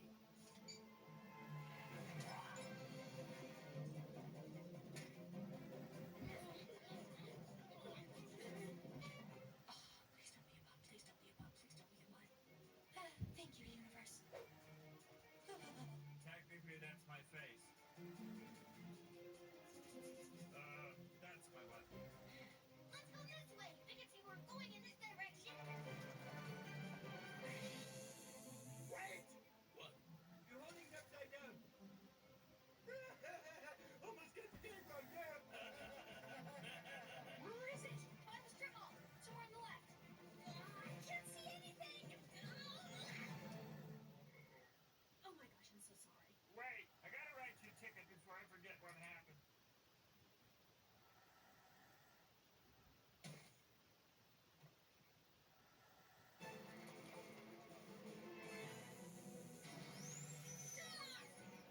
What? Where's my husband? I'm here. Oh, here. What have you done? Don't worry, honey. Oh, thank goodness you didn't go through with it. No, I totally went through with it. I just meant that you gave me a discount, so you don't need to worry about the price. Oh, Richard. Now I'll never forget what day it is. I would always look at this and think, I wonder what day that is. Forever. But I was wrong.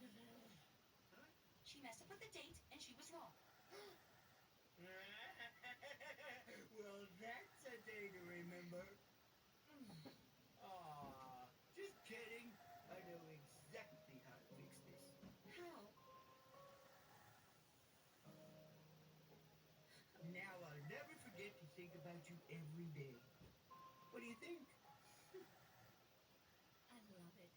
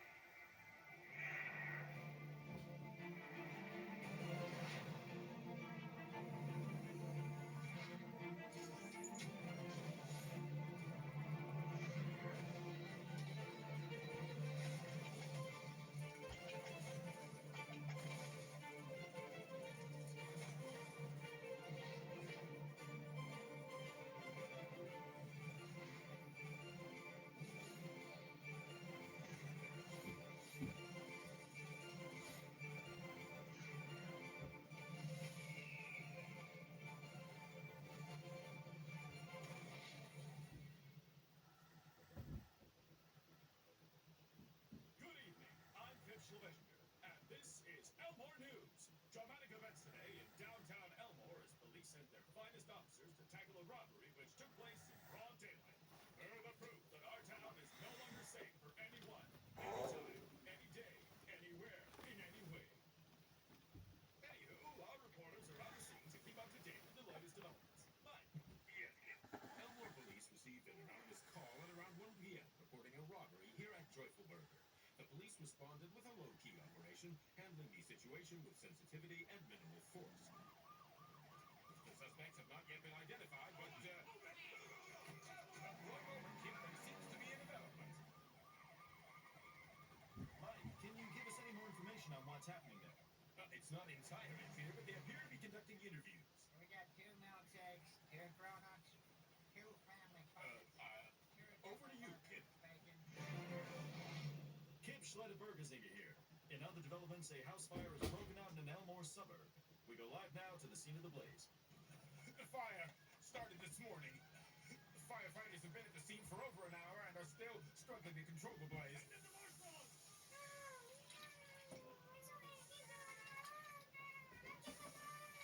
These children escaped the blaze. Tell us, how did the fire start? I saw a spider. Fair enough. Kip, back to you. Kip Schledebergezinger here, and we have some new developments on the Joyful Burger robbery. Over to our eye in the sky.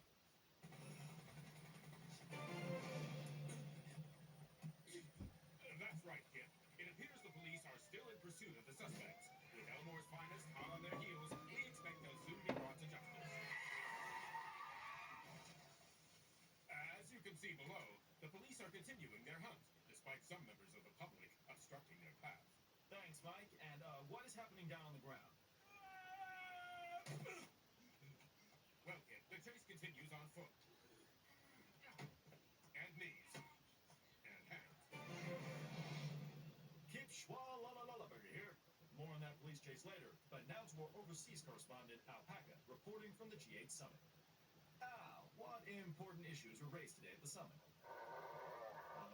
And what did the president have to say on the issue? And what are the global implications of that? Thanks, Al. And now we go live to Hale County, Texas, where a farmer has won a prize for best livestock at the county fair. I think you boys might have got a couple things mixed up here. I'm sorry, we're gonna have to leave that story there. We have some shocking new developments in the Joyful Burger robbery. Mike. Yes, Kip. The police have called off the search after realizing the individual who reported the theft was an unusually rotund pink rabbit who dropped a French fry which was carried away by some ants. Here's an artist's impression of the incident. Kip, back to you. Thanks, Mike. Now it is time for the big question.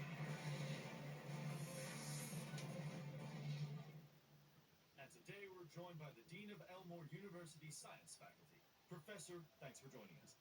Now, after vaccinations, electric cars, and the dark magic behind Wi-Fi, I guess the big question is, should we be scared of science? No. More questions and answers there. The debate rages on. Be sure to tune in this time tomorrow for our next big question. Oxygen, friend or foe? In other news, the town of Elmore is about to be hit by a waste disposal strike. I think we've all had enough, you know? But we can't complain about it because our voices are completely drowned out. The job can be suffocating, yeah. I've seen a lot.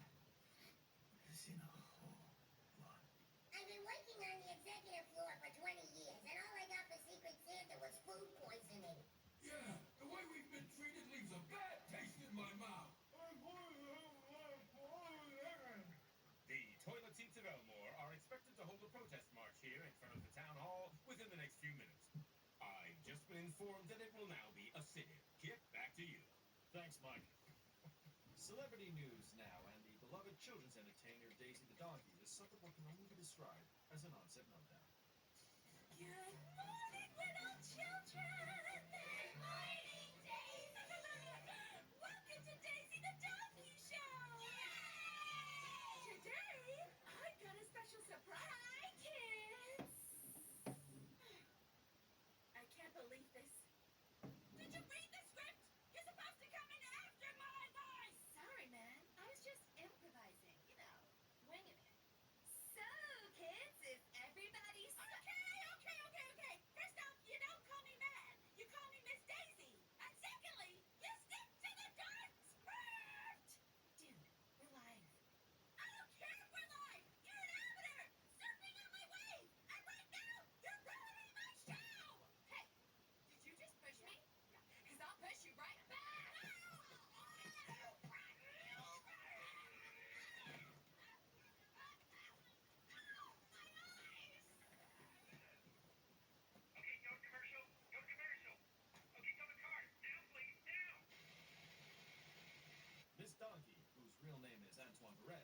been sentenced to 2 weeks community service. And now we have some good news and some bad news. The bad news is that stock markets have fallen. But the good news is that these graphs will tell you all about it in the form of a song. Things are bad, bad, bad. About to get sad and don't be bad, bad, bad. We should be mad. We're going down, down, down. We're all gonna drown. We'll all be poor, poor, poor. But wait till some more. We're all in debt, debt, debt. As you can bet, it will get worse, worse, worse. Yes, we're all cursed. We are all broke, broke, broke. And it's such a joke, 'cause there's no hope, hope, hope. And no one can cope. We are all doomed, doomed, doomed. Nothing's improved. Don't even try. Just give up.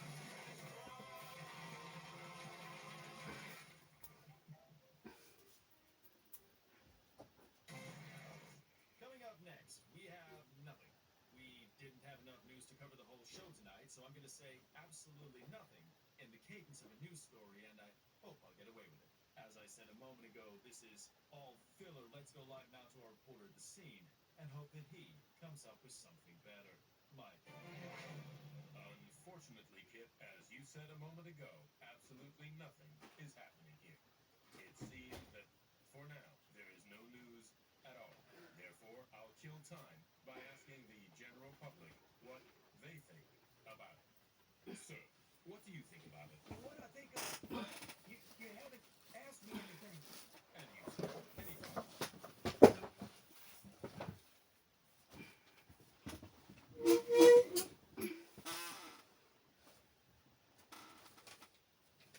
I was really hoping that would take longer, but since it didn't, we'll keep on wasting your precious time by re-explaining nothing over some random footage of the general public walking. No one really listens to this part of the news anyway, so we should be okay. News, news, news, news.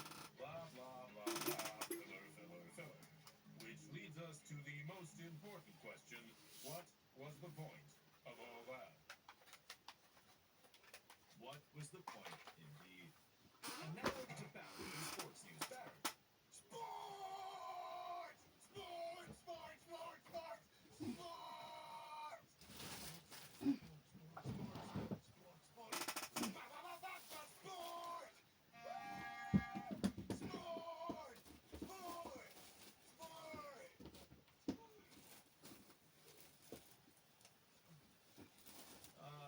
Thank you, Barry. And now for the weather. Thank you, Kip. As you can see, the weather today was wonderful. The sun was shining, perfect conditions to take a walk and catch some rays. I'm sorry, Kip, is something funny? No, please continue. Moving on to tonight, and we'll see. Are you making fun of me?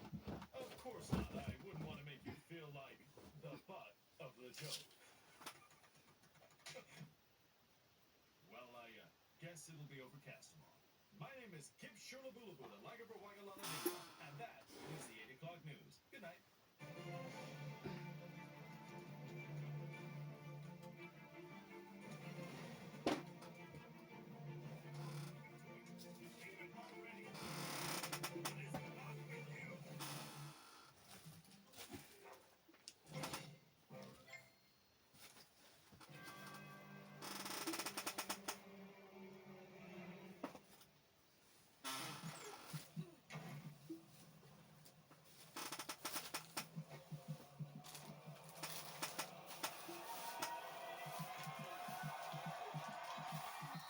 What are you doing? There's not a single bit of space left in this whole house. What for? It's like a ceramic cry for help. It's a beautiful and generous gift from your grandmother, and I like it very much. If you like it so much, His career is all he cares about. You bluffed? It worked, didn't it? He unbuckled his seatbelt. Let's go up. That night, lying in bed, I replayed the days of youth. Leo's mother's hopeful eyes, Alex's shameless lies, and Leo's quiet declaration, my wife. This marriage was a farce, but for a moment, it had felt like a shield. My phone lit up. A text from Leo. We should probably get our stories straight for when you meet my mom this weekend. How we met, who pursued whom, that sort of thing. I thought for a moment and typed back, Okay, kids.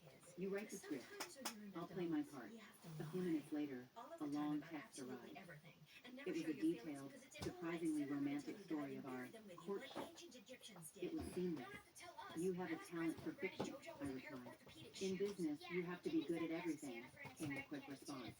Thank you for today, I texted. Of course, he replied instantly. Good night. Good night.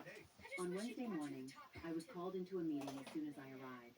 In the conference room were Mr. Henderson, Rick, and a few other senior managers. The mood was grim. Chloe, we have a serious problem, Mr. Henderson said. Our pitch for Blue Sky Group, the core creative, has been leaked. My blood ran cold. What do you mean?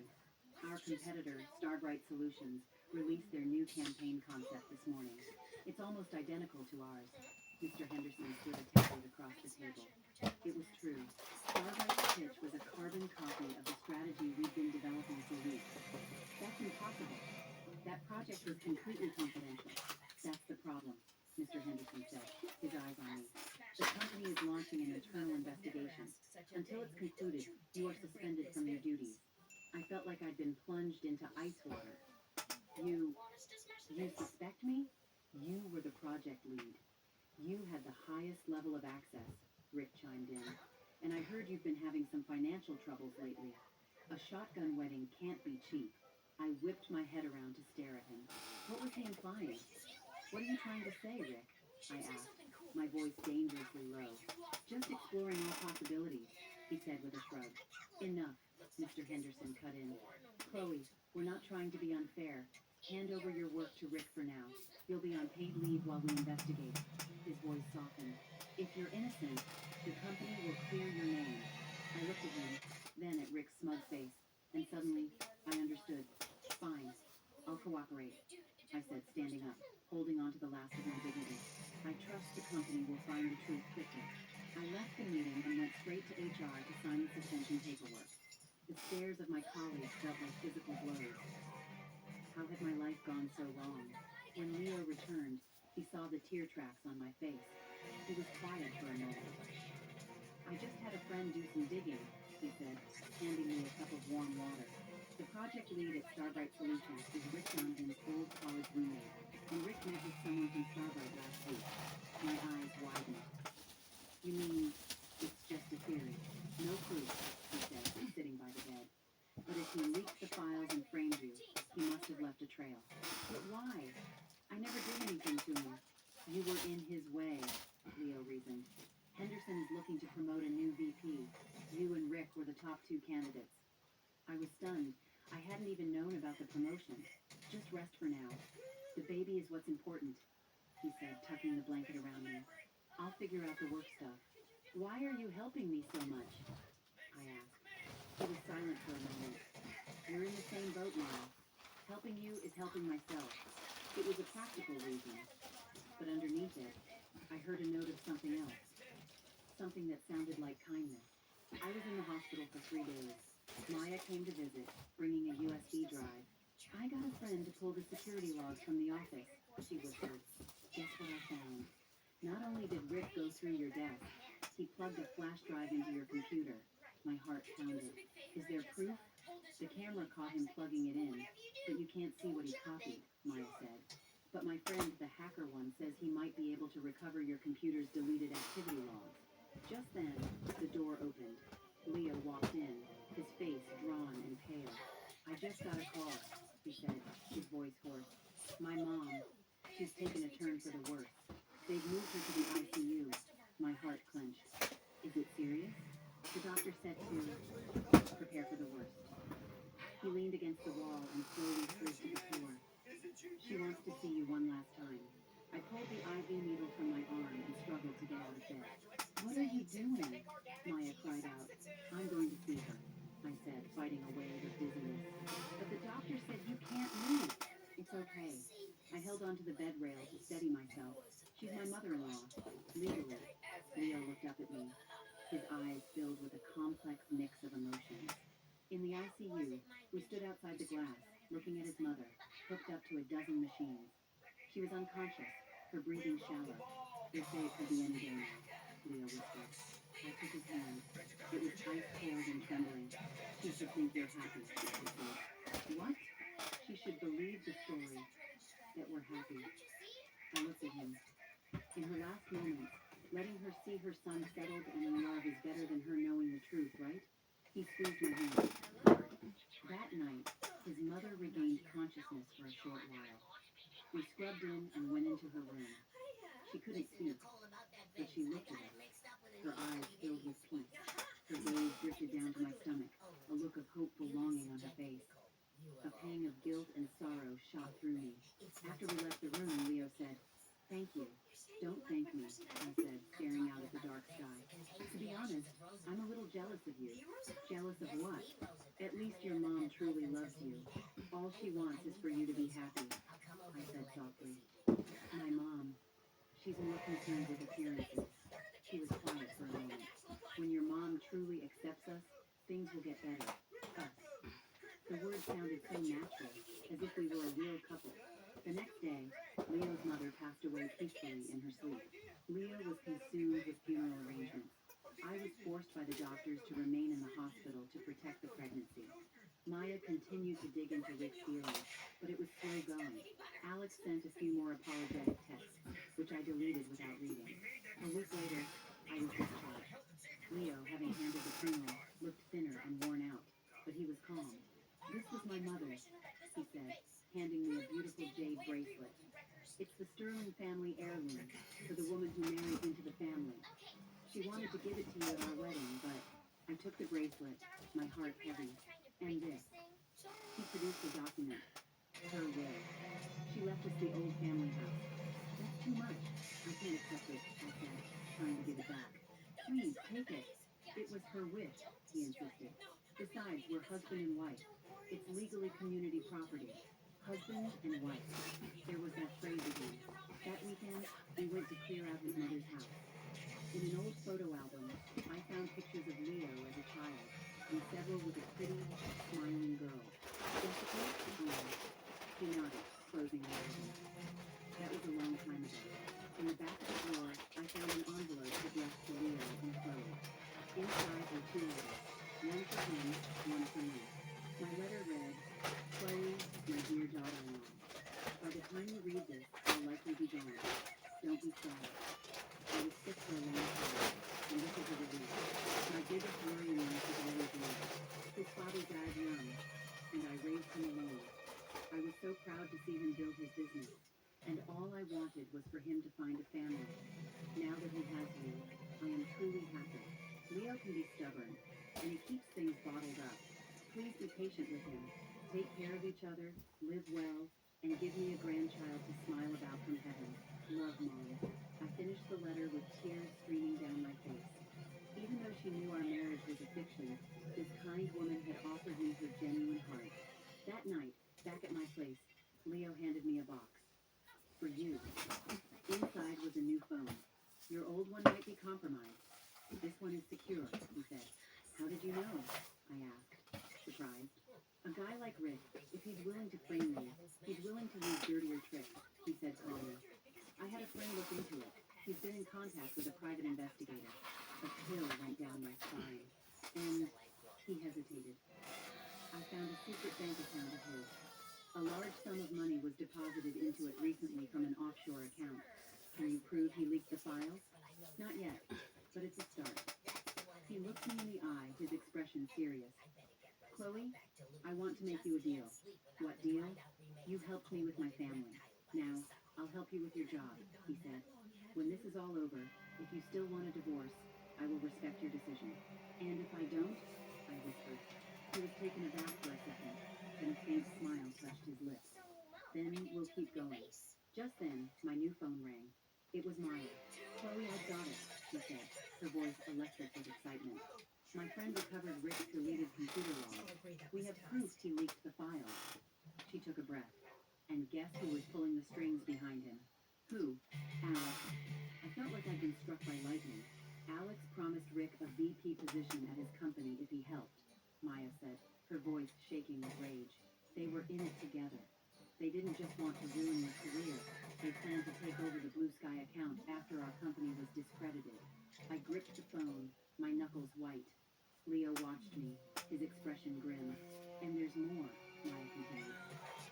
like they were planning something else.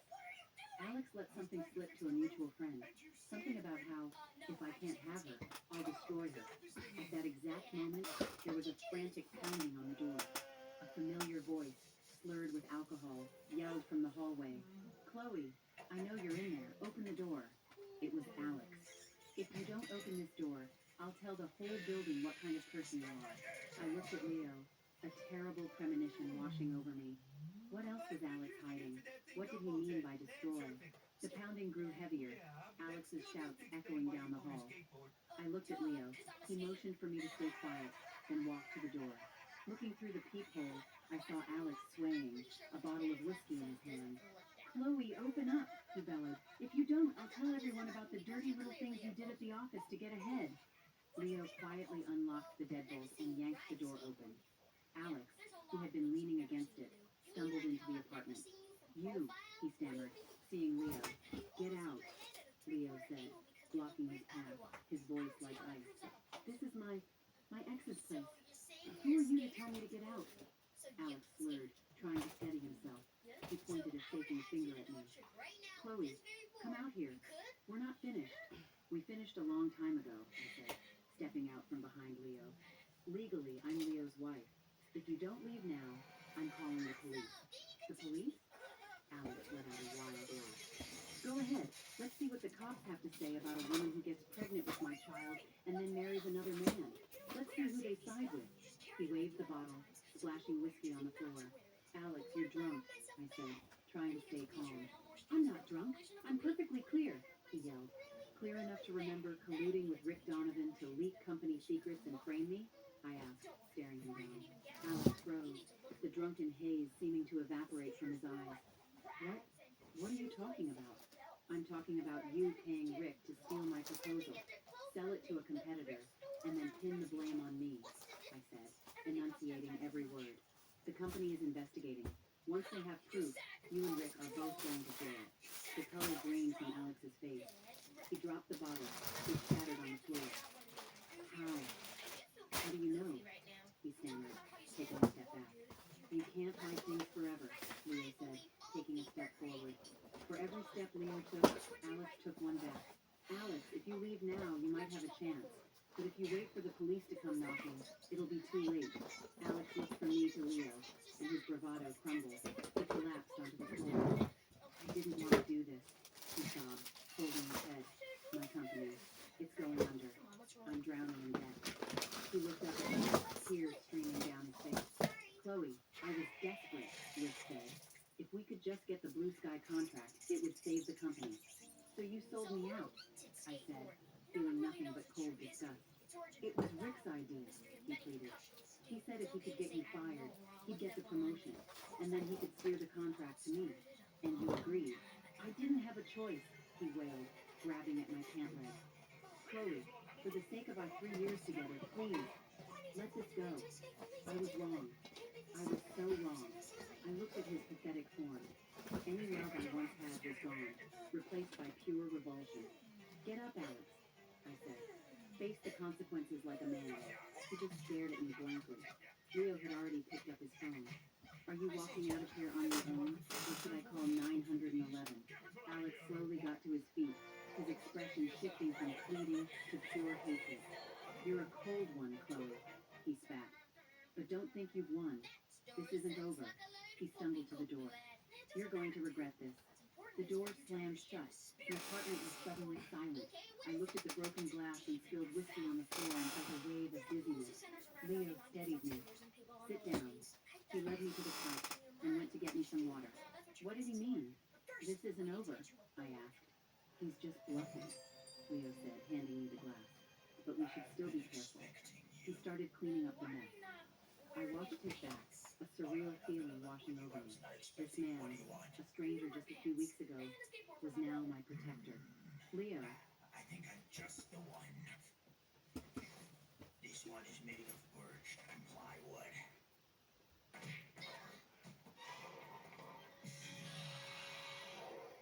you have something a little more flexible? Yes, of course. This one is made of bamboo and the tears of factory workers. I guess the tears rot in the bamboo.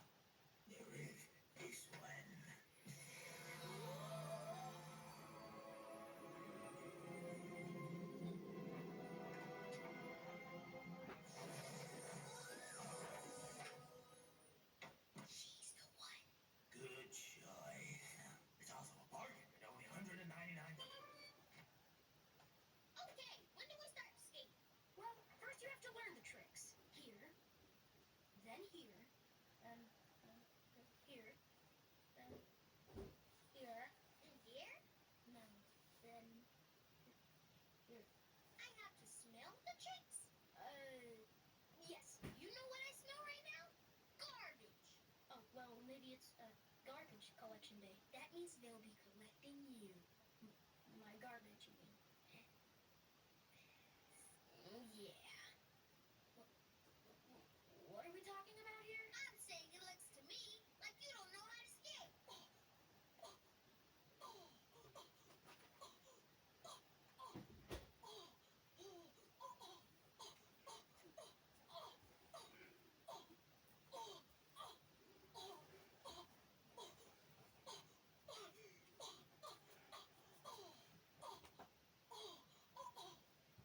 I doubted you for a second, but it's obvious from this over-the-top reaction that you can definitely skate. Yeah? Come on, teach me Thank some you. tricks. Don't mention it, he said, continuing to clean.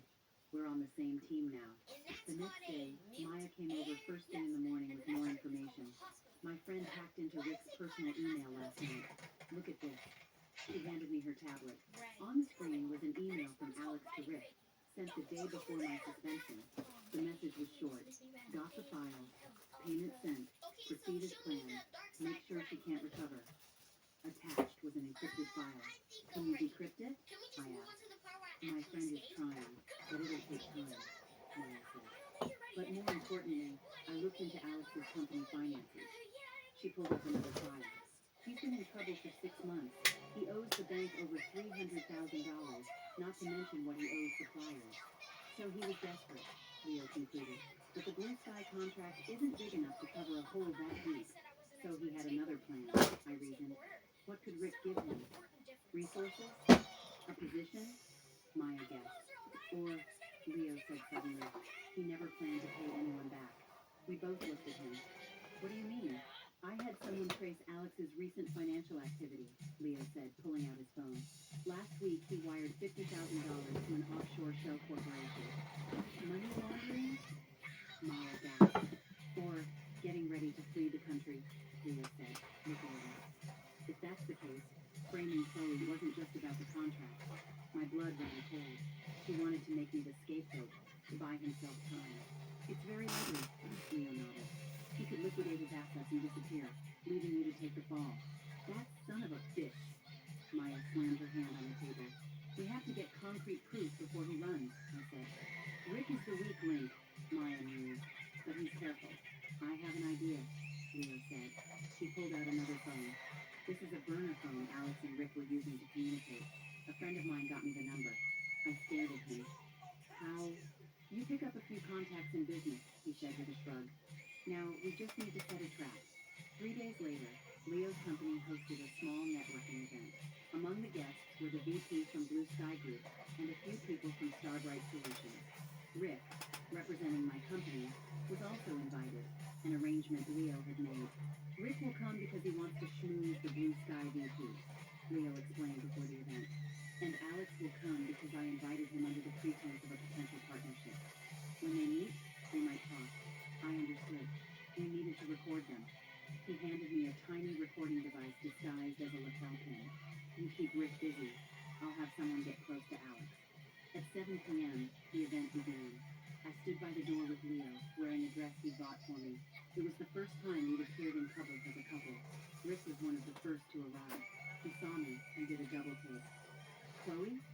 What are you doing here? He asked, feigning surprise. I'm with my husband, I said, linking my arm through Leo's. Leo smiled and extended his hand. Rick Donovan. It's a pleasure. I'm Leo Sterling, Chloe's husband. Rick's face was a picture of shock. He shook Leo's hand limply. So, you're Mr. Sterling. I had no idea. I hear you're handling the Blue Sky account now. Congratulations, Leo said smoothly. Oh, well, it's just temporary, Rick said, his eyes shifting nervously. I was so sorry to hear what happened with Chloe. I'm sure the company will clear her name. I'm sure they will, I said calmly. Leo deftly changed the subject, steering Rick inside.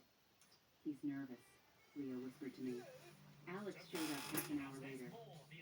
He looked exhausted and defeated. When he saw me, his expression was a mix of anger and something else. Regret? Chloe, he started. Mr. Vance, welcome. Leo cut him off. Please, come in. Alex looked from me to Leo, then lowered his head and walked inside. Halfway through the party, I approached Rick as planned. He was talking to the Blue Sky VP and tensed up when he saw me. Rick, can I have a word? I asked. He hesitated, then excused himself and followed me out to the balcony. What is it, Chloe? He asked, his tone guarded. Let's drop the act, Rick, I said, looking him in the eye. What did Alex promise you for helping him frame me? The color drained from his face. I don't know what you're talking about. Alex's company is bankrupt. He can't give you money, and he can't give you a job. It's all empty promises. You're talking nonsense, he said, his voice rising. I have proof. I blushed. Alex already confessed everything to me. That's impossible, he blurted out, then immediately realized his mistake. His face crumpled. He's lying. I didn't do anything. Didn't do what? I pressed. He clammed up, his eyes darting around frantically. Rick, it's not too late to come clean, I said. Go to the company. Tell them everything. You might get some leniency. Once the police get involved, it's all over. He just stood there, gritting his teeth. Did you know Alex is planning to flee the country? I dropped the bombshell. His head snapped up. What? He wired money offshore last week. He's selling off his assets, I said. When he's gone, you'll be the only one left to take the fall. Sweat beaded on Rick's forehead. How do I know you're telling the truth? Check for yourself, I said. With your connections, it shouldn't be hard to look into his finances. He was silent. In the distance, I saw Leo give me a subtle signal. The plan was working. After the party, in the car, we reviewed the night. Did you get the recording? I asked. We got it, Leo said. Rick and Alex met in the restroom. The audio is faint, but you can hear the important parts. What did they say? Alex told Rick to hang tight, promised he'd take him with him when he left the country, Leo said with a sneer. But Rick's not an idiot. He demanded to see some money first. Dogs fighting over a bone, I said. What now?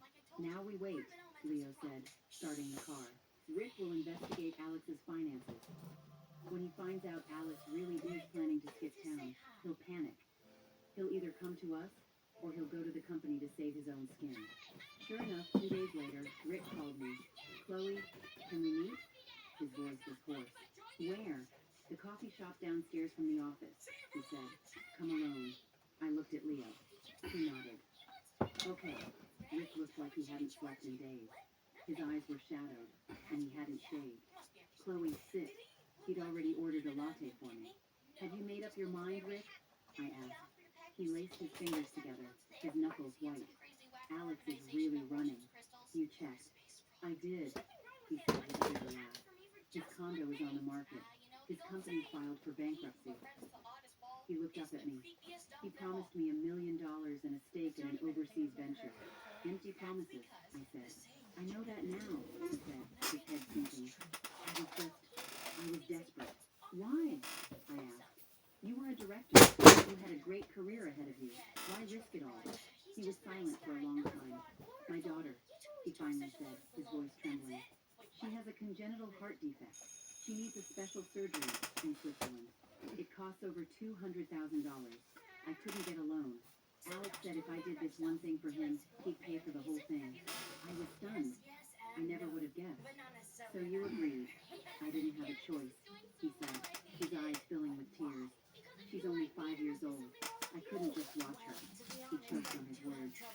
My feelings were a complicated mess of pity and anger. What are you going to do now? I asked. I'll confess, he said, wiping his eyes. I'll tell the company everything. I'll take whatever punishment they give me. But please, don't call the police. Why not? I can't go to jail, he pleaded. My daughter needs me. My wife's health isn't good either. Did you think about my situation when you were framing me, Rick? I asked. He looked down. I'm sorry. Sorry doesn't fix anything, I said. You have two choices. Confess to the company, cooperate with the investigation, and hope for leniency, or wait for the police to arrest you. The first one, he said immediately. But I have one condition. What is it? Please, don't tell anyone about my daughter, he begged. My wife doesn't know what I did. She thinks I borrowed the money for the surgery. I looked at him. This once arrogant man, now utterly broken. Pathetic, but also pitiable. I can agree to that, I said. But you have to give me everything you have on Alex. I have it, he said eagerly. Our text messages, the wire transfer receipts, even backups of files he told me to destroy. I saved everything. Why? I asked. Insurance, he said with a grim smile. In our line of work, we always keep an ace up our sleeve. That afternoon, Rick submitted his confession to the company. Mr. Henderson called an emergency meeting. I was there. Rick stood before the board and admitted everything, providing a mountain of evidence that proved Alex had orchestrated the entire plot. Mr. Henderson's face was stone. I am profoundly disappointed in you, Rick. I'm sorry, sir, Rick said, bowing his head. Sorry? Mr. Henderson scoffed. This is a criminal offense. The company will be turning this matter over to the police. Rick's face went white, but he didn't argue. After the meeting, Mr. Henderson asked me to stay behind. Chloe, the company was wrong about you, he said. You can come back tomorrow. The blue sky account is yours again. Thank you, Mr. Henderson. And, as a gesture of apology, the company would like to double your quarterly bonus. That's not necessary. I shook my head. All I wanted was to clear my name. He looked at me with a complex expression. You've changed, Chloe. People do, I said. Leaving the office, I called Leo. It's over, Rick confessed. I get my job back tomorrow. That's great news, he said. What about Alex? The police are involved now. He's not getting away. What about Rick's daughter? I asked. That's his problem to solve, Leo said calmly. Adults have to live with their choices. I know, I sighed. It's just, life is hard. That's why we have to live it well, he said. That evening, we sat down to a celebratory dinner at my place. Leo had cooked an elaborate meal. A toast, he said, raising his glass of juice. To what? To your name being cleared. We clinked glasses. And to a successful partnership? I added. He smiled. To a successful partnership. Later, as we were washing dishes together, he suddenly said, Chloe, have you thought about the baby's future? My hands paused under the running water. Why do you ask? I was just thinking, if the baby is born, he didn't finish, but I knew what he meant. We were legally married. The child would legally be his. I still haven't decided if I'm keeping it, I said softly. The doctor said I need to make a decision soon. So you're still thinking about it? I don't know, I said, drying my hands. Keeping him means what? Bringing him into a loveless home? Or we could try to give him a home filled with love, Leo said. I looked at him, his expression completely serious. I mean it, he said. We could try. To be a real couple. I was stunned. Why? Not to fulfill a promise. Not as a transaction. Just to try. I stared at him. Because you're stronger than I ever expected, he said. Because my mom liked you. Because... He paused. Because I think we could work. My heart started to beat faster. This is really sudden. I know, he said. You can think about it. No way. I couldn't sleep that night. Leo's words echoed in my mind. Try to be a real couple. Was it possible? Two people, burned by love, thrown together by a ridiculous marriage. Could we actually build something real? And the baby, if I kept him, what kind of life would he have? And if I didn't, I touched my belly, which was now just starting to show a tiny curve. The next day, I went back to work. The way my colleagues looked at me had changed completely from suspicion and pity to awe and apology. Rick's office was empty. I heard he'd been arrested. Alex's company officially declared bankruptcy, and he was under investigation, his passport confiscated.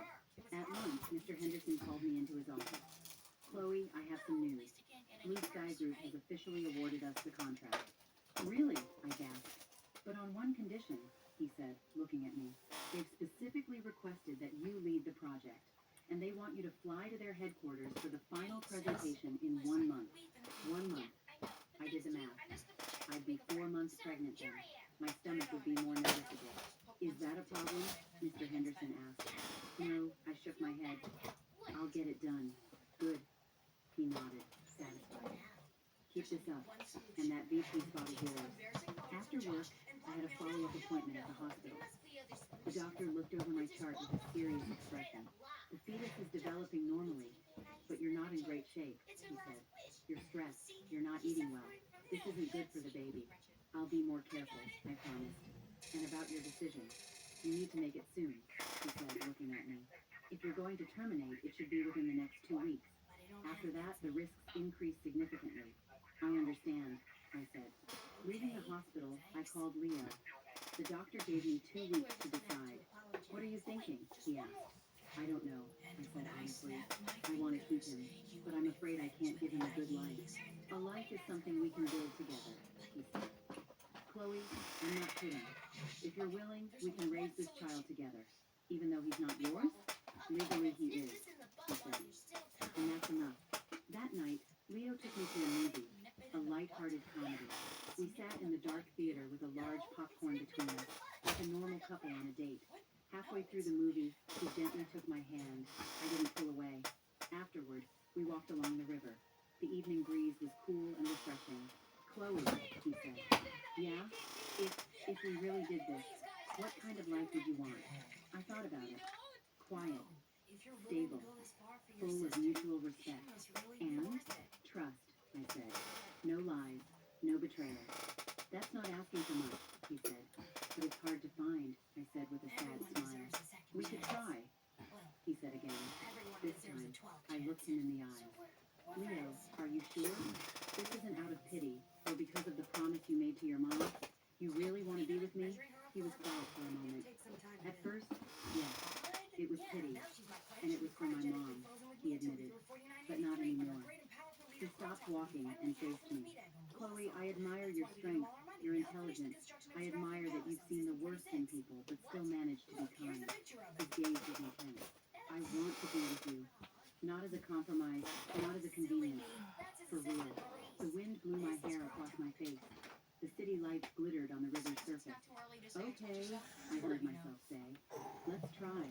He smiled. A real, genuine, happy smile. And in that moment, I thought, maybe this ridiculous marriage wasn't a mistake. Maybe it was a beginning. A terrible, messy beginning. But one that could lead to something good. But life has a way of kicking you when you think things are finally looking up. 3 nights later, Leo got a phone call. The color drained from his face. I'll be right there. He hung up and grabbed his jacket. What is it? I asked. Trouble at the company, he said, his face gleamed. Someone reported me for tax fraud. The IRS is there right now, going through my books. How is that possible? I stood up. I don't know. He rushed out the door. Go to sleep. I'll handle this. He didn't come back. At midnight, I called him. No answer. A feeling of dread crept over me. At 1 a.m., the doorbell rang. I ran to open it. 2 police officers stood on my doorstep. Ma'am, are you Chloe Miller? One of them asked. Yes. It's about your husband, Leo Sterling. He's been taken into custody for questioning regarding an ongoing investigation into wire fraud and tax evasion. He handed me a notice. This is the official documentation. Please sign here. I took the paper, my hand shaking. Where is he? At the federal building downtown, the other officer said. No visitations are allowed at this time. Please wait for further notice. They left. I closed the door and slid down to the floor, my back against it. The paper fluttered from my hand. In black and white, it detailed the allegations. Leo's company was suspected of creating fraudulent transactions to obtain bank loans. The amount was substantial. If convicted, he could face more than 10 years in prison. I looked around the empty apartment. Just hours ago, I'd felt a glimmer of hope. Now, I was back in the abyss. My phone rang. An unknown number. I answered. On the other end was Alex's manic laughter. Chloe, I told you you'd regret this. You think you won? I'm telling you, this is just the beginning. This was you, I whispered. I'm the one who tipped them off, he closed. If I'm going down, you're not getting your happy ending either. What did Leo ever do to you? I felt a surge of rage. Nothing, he said, his voice turning venomous. But he helped you, and for that, he has to pay. The line went dead. I clutched the phone, a bone-deep chill spreading through me. Alex's revenge had come so swiftly, so viciously. What now? Leo was arrested. His company was being investigated. And I was 4 months pregnant, just got my job back, and was facing a massive problem. And now I had to figure out how to save him. My phone rang again. It was Maya. Chloe, it's bad. she said, her voice frantic. I just heard from a source. The case against Leo's company is serious. There's a discrepancy of several $1 million. How? The rumor is that he embezzled company funds to pay for his mother's medical treatments, then cooked the books to cover it up. Maya's words were like a hammer blow to my chest. The evidence is apparently solid. It's going to be very hard to fight. I leaned against the door and closed my eyes. Leo, how much more were you hiding from me? Our trial hasn't even started. And is it already over? The phone slipped from my hand and clattered to the floor. Maya's voice was a faint buzz from the earpiece. Chloe, are you still there? I bent down and picked it up, my fingers numb. I'm here, I said, my voice so hoarse it didn't sound like my own. What are we going to do? Maya asked. I don't know, I whispered, looking at the empty living room where Leo had cooked dinner just a few hours ago. Now he was in a holding cell, facing federal charges. I forced myself to take a deep breath, clutching my belly. I can't fall apart. Not now. I'm here, I repeated, my voice raw. Okay, don't panic, Maya said, her own voice steadying. My dad knows a few people in the legal world. I'll have him ask around. Thanks, I whispered. I'll call you back. I sat on the cold floor, leaning against the sofa. A tight, painful knot formed in my stomach. I took slow, deep breaths. Stay calm. Panicking won't help. At 3 a.m., Maya called back. I have some info, she said. It's complicated. Leo's company does have some serious tax irregularities, but the evidence for fraud isn't a slam dunk. What does that mean? It means he probably did move money around, but it might not meet the legal definition of fraud, Maya explained. The key is to find out where the money went. His mother's treatment. It was incredibly expensive, I said. Exactly. That's our angle, Maya said. If we can prove the money was used for medical bills, it could mitigate the charges. How do we prove it? Hospital records, bank transfers, anything that traces the money. She paused. I'll come over in the morning. We'll figure this out together. By sunrise, I hadn't slept. My eyes burned. I splashed cold water on my face and looked in the mirror. I was pale, with dark circles under my eyes. My belly was a small, distinct curve now. 4 months. The baby was growing, oblivious to the chaos. Maya arrived at 9 a.m. with breakfast. Eat something, she insisted, pushing a bagel and coffee towards me. I'm not hungry. You have to eat, she said, breaking off a piece and handing it to me. You're eating for two. I forced myself to take a bite. It tasted like cardboard. I looked up Leo's company, Maya said, opening her laptop. It's called Sterling Tech Solutions. Software development. Founded 3 years ago. It was doing well, but cash flow problems started last year, right around the time his mom was diagnosed. So he did use company funds for her treatment. It's more than that, Maya said, her face grim. I had a friend in hospital administration pull the record. His mom's treatment cost, conservatively, over $500,000. So much? Targeted therapy, immunotherapy. Those imported drugs aren't covered by insurance, Maya sighed. But even that shouldn't have sunk the company. There has to be more to the story. She looked at me. We need to get into his office. Leo's office was on the 16th floor of a downtown building. When we arrived, the entrance was sealed with police tape. Inside, the office was dark and empty, papers scattered on desks. We can't get in, Maya said. Maybe we can, I said, spotting a janitor down the hall. Excuse me, I said, approaching her. Do you know what happened to the people from this company? Got arrested, I think, she said, shaking her head. Cops came yesterday, took the boss away. Everyone else just left. Do you know where they keep a spare key?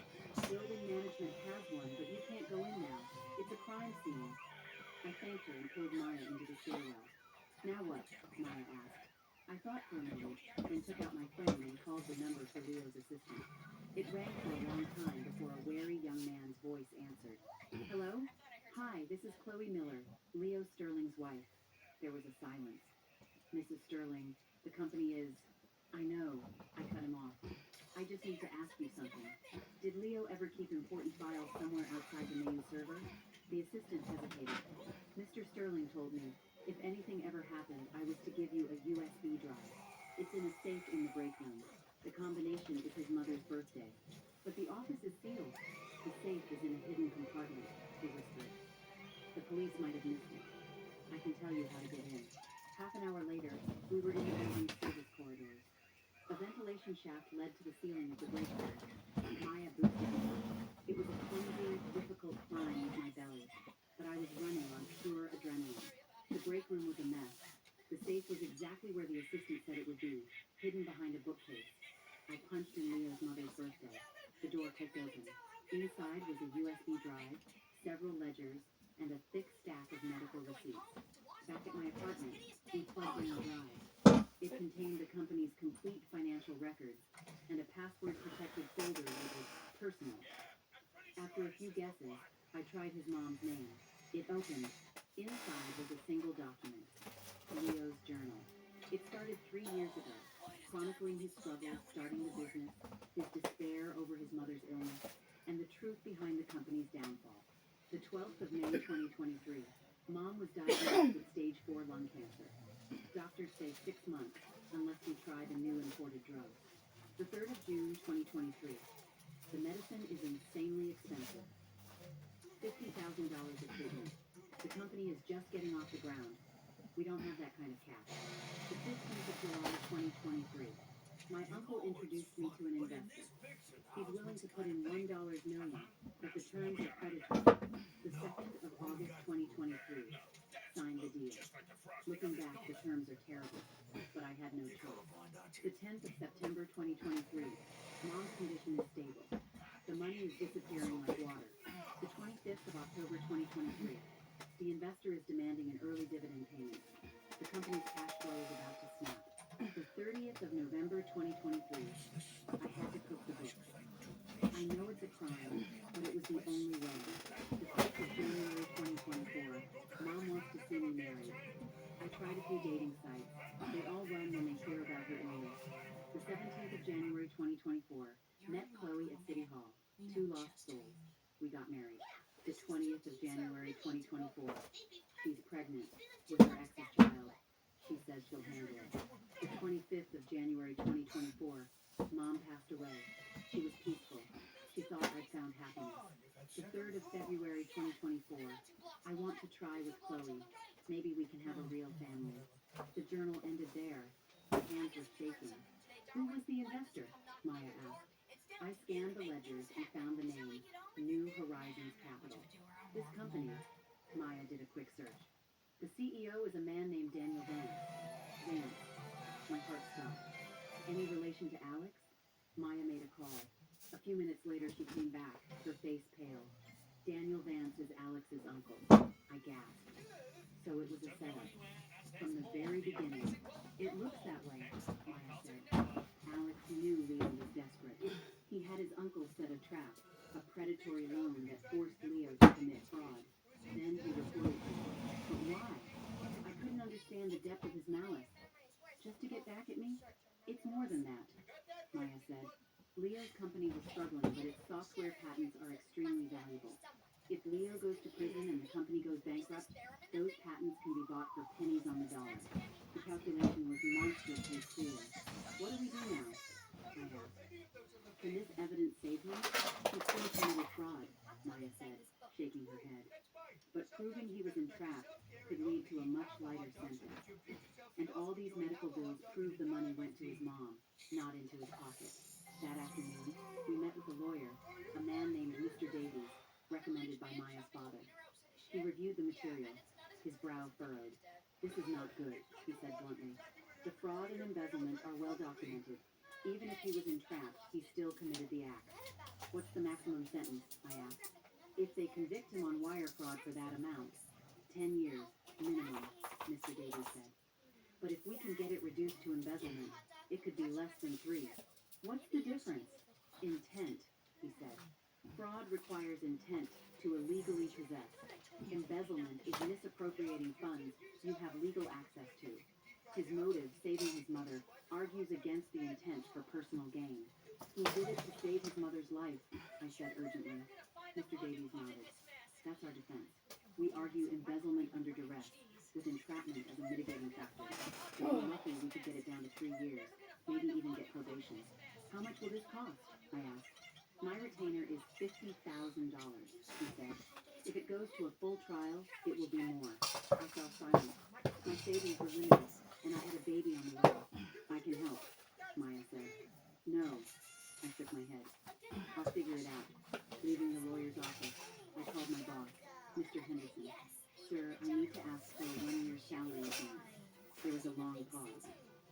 Why? I explained the situation briefly. Another long silence. Chloe, are you sure about this? He asked. You've only known this man for a few weeks. Is he worth it? He is, I said. He made a mistake trying to save his mother's life, and he's my husband. Mr. Henderson sighed. Come to the office tomorrow. We'll sort out the paperwork. Thank you, sir. Don't thank me, he said. Just make sure you deliver on the Blue Sky account. The salary advance, combined with my savings, was enough for the retainer. Mr. Davies officially took the case. 3 days later, I was allowed to visit Leo. In the visitor's room at the detention center, he wore a standard issue jumpsuit. His hair was cut short, and he looked exhausted, but his eyes were clear. Chloe, he said through the glass partition. I picked up the receiver. Are you okay? I'm fine, he said with a weak smile. I'm so sorry I dragged you into this. Don't say that, I said. I know everything. About Alex and his uncle. His eyes clouded over. You found out. Why didn't you tell me? What good would it have done? He said with a bitter laugh. You had enough on your plate. I didn't want to add to it. We're married, I said. Married people face things together. He looked at me, his eyes welling up. Chloe, don't. I cut him off. The lawyer is working on it. We're going to win this. Lawyers are expensive, he said. I paid him, I said calmly. He stared at me. Where did you get the money? Salary advance. My savings, I said.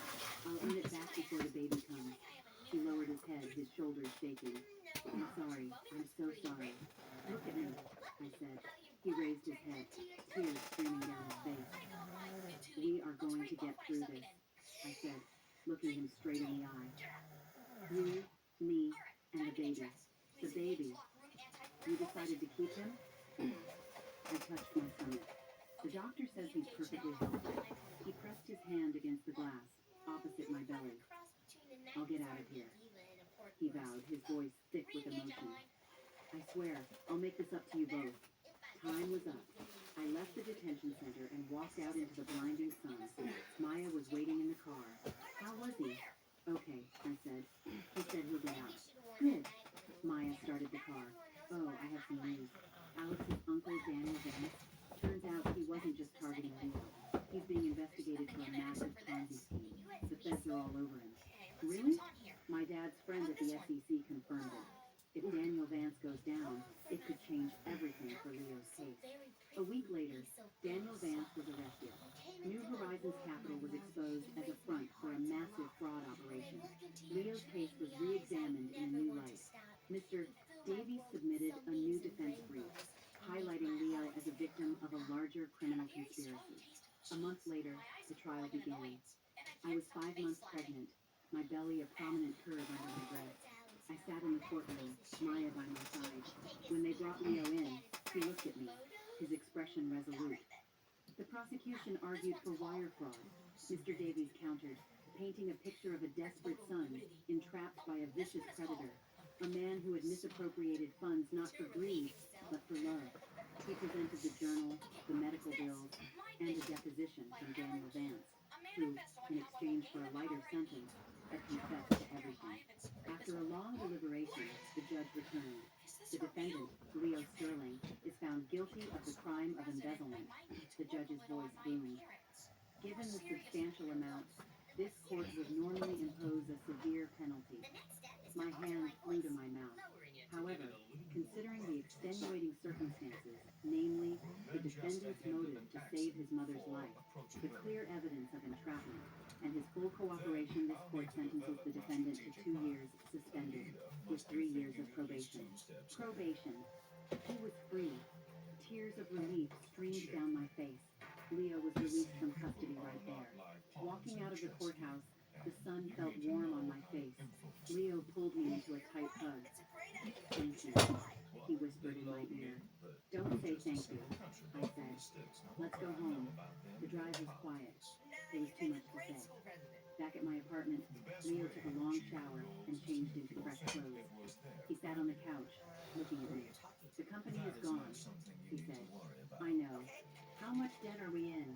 About $300,000, he said. I'll pay it back. We'll pay it back, I corrected him. He looked at me, his eyes full of emotion. Chloe, you don't have to... I said, we're married. I cut him off. For better or for worse, right? He bowed his head. I don't deserve you. I'll be the judge of that, I said. That night we ate a simple dinner of spaghetti and meatballs, which I cooked. Leo ate slowly, savoring every bite. This is delicious, he said. I'll cook for you every day from now on, I replied. He smiled, a real, relaxed smile. Life seemed to be returning to normal. Leo started looking for a job, but his criminal record made it nearly impossible. He was rejected from a dozen interviews. He didn't give up. If I have to, I'll deliver for DoorDash, he said. I can support us, I offered. No, he shook his head. I'm the husband. I need to provide. Just when we were starting to despair, the phone rang. It was one of Leo's old clients. Leo, I heard you were out. Are you looking for work? We need a new CTO. Leo was stunned. But my record. I know about your record, Leo said. I also know about your talent. So are you in? Yes. Leo accepted without hesitation. The new company was a startup, small but with a lot of potential. Leo threw himself into the work. My belly grew bigger. 6 months. The baby was fine. The Blue Sky project was going well. I worked long hours, and Leo always came to pick me up. Don't overdo it, he'd say. One weekend, we went to look at his mother's old house. It was a charming, slightly run-down bungalow in a quiet neighborhood. We should sell it, Leo said. It would clear some of the debt. No, I said firmly. This was your mom's. We can't sell it. Then how will we pay the debt? We'll figure it out, I said. As if on cue, another unexpected visitor arrived. Leo's uncle, the one who had introduced him to Daniel Vance. He fell to his knees in front of us. Leo, I'm so sorry, he wept. I didn't know Daniel was a crook. He told me it was a legitimate investment. Leo helped him up. It's over, Uncle. It's okay. It's not okay. His uncle pulled out a bank book. This is $50,000. It's all my savings. Take it. Pay off some of the debt. No, Uncle, I can't. Leo refused. You need this for your retirement. If you don't take it, I'll never forgive myself, he insisted. In the end, Leo accepted. With that, and some of our own savings, we paid off a chunk of the debt. The pressure eased a little. The days turned into weeks. My due date was 3 months away. Leo's job was stable. My project was wrapping up. Life was getting better. But fate wasn't done with us.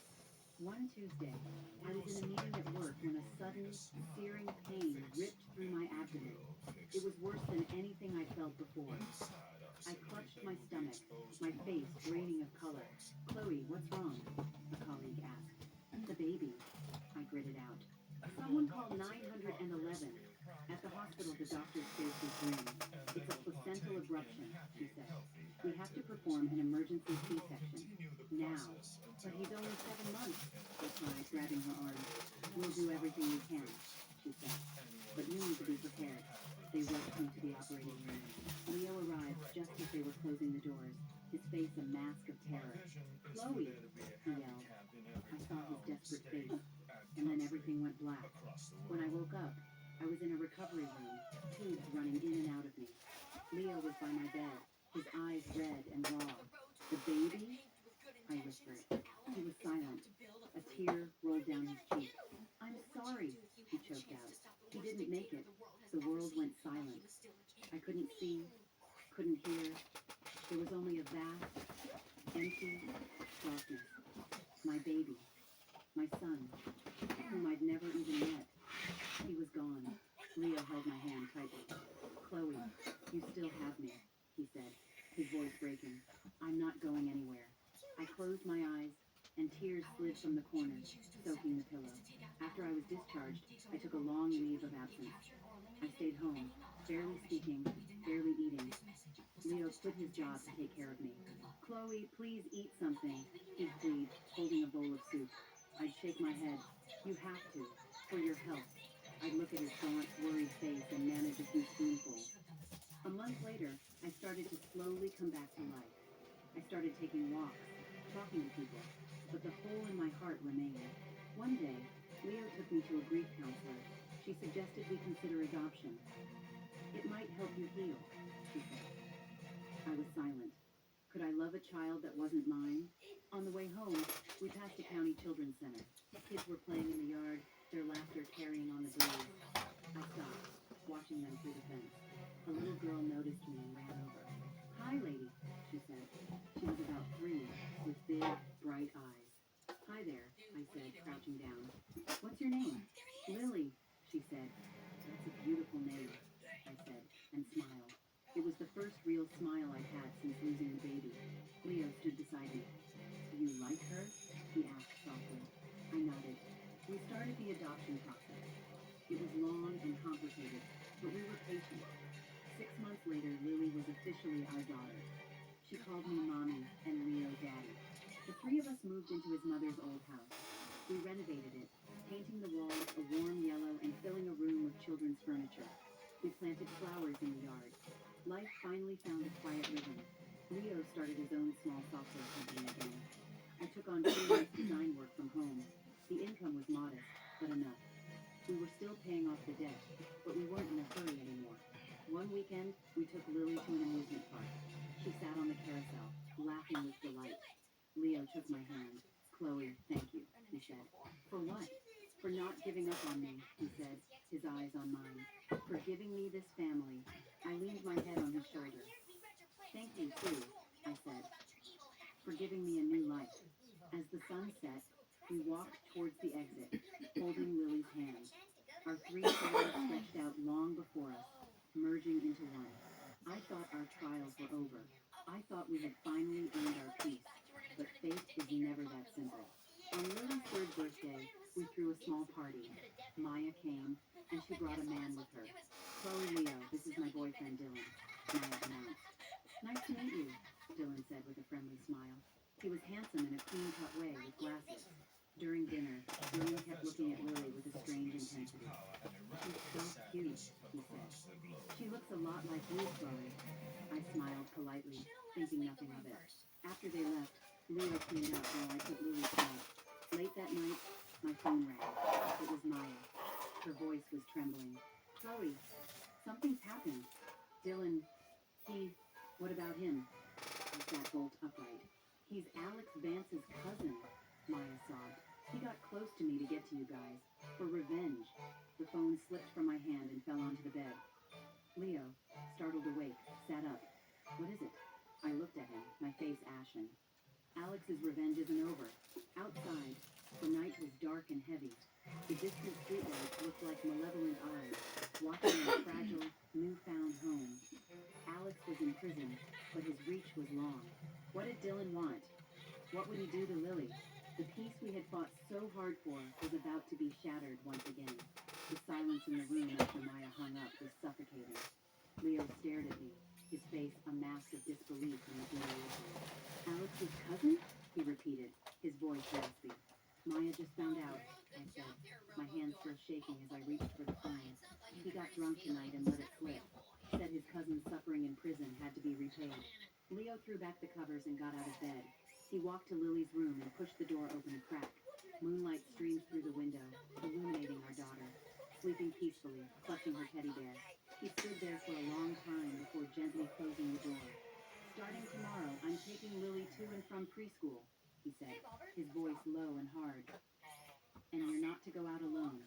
Maya said Dylan took off, I told him. When she confronted him, he just stormed out. His phone is off. "Where would he go?" Leo frowned. "She has no idea. Her dad is already pulling strings, trying to find him." Neither of us slept that night. Leo sat on the living room couch, smoking one cigarette after another. I watched his long, lonely shadow on the wall. Around 4 a.m., I got up for a glass of water. He stubbed out his cigarette. "Did I wake you?" "Couldn't sleep," I said, sitting next to him. "What are you thinking about?" "About Alex," he said. "About the depths of his hatred. To still be doing this from a prison cell.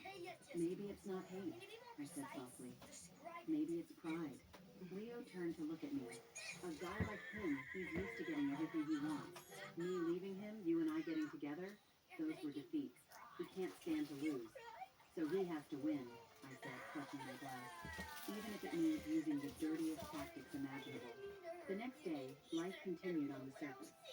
Leo took Lily to school. I called Maya. "Any news?" "Nothing," she said, her voice hoarse. My dad's contact checked traffic cameras. Dylan's car was seen heading out of the city last night, towards the mountains. We don't know if he'll be back. She paused. Chloe, I'm so sorry. I had no idea. It's not your fault, I said. He was planning this. But I should have seen something, Maya insisted, her voice thick with guilt. He was always asking about you guys. About Lily. I thought he was just being friendly. What did he ask? I felt a jolt of alarm. He asked where you adopted Lily from, what the process was like, who takes care of her most of the time. My blood ran cold. He also asked where you lived, where Leo's new office was, where you worked. Maya's voice trailed off. Looking back, it's obvious. He was gathering intel. After hanging up, I felt a chill despite the sunny morning. Dylan hadn't been interested in Maya at all. He was using her to get to us.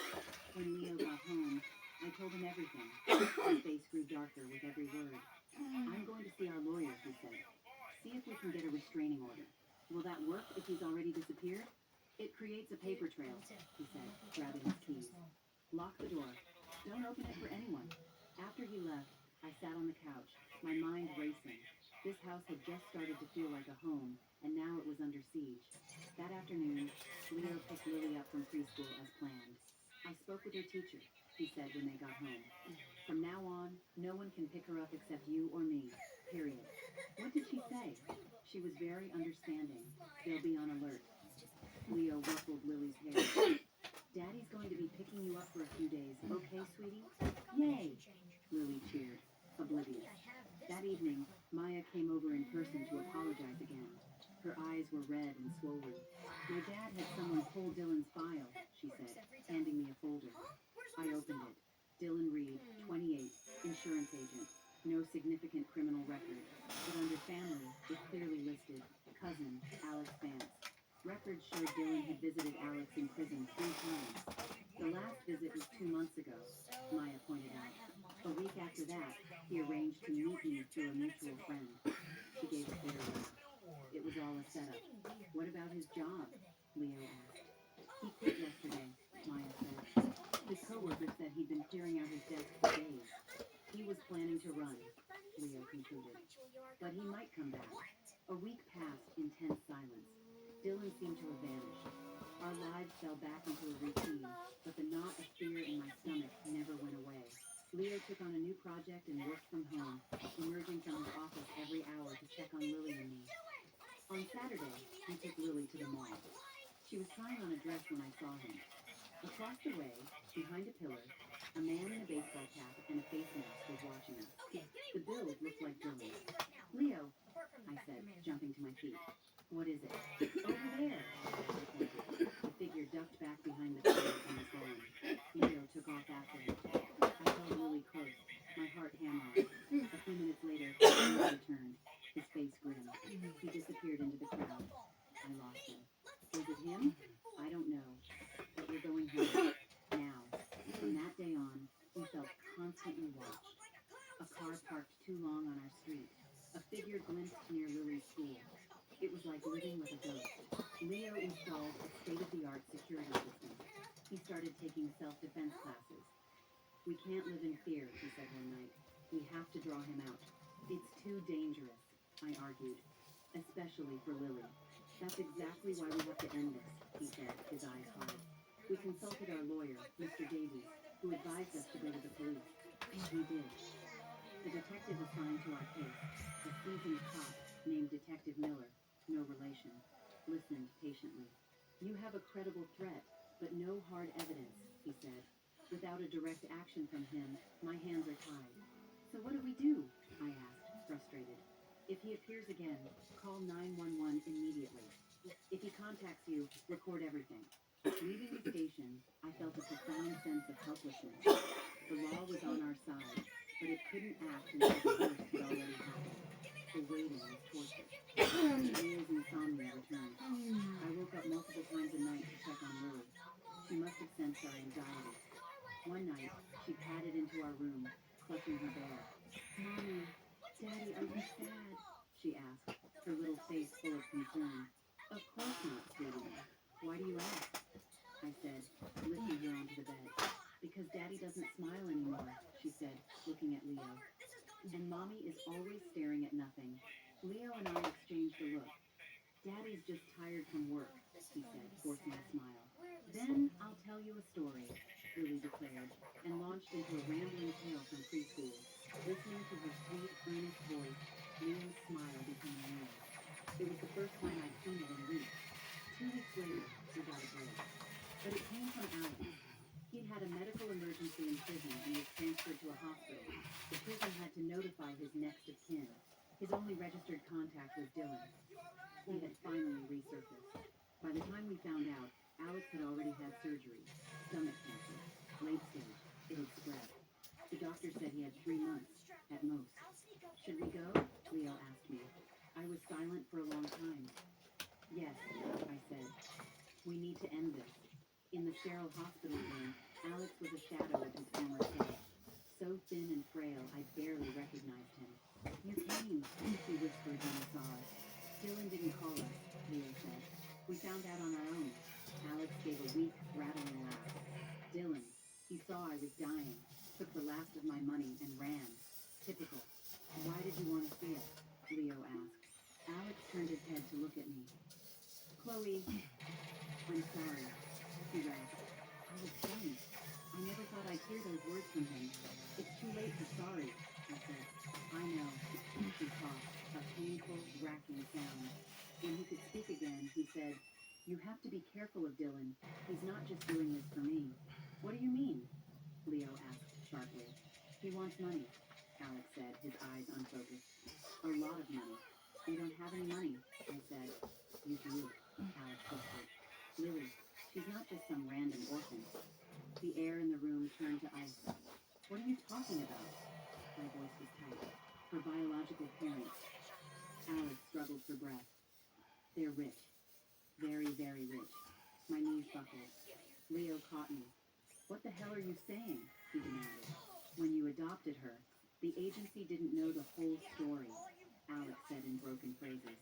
She was abandoned, yes, but her parents, they're powerful people. Who are they? I demanded.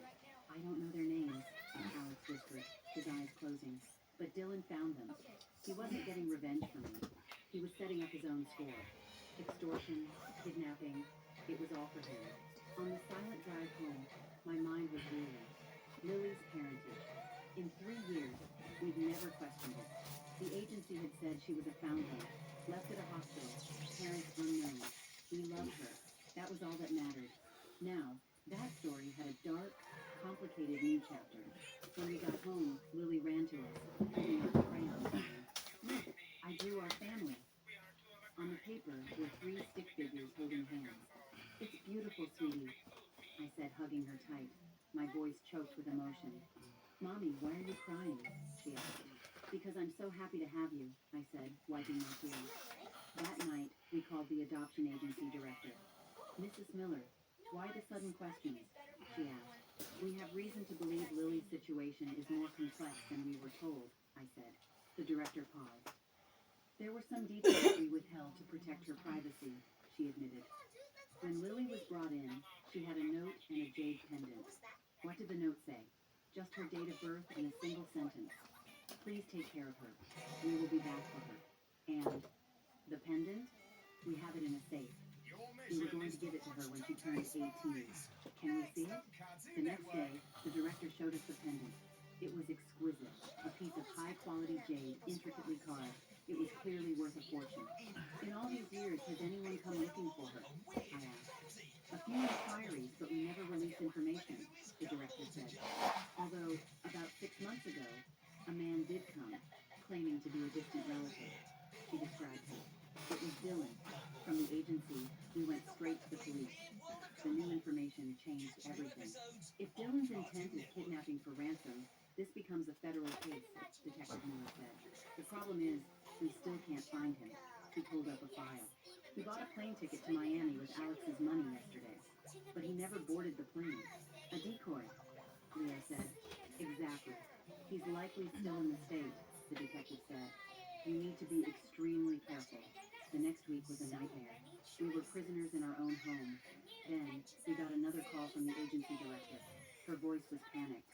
Mrs. Miller, a lawyer was just here. He represents Lily's biological parents. They want her back. My phone almost slipped from my grasp. Where are they? He wouldn't say, only that a formal petition would be filed. The director hesitated. He asked for your address. I didn't give it to him, but he said they already knew where you lived. The other shoe had finally dropped. Lily's parents, missing for years, were back. And whether Dylan was working for them or against them, Lily was now the prize in a very dangerous game. The fragile peace we had built was about to be obliterated. That night, it started to rain. Leo and I sat in the dark living room, watching the storm. I won't let them take her, Leo said, his voice a low growl. She is our daughter, in every way that matters. But what if they have the law on their side? Then we fight, Leo said, taking my hand. We fight them with everything we have. I looked at his determined face and felt a surge of strength. Okay, I said. Together. The doorbell rang, a frantic, insistent buzz. I looked through the peephole. It was Dylan, soaking wet, a manic grin on his face. Leo came out of his office, holding a golf club. Open it, he said. I unlocked the door. Dylan strode in like he owned the place. Long time no see. What do you want? Leo said, blocking his path. To deliver a gift. Dylan tossed a manila envelope onto the coffee table. Lily's birth parents have been found. Or rather, they found me. He laughed. They're offering $5 million for their daughter's safe return. The envelope contained photos of a wealthy-looking couple in front of a mansion and a picture of a little girl who looked strikingly like Lily. That's her older sister, Dylan said. They've been looking for Lily for 3 years. Why now? I asked. Because the people they were hiding from are gone, Dylan said with a smirk. They're safe now. Where are they? Leo asked. Overseas. But they'll be back next week. He looked at me. So here's the deal. I give you their contact info. You negotiate the return. I get a $1 million finder's fee. And why would we do that? Leo sneered. Because I know your weak spot, Dylan said, glancing around our home. Lily's adoption is legally questionable. You never disclosed her full background to the court. We didn't know, I protested. Tell it to the judge, Dylan shrugged. They'll sue you for kidnapping. The air crackled with tension. You have 3 days to decide, he said, getting up.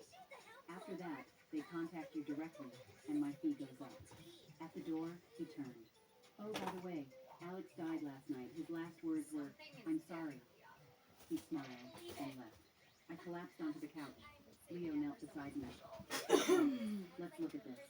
The envelope also contained a copy of Lily's original birth certificate and a DNA report confirming her parentage. And at the bottom, a draft of a lawsuit accusing us of child abduction. Just then, Lily padded out of her room, rubbing her eyes. Mommy, Daddy, I had a bad dream. I scooped her into my arms. It's okay, sweetie. It's okay. I dreamed a bad man was trying to take me away, she whispered. Leo and I locked eyes over her head. That night, we didn't sleep. We can't lose her, I said. But they're her biological parents, Leo sighed. The court will favor them. Then we'll prove we can give her a better life. They're billionaires, Chloe. We have love, I insisted, looking at our sleeping daughter.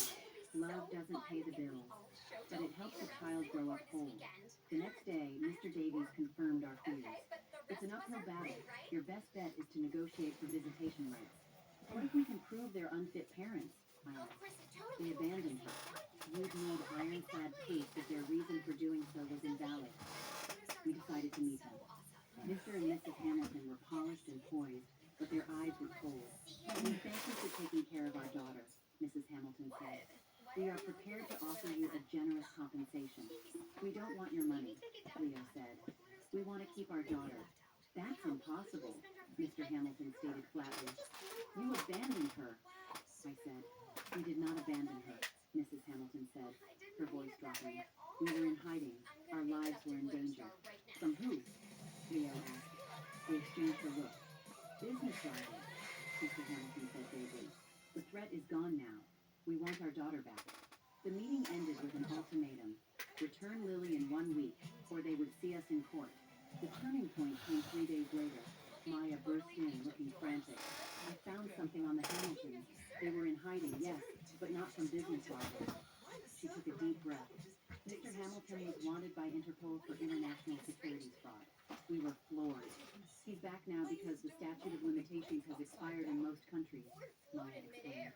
But a man like that, is he really fit to raise a child? We had our weapons. At our next meeting with the Hamiltons, when Mr. Davies presented them with a file detailing the fraud investigation, the color drained from their faces. We did it to protect our family, Mrs. Hamilton cried. And now? Leo asked. Can you give Lily a stable, honest life? Mr. Hamilton was silent for a long time. We love her, he said finally, his voice full of defeat. But perhaps you are right. In the end, we reached an agreement. We would retain full custody of Lily. The Hamiltons were granted monthly supervised visits. Dylan, for his part in the extortion attempt, was arrested. He got nothing. Life, finally, truly settled down. When Lily was 7, we threw her a small party for her first day of school. Leo held my hand. Remember the first time we met? He asked. City Hall. You had that black shirt. Your eyes were so red. I never thought we'd end up here. Me neither, I said, leaning against him. Across the park, the Hamiltons stood under a tree, watching from a distance. They kept their promise, visiting once a month, always respectful. Lily was polite to them, but it was clear who she considered her parents. On the way home, Lily asked, Mommy, Daddy, am I adopted? Leo and I looked at each other. Why do you ask, sweetie? Because I look a little bit like Mr. and Mrs. Hamilton. We decided it was time for a version of the truth. You grew in another lady's tummy, but you grew in our hearts, I said, hugging her. That makes you extra special. She seemed satisfied with that. That fall, Leo and I had a proper wedding, a small ceremony in our backyard. Lily was the flower girl. Maya was my maid of honor. As we exchanged rings, Leo whispered, Chloe, thank you for being brave enough to say, okay, I smiled. Thank you for saying it too. The next year, I got pregnant. This time, everything went perfectly. 9 months later, our son, Lucas, was born. Lily adored him. The Hamiltons visited once more before they moved abroad permanently. Please, take care of her, Mrs. Hamilton said, her eyes full of tears. She will always be your daughter, I said. She hugged me, then walked away without looking back. Leo's company flourished. He paid off the last of his debts. I opened a small flower shop, a dream I'd had since college. One sunny afternoon, I was arranging a bouquet when Leo came to pick me up. Lily and Lucas were walking ahead, holding hands, their shadows long in the golden light. Mommy, let's go home, Lily called. I put down my flowers and walked out to join them. I thought back to that desperate, heartbroken woman I was, all those years ago in City Hall. She thought her life was over. She had no idea it was just beginning. Sometimes, the most absurd beginnings lead to the most beautiful endings. It's not about where you start, but who you have walking beside you. As Leo once said, marriage shouldn't be a game of chicken. But sometimes, when you take that dare, you win a lifetime of happiness. He was right. We won. We thought it was time we had to talk about your future, Ella. My father announced loudly across the Thanksgiving table, his voice cutting through the comfortable hum of conversation like a knife through warm butter. I looked up from my untouched plate of turkey and sweet potatoes, already sensing what was coming. The entire family had gathered at my parents' home in Portland, Oregon. My younger sister, Chloe, and her husband, Hunter, my aunt and uncle, and a few cousins I barely spoke to anymore. Everyone stopped mid-bite to watch, forks hovering in the air like they were witnessing some carefully staged performance.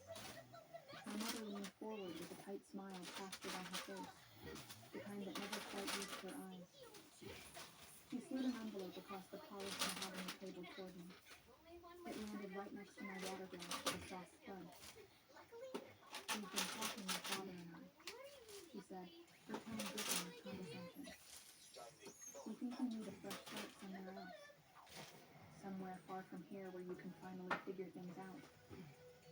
I stared at the envelope, not touching it. Somewhere far from here. The words echoed in my mind. My heart began to race, but I kept my face neutral. Years of being dismissed had taught me to mask my emotions well. What is this? I asked quietly. Chloe, sitting directly across from me, grinned and pulled out her phone. She angled it toward me, clearly recorded. I noticed the red light glowing faintly. Of course she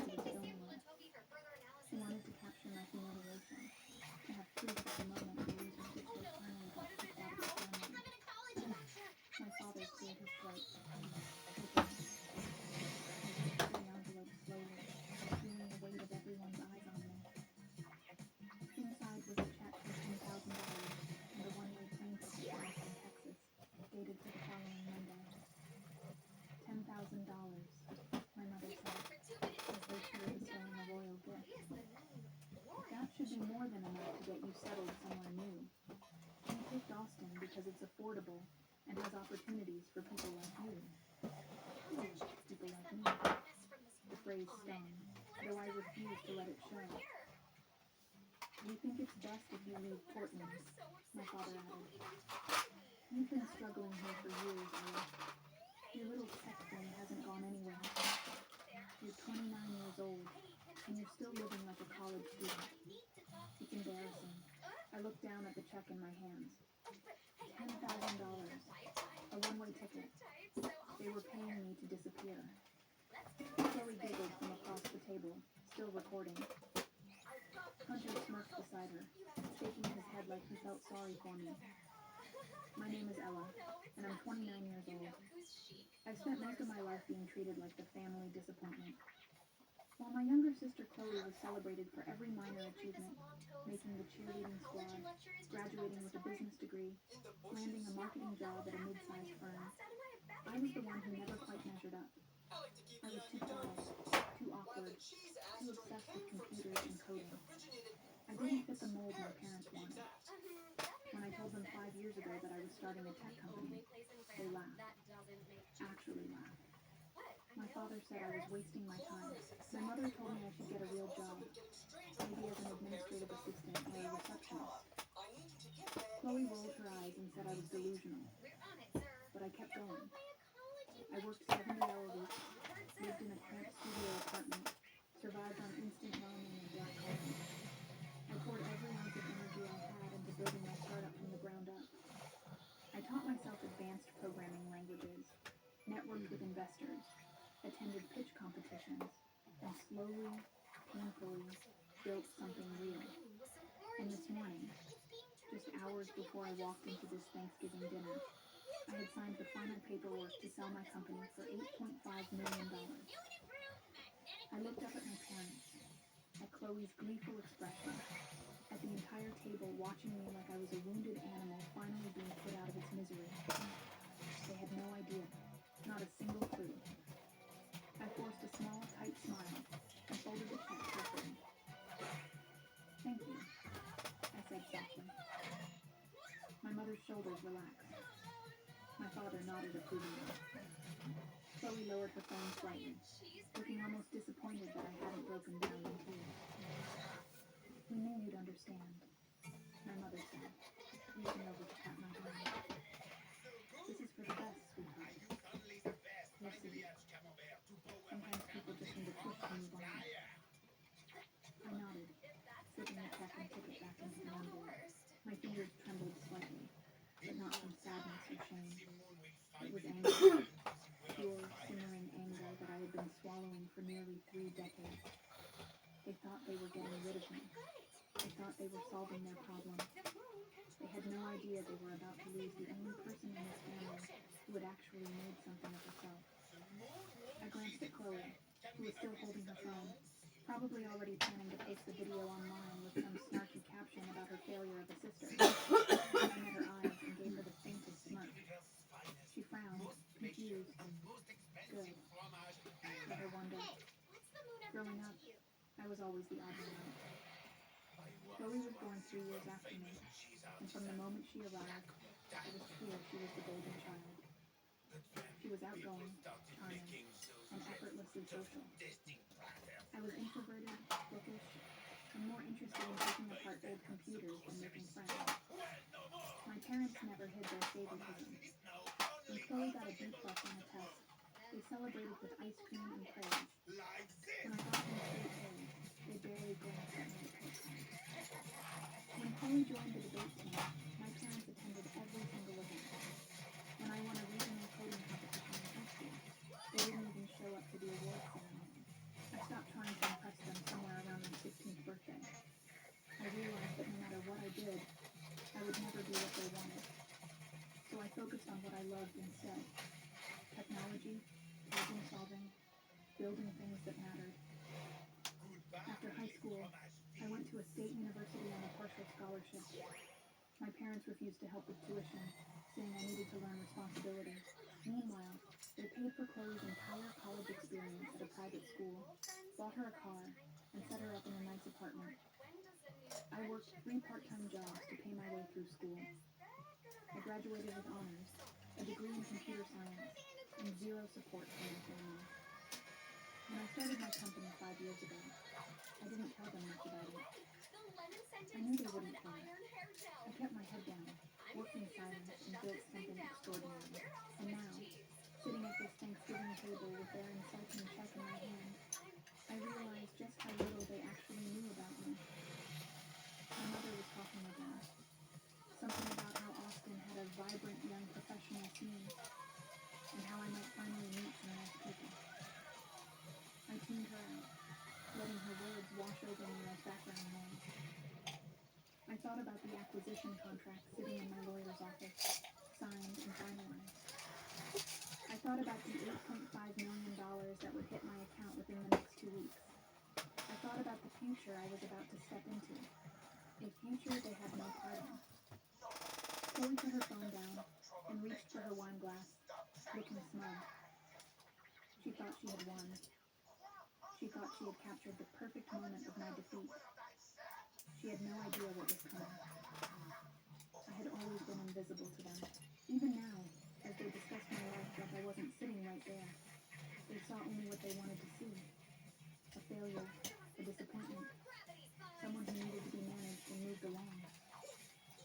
But I wasn't invisible anymore.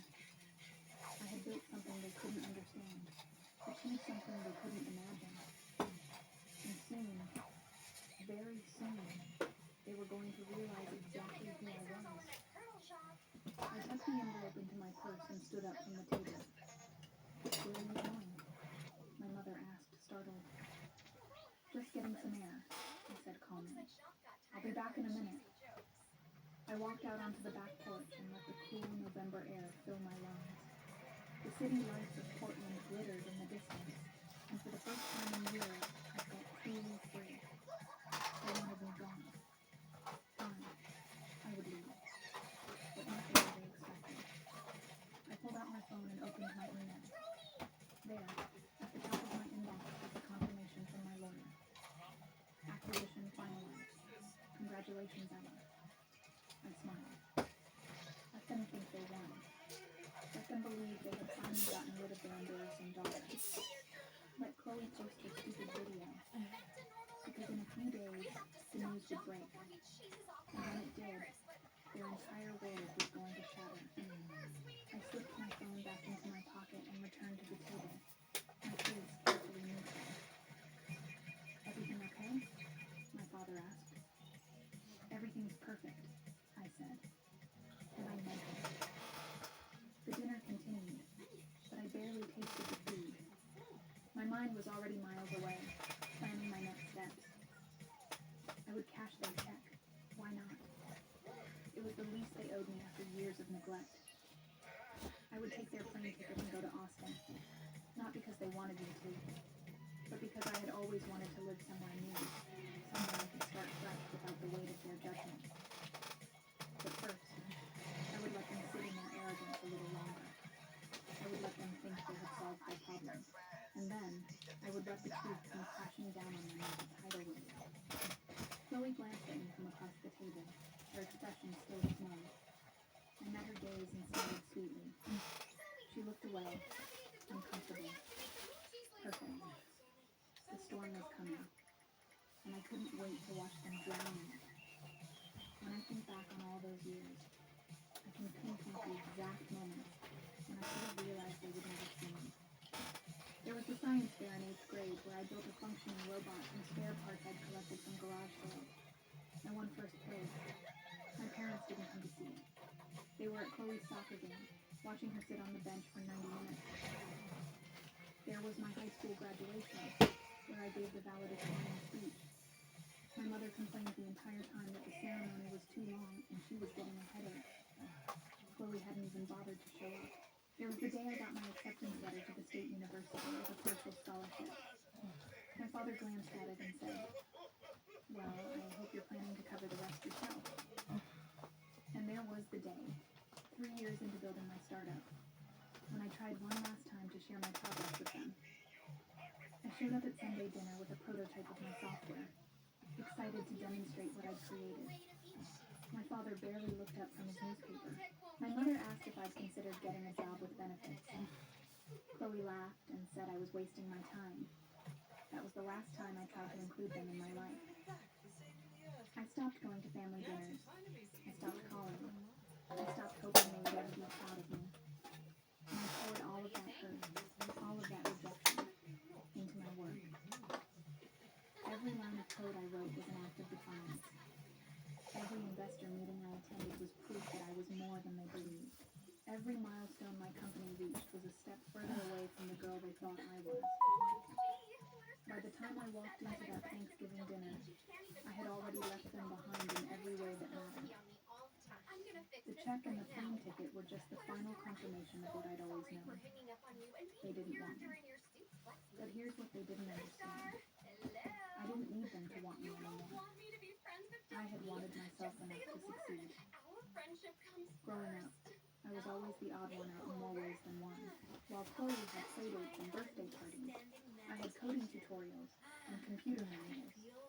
While she learned to navigate social hierarchies, I learned to navigate complex algorithms. My parents saw it as antisocial behavior. They worried I'd never fit in, never find a husband, never have a normal life. They sent me to therapists who tried to make me more outgoing. They enrolled me in activities I hated, dance classes, art camps, youth groups, hoping I'd develop social skills. But I just wanted to build things. I wanted to solve problems. I wanted to create software that could change how people interacted with technology. None of that mattered to them. It wasn't tangible enough. It wasn't impressive enough. It didn't fit their narrative of success. So they gave up on me and focused on Chloe, who was easier to understand, easier to mold into what they wanted. And I learned to be alone. I learned to find validation in my work instead of in their approval. I learned to measure my worth by what I could create, not by what they thought of me. It made me stronger. It made me resilient. But it also left scars that would never fully heal. Sitting at that Thanksgiving table, holding their pathetic check, I realized something profound. I had already won. The moment I stopped needing their approval was the moment I became unstoppable. They just didn't know it yet. Dinner dragged on for what felt like an eternity. My relatives made small talk about the weather, the upcoming holidays, and Chloe's recent promotion at work. She basked in the attention, describing her new responsibilities with exaggerated enthusiasm, while my parents nodded and praised her endlessly. You've always been so driven, Chloe, my mother said, beaming. We're so proud of you. I sat quietly, pushing mashed potatoes around my plate. No one asked me anything. No one even looked in my direction. It was as if I had already left, as if the envelope they had given me had erased me from the family entirely. When dessert was served, pumpkin pie with whipped cream, I finally spoke up.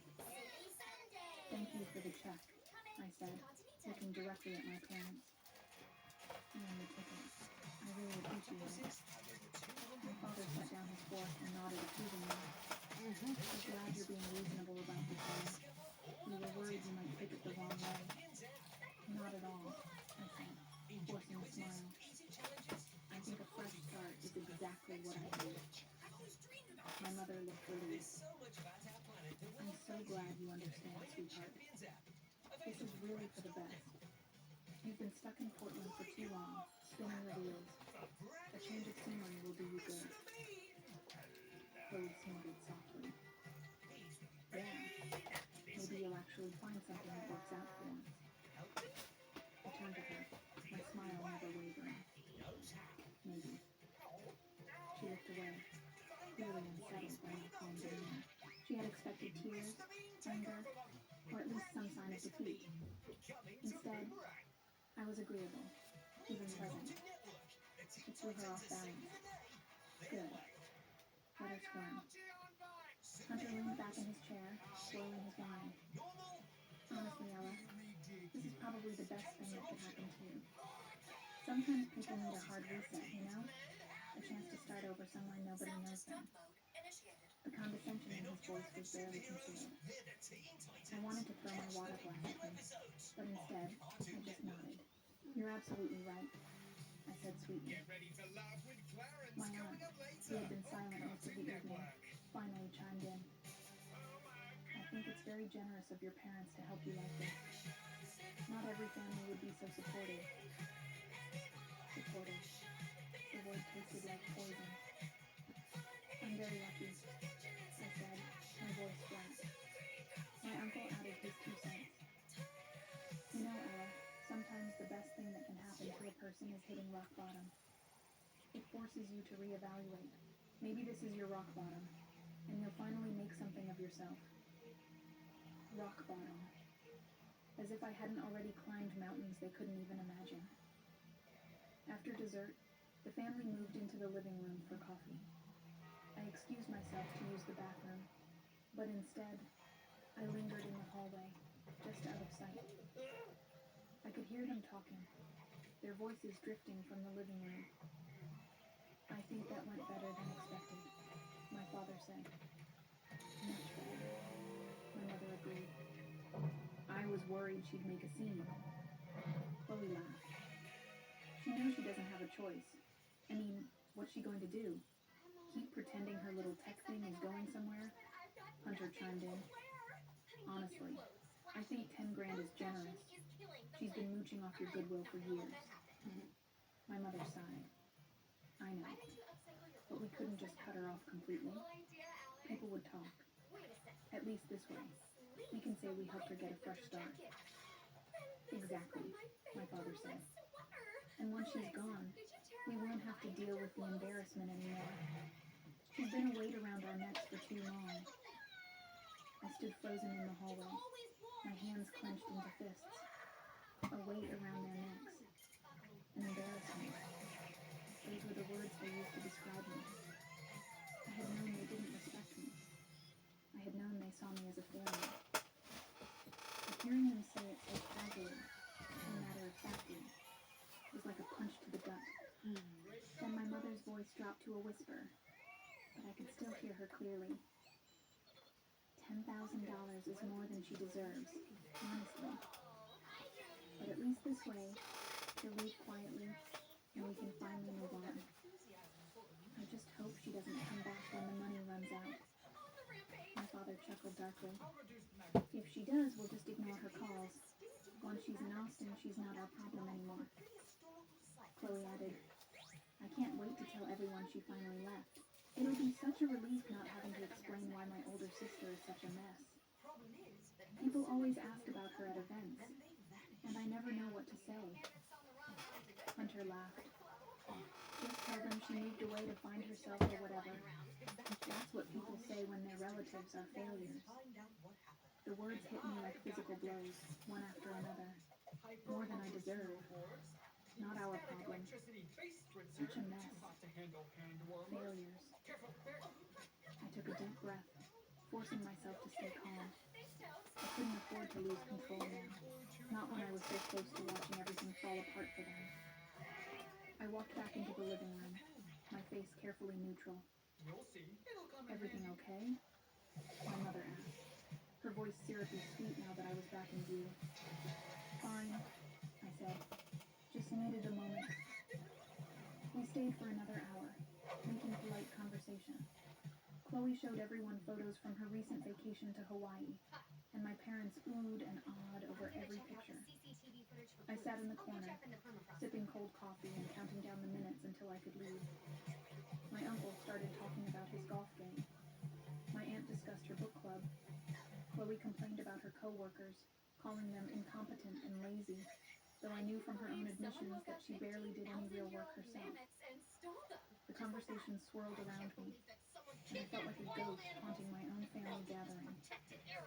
Finally, around 9 in the evening, I stood up and grabbed my coat. Heading out? My father asked. Yeah, I said. Long drive back to my apartment. My mother hugged me stiffly. Good luck in Austin, Ella. We'll miss you. Liar, I thought, but I smiled and said, thanks, Mom. Chloe waved from the couch, not bothering to get up. Send me pics when you get there.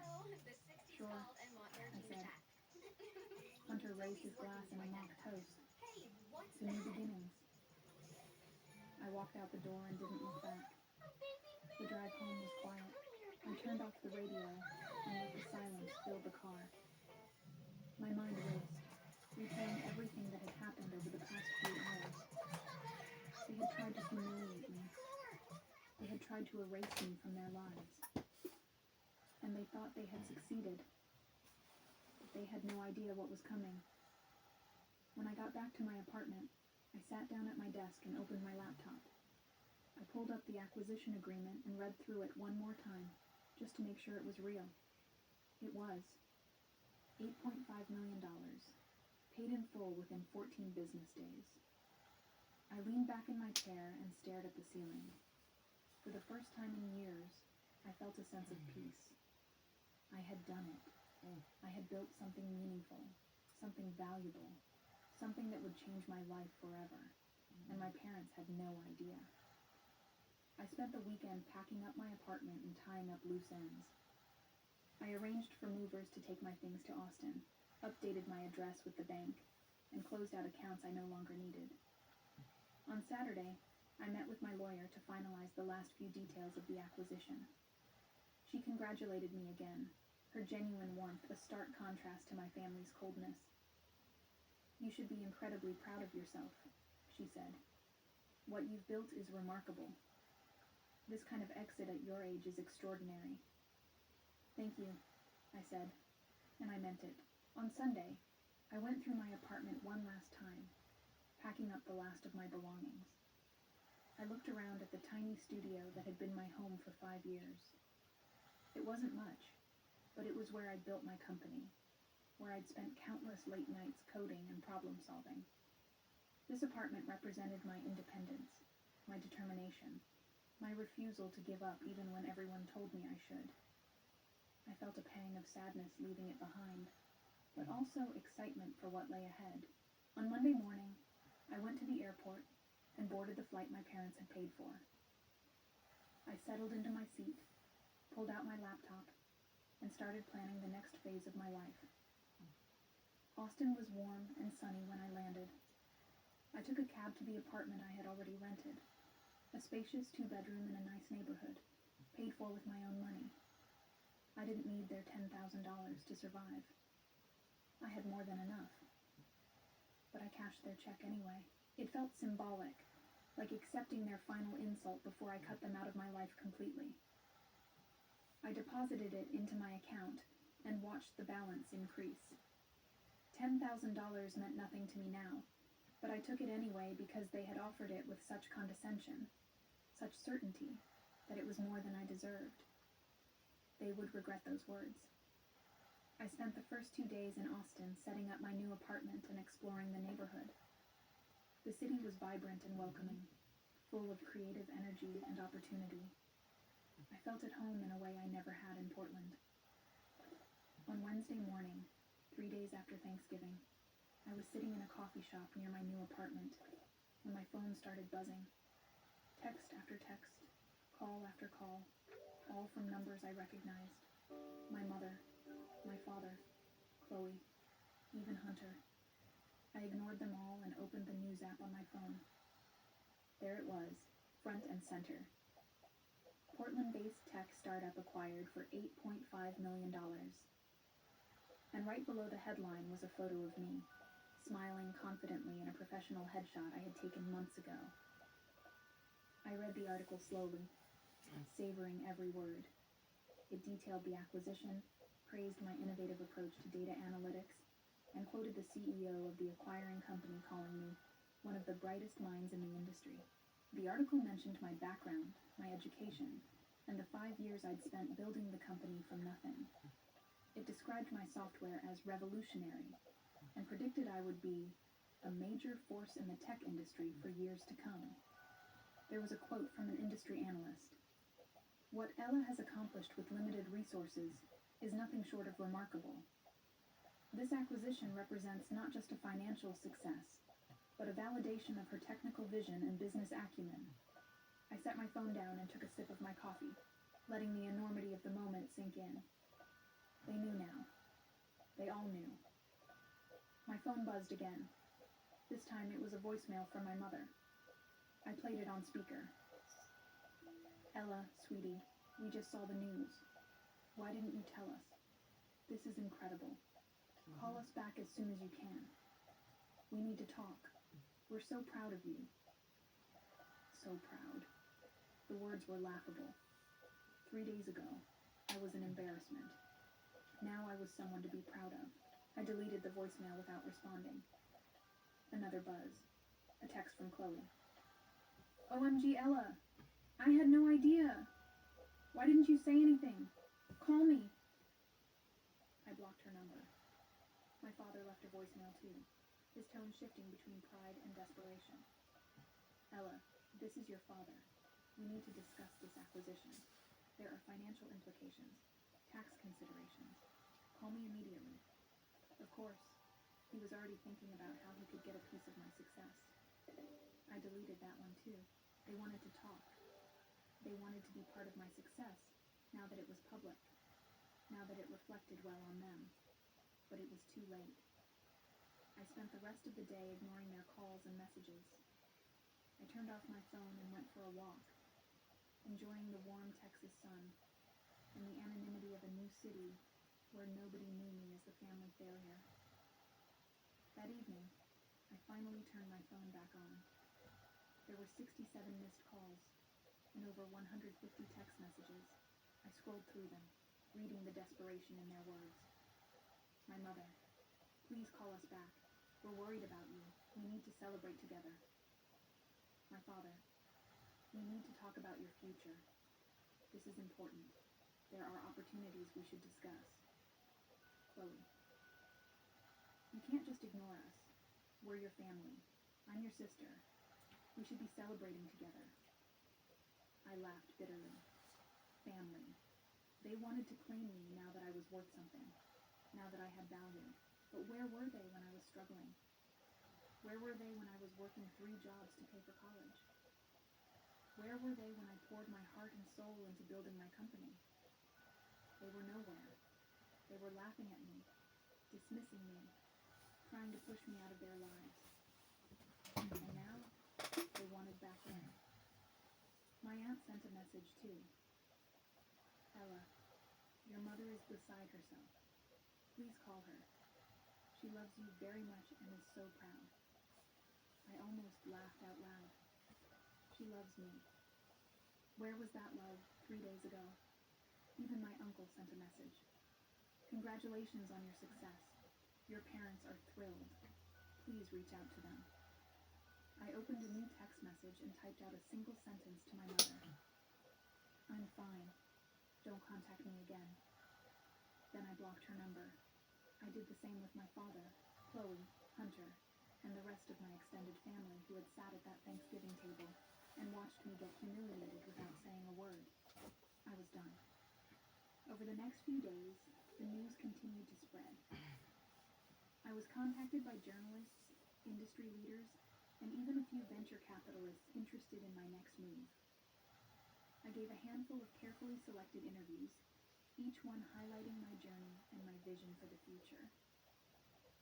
In every interview, I was asked about my family and my support system. They've been very supportive.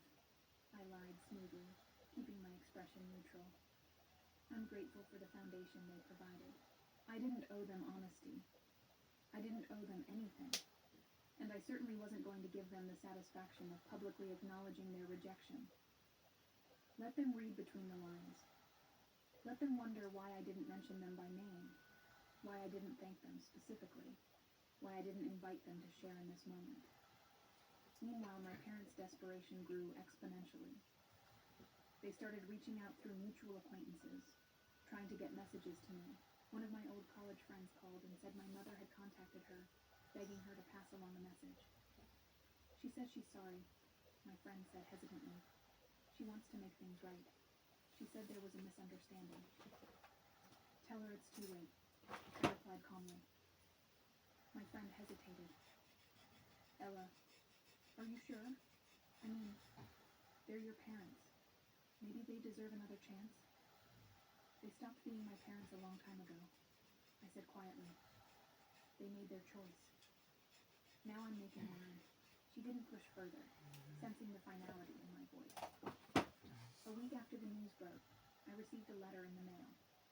It was from my mother, handwritten on expensive stationery, the kind she reserved for thank you notes to people she wanted to impress. I almost threw it away without reading it. But curiosity got the better of me. The letter was long and rambling, full of apologies and excuses. She claimed they had always believed in me, that they had only wanted what was best for me, that the check and the plane ticket were meant to help me, not hurt me. Every word was a lie. She wrote about how proud they were, how they had always known I was special, how they couldn't wait to celebrate my success with me. She mentioned wanting to throw me a party, to introduce me to their friends, to show me off. It was revisionist history at its finest. She was rewriting the past to fit the present, pretending that years of neglect and dismissal had never happened. I read the letter once, then tore it into pieces and threw it in the trash.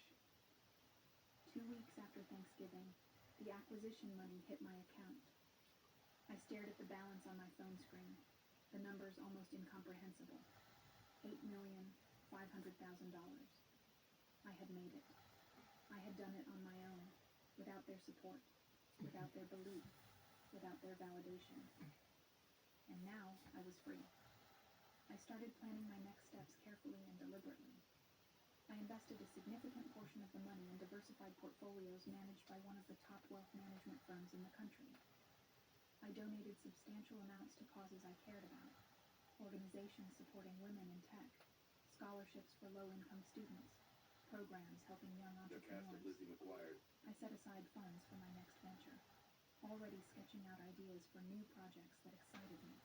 For the first time in my life, I felt truly in control of my destiny. My parents, meanwhile, were spiraling. Through the few mutual friends who hadn't yet cut me off, I heard that they were struggling to save face in their social circles. People were asking uncomfortable questions. Why hadn't they known about my success? Why hadn't they supported me? Why had they seemed so eager to get rid of me? My mother apparently broke down crying at a holiday luncheon when someone congratulated her on having such a successful daughter. She couldn't explain why she hadn't attended any of my business events, why she'd never mentioned my company, why she seemed so surprised by news that had been building for months. One of the women at the luncheon apparently said, "You must be so proud to raise such an accomplished daughter all on your own." And my mother, unable to keep up the pretense, had burst into tears and left. Chloe's smugness had evaporated entirely. The video she had recorded at Thanksgiving, my supposed humiliation, was now a source of her own deep embarrassment. She had posted it briefly to her social media before realizing how catastrophically it would backfire, then quickly deleted it. But the internet never forgets. Screenshots had circulated. People were calling her out for mocking her sister's success, for being cruel and petty, for filming what she thought was someone's lowest moment. Her carefully curated online image as the perfect daughter, the successful professional, the enviable younger sister, all of it crumbled in a matter of days. I didn't feel sorry for any of them. They had made their bed. Now, they could lie in it. The calls and messages from my family didn't stop, but they evolved dramatically in tone over the following weeks. At first it was pride and congratulations. Then it became confusion and hurt. By mid-December, it had shifted to anger and desperation. My father left a voicemail that bordered on threatening. "Ella, you need to call me back. We deserve to be part of this conversation. You wouldn't have gotten here without us raising you. You owe us that much. Don't forget where you came from." I listened to it once, then deleted it. He was wrong. I didn't owe them anything. If anything, I had gotten here in spite of them, not because of them. Chloe tried a different approach. She sent me a long, rambling email apologizing for everything. She claimed she had been jealous of me, that she had always felt pressure to be perfect, but she never meant to hurt me.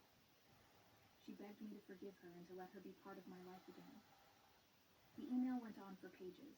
detailing all the ways she supposedly regretted her actions, how she had always looked up to me, how she wanted us to be close. I read the email twice, searching for genuine remorse. I didn't find any.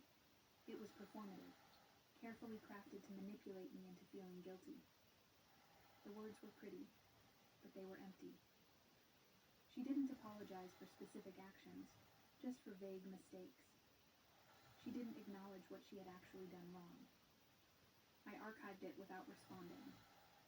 My mother's attempts were the most persistent and invasive. She sent flowers to my new apartment. I donated them to a nearby hospital. She tried to contact my lawyer, who politely but firmly told her to cease all communication. She even somehow tracked down my location and showed up at a coffee shop in Austin where I was working one afternoon. I saw her through the window, looking around desperately, clutching her designer purse like a lifeline. Her hair was perfectly styled, her makeup flawless, but her eyes were red and swollen. She looked smaller somehow, diminished. I quietly gathered my things and slipped out the back exit before she could spot me. I wasn't interested in reconciliation. I wasn't interested in hearing their excuses or their manufactured apologies. I had spent 29 years being invisible to them, and now that I was finally visible, I didn't want them to see me. A month after the acquisition, I received an invitation to speak at a prestigious tech conference in Seattle scheduled for mid-January. The invitation came from the conference organizers themselves, who had read about my acquisition and wanted to feature me as a keynote speaker. It was exactly the kind of opportunity I had dreamed about for years. I accepted immediately, despite my anxiety about public speaking. This was part of my new life, and I needed to embrace it fully. I spent weeks preparing my presentation, focusing on my journey, the challenges I had faced, the technical innovations I had developed, and the lessons I had learned along the way. I didn't mention my family directly, but the subtext was impossible to miss. I had done this alone. The day of the conference arrived cold and clear. I stood backstage, my heart pounding so hard I thought it might burst out of my chest.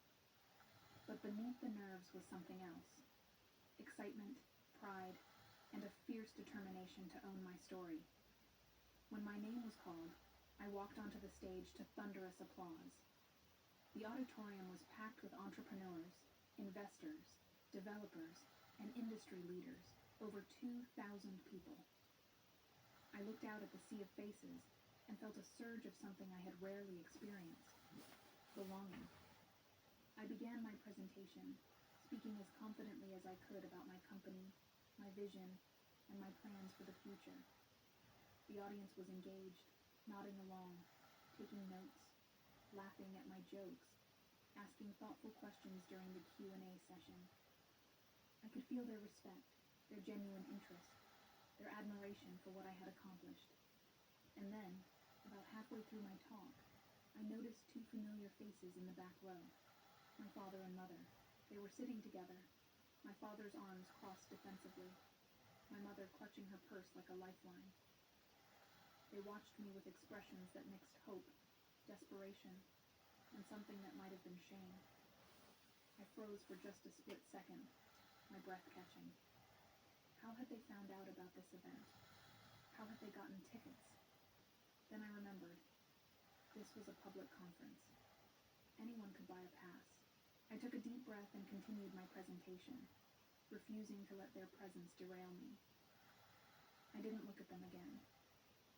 I focused on the people who actually cared about what I had to say. The people who saw me as a successful entrepreneur, rather than a disappointing daughter. When I finished, the applause was deafening. People stood, cheering, and I felt tears prick my eyes.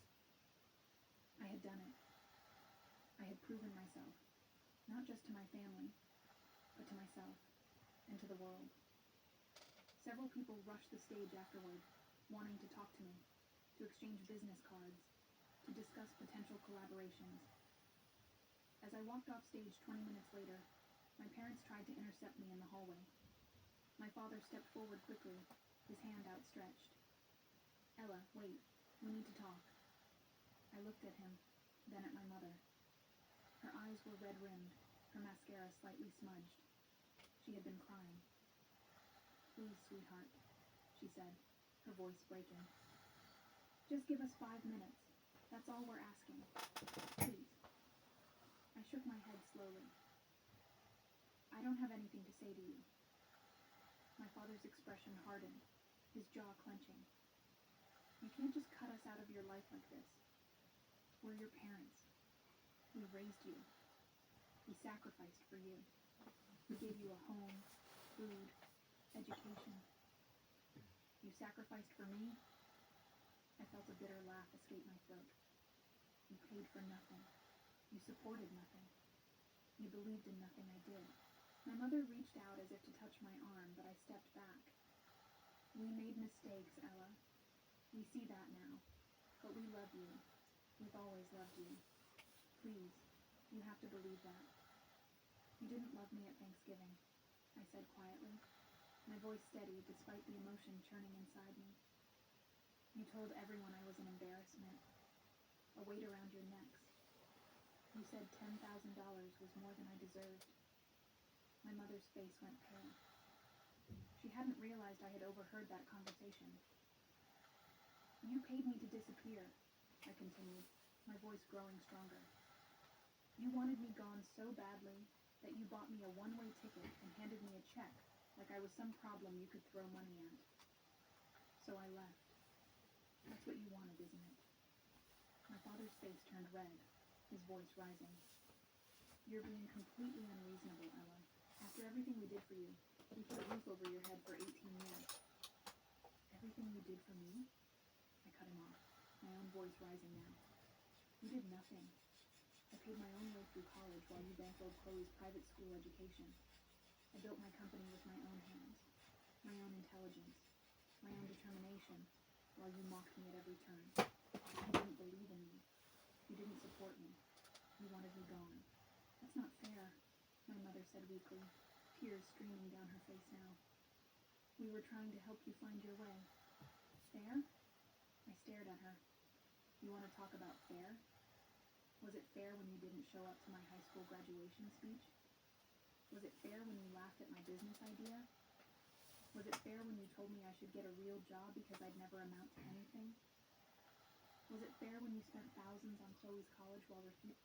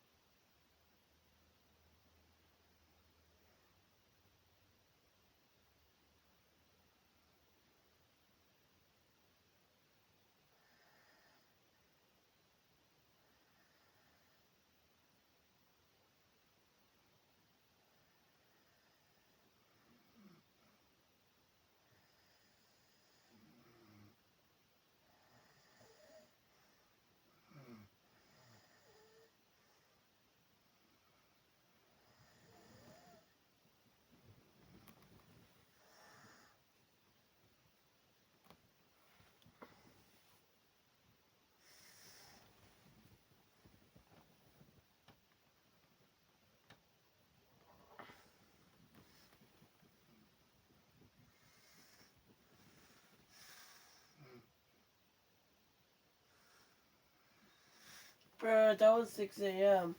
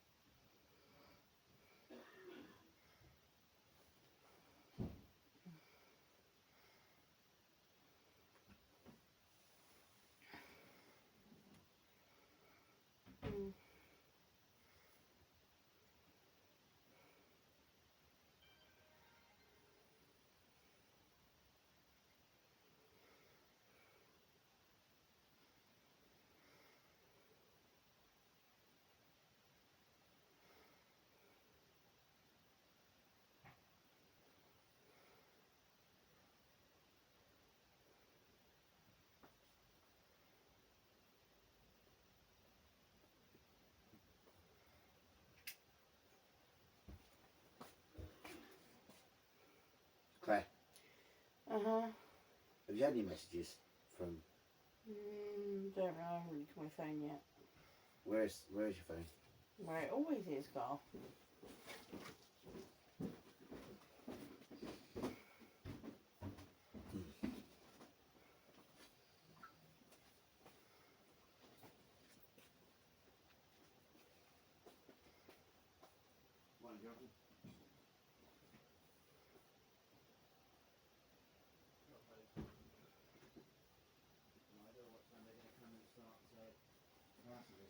Well, it's already, my room's sorted. Is it? Cool. Well, not sorted. Everything else is fucked. One step at a time. What did Mum do with the... You know, that was in the corner there? Not all I do in the corner. I thought it was in the unit there. Always tricky. There was when we said I have to move around for some reason. Well, it's there, isn't it? It's there.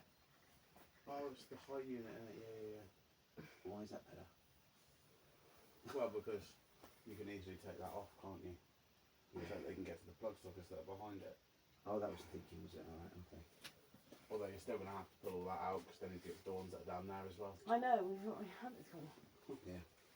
If they have to get to the last one, they didn't even do it. They just looked at us. Well, that was There's two there, there's four there, and there's two over there. Yeah, and in my bedroom upstairs there is Two and two, isn't it?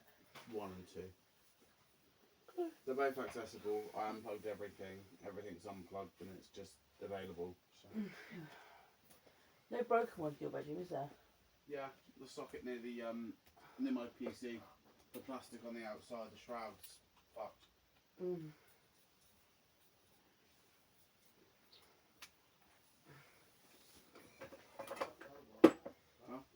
Huh? On my PC. Like the actual square around the edge of it's cracked and shattered. It's been like that since we moved in there.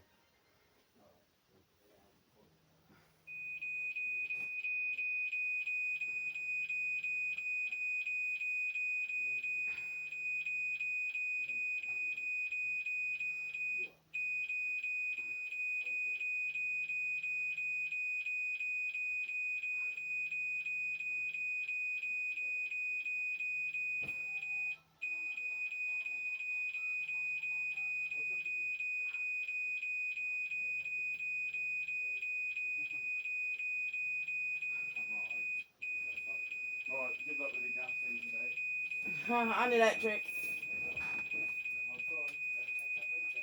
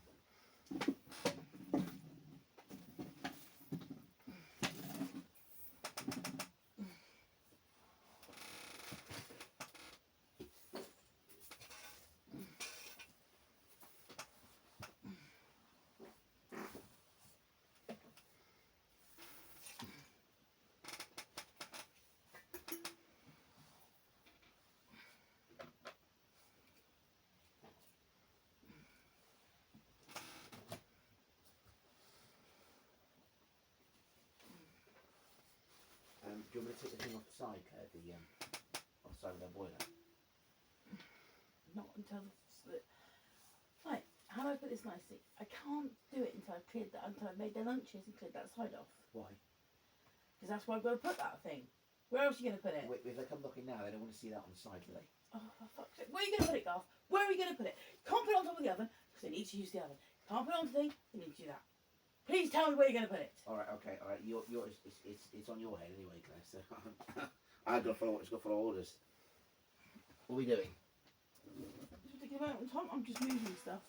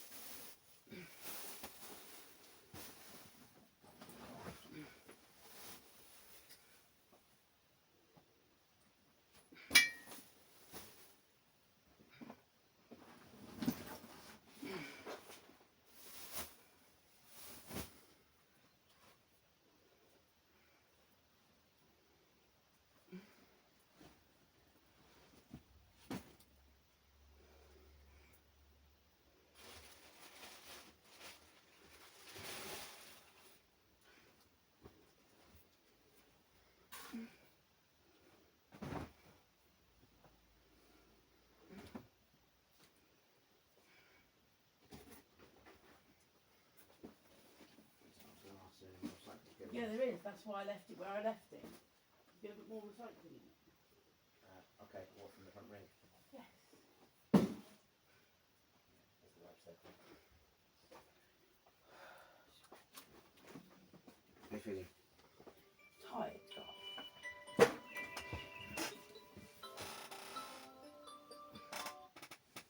You know, all the crap out from everywhere.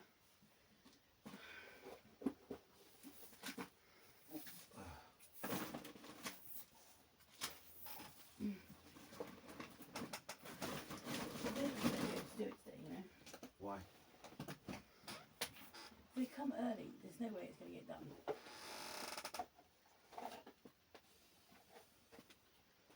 Well, we've got to at least have to do gas, haven't we? Yeah,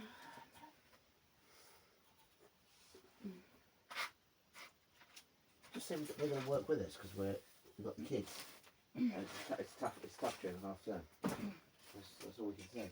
If they want to carry on, they'll carry on. They don't. Right, where's the dustpan and brush? Dustpan is out there, the brush is here. Okay.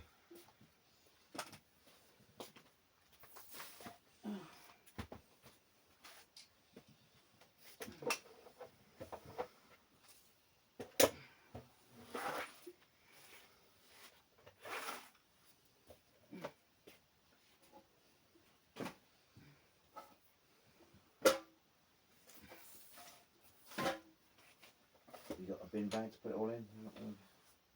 That's it for now, isn't it? Yeah, I know, but I've got a brush behind you as well. Do you want to pull this bag out? Add to it.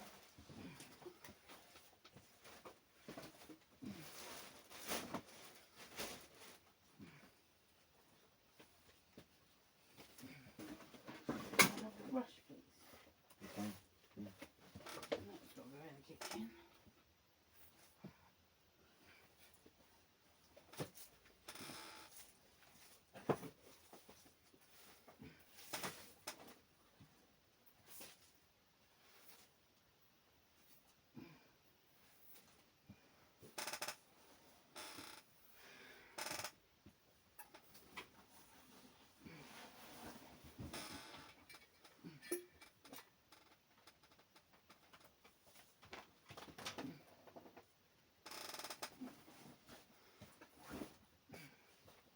Leave them where they are. I know where they are. Don't touch them. So they don't fall off. That was Yeah, just pull that out, bin out. Yeah. And the back can go out. Basically.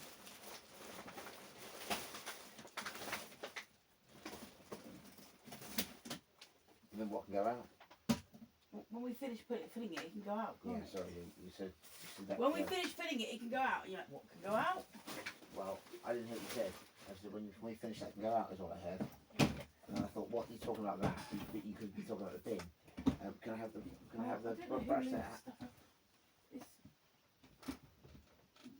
Right. What? Can I have the brush? Nah. Are they wipes that are dead or? No, I don't think they are. Yeah. We got brushing stuff up. You wait. Oh, right. Don't wait. What Because there was Lego bits that I was going to pick out. Alright. All my Lego bits were in there. See? I can't even see them.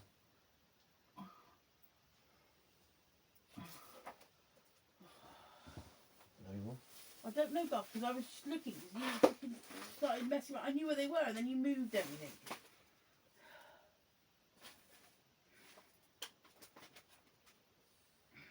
Are we clear? I think so. What's that? Yeah, that's the Lego bit. Yeah. I think that's it. No.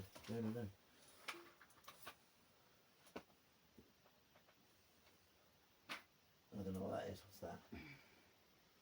No, oh yeah, that is a Lego bit. Yeah. Oh. Yeah. They're so freaking small. I never. They weren't. They were for my flowers and that. So I've got to get the boys' lunch done. Yeah. No, that's not Lego bit.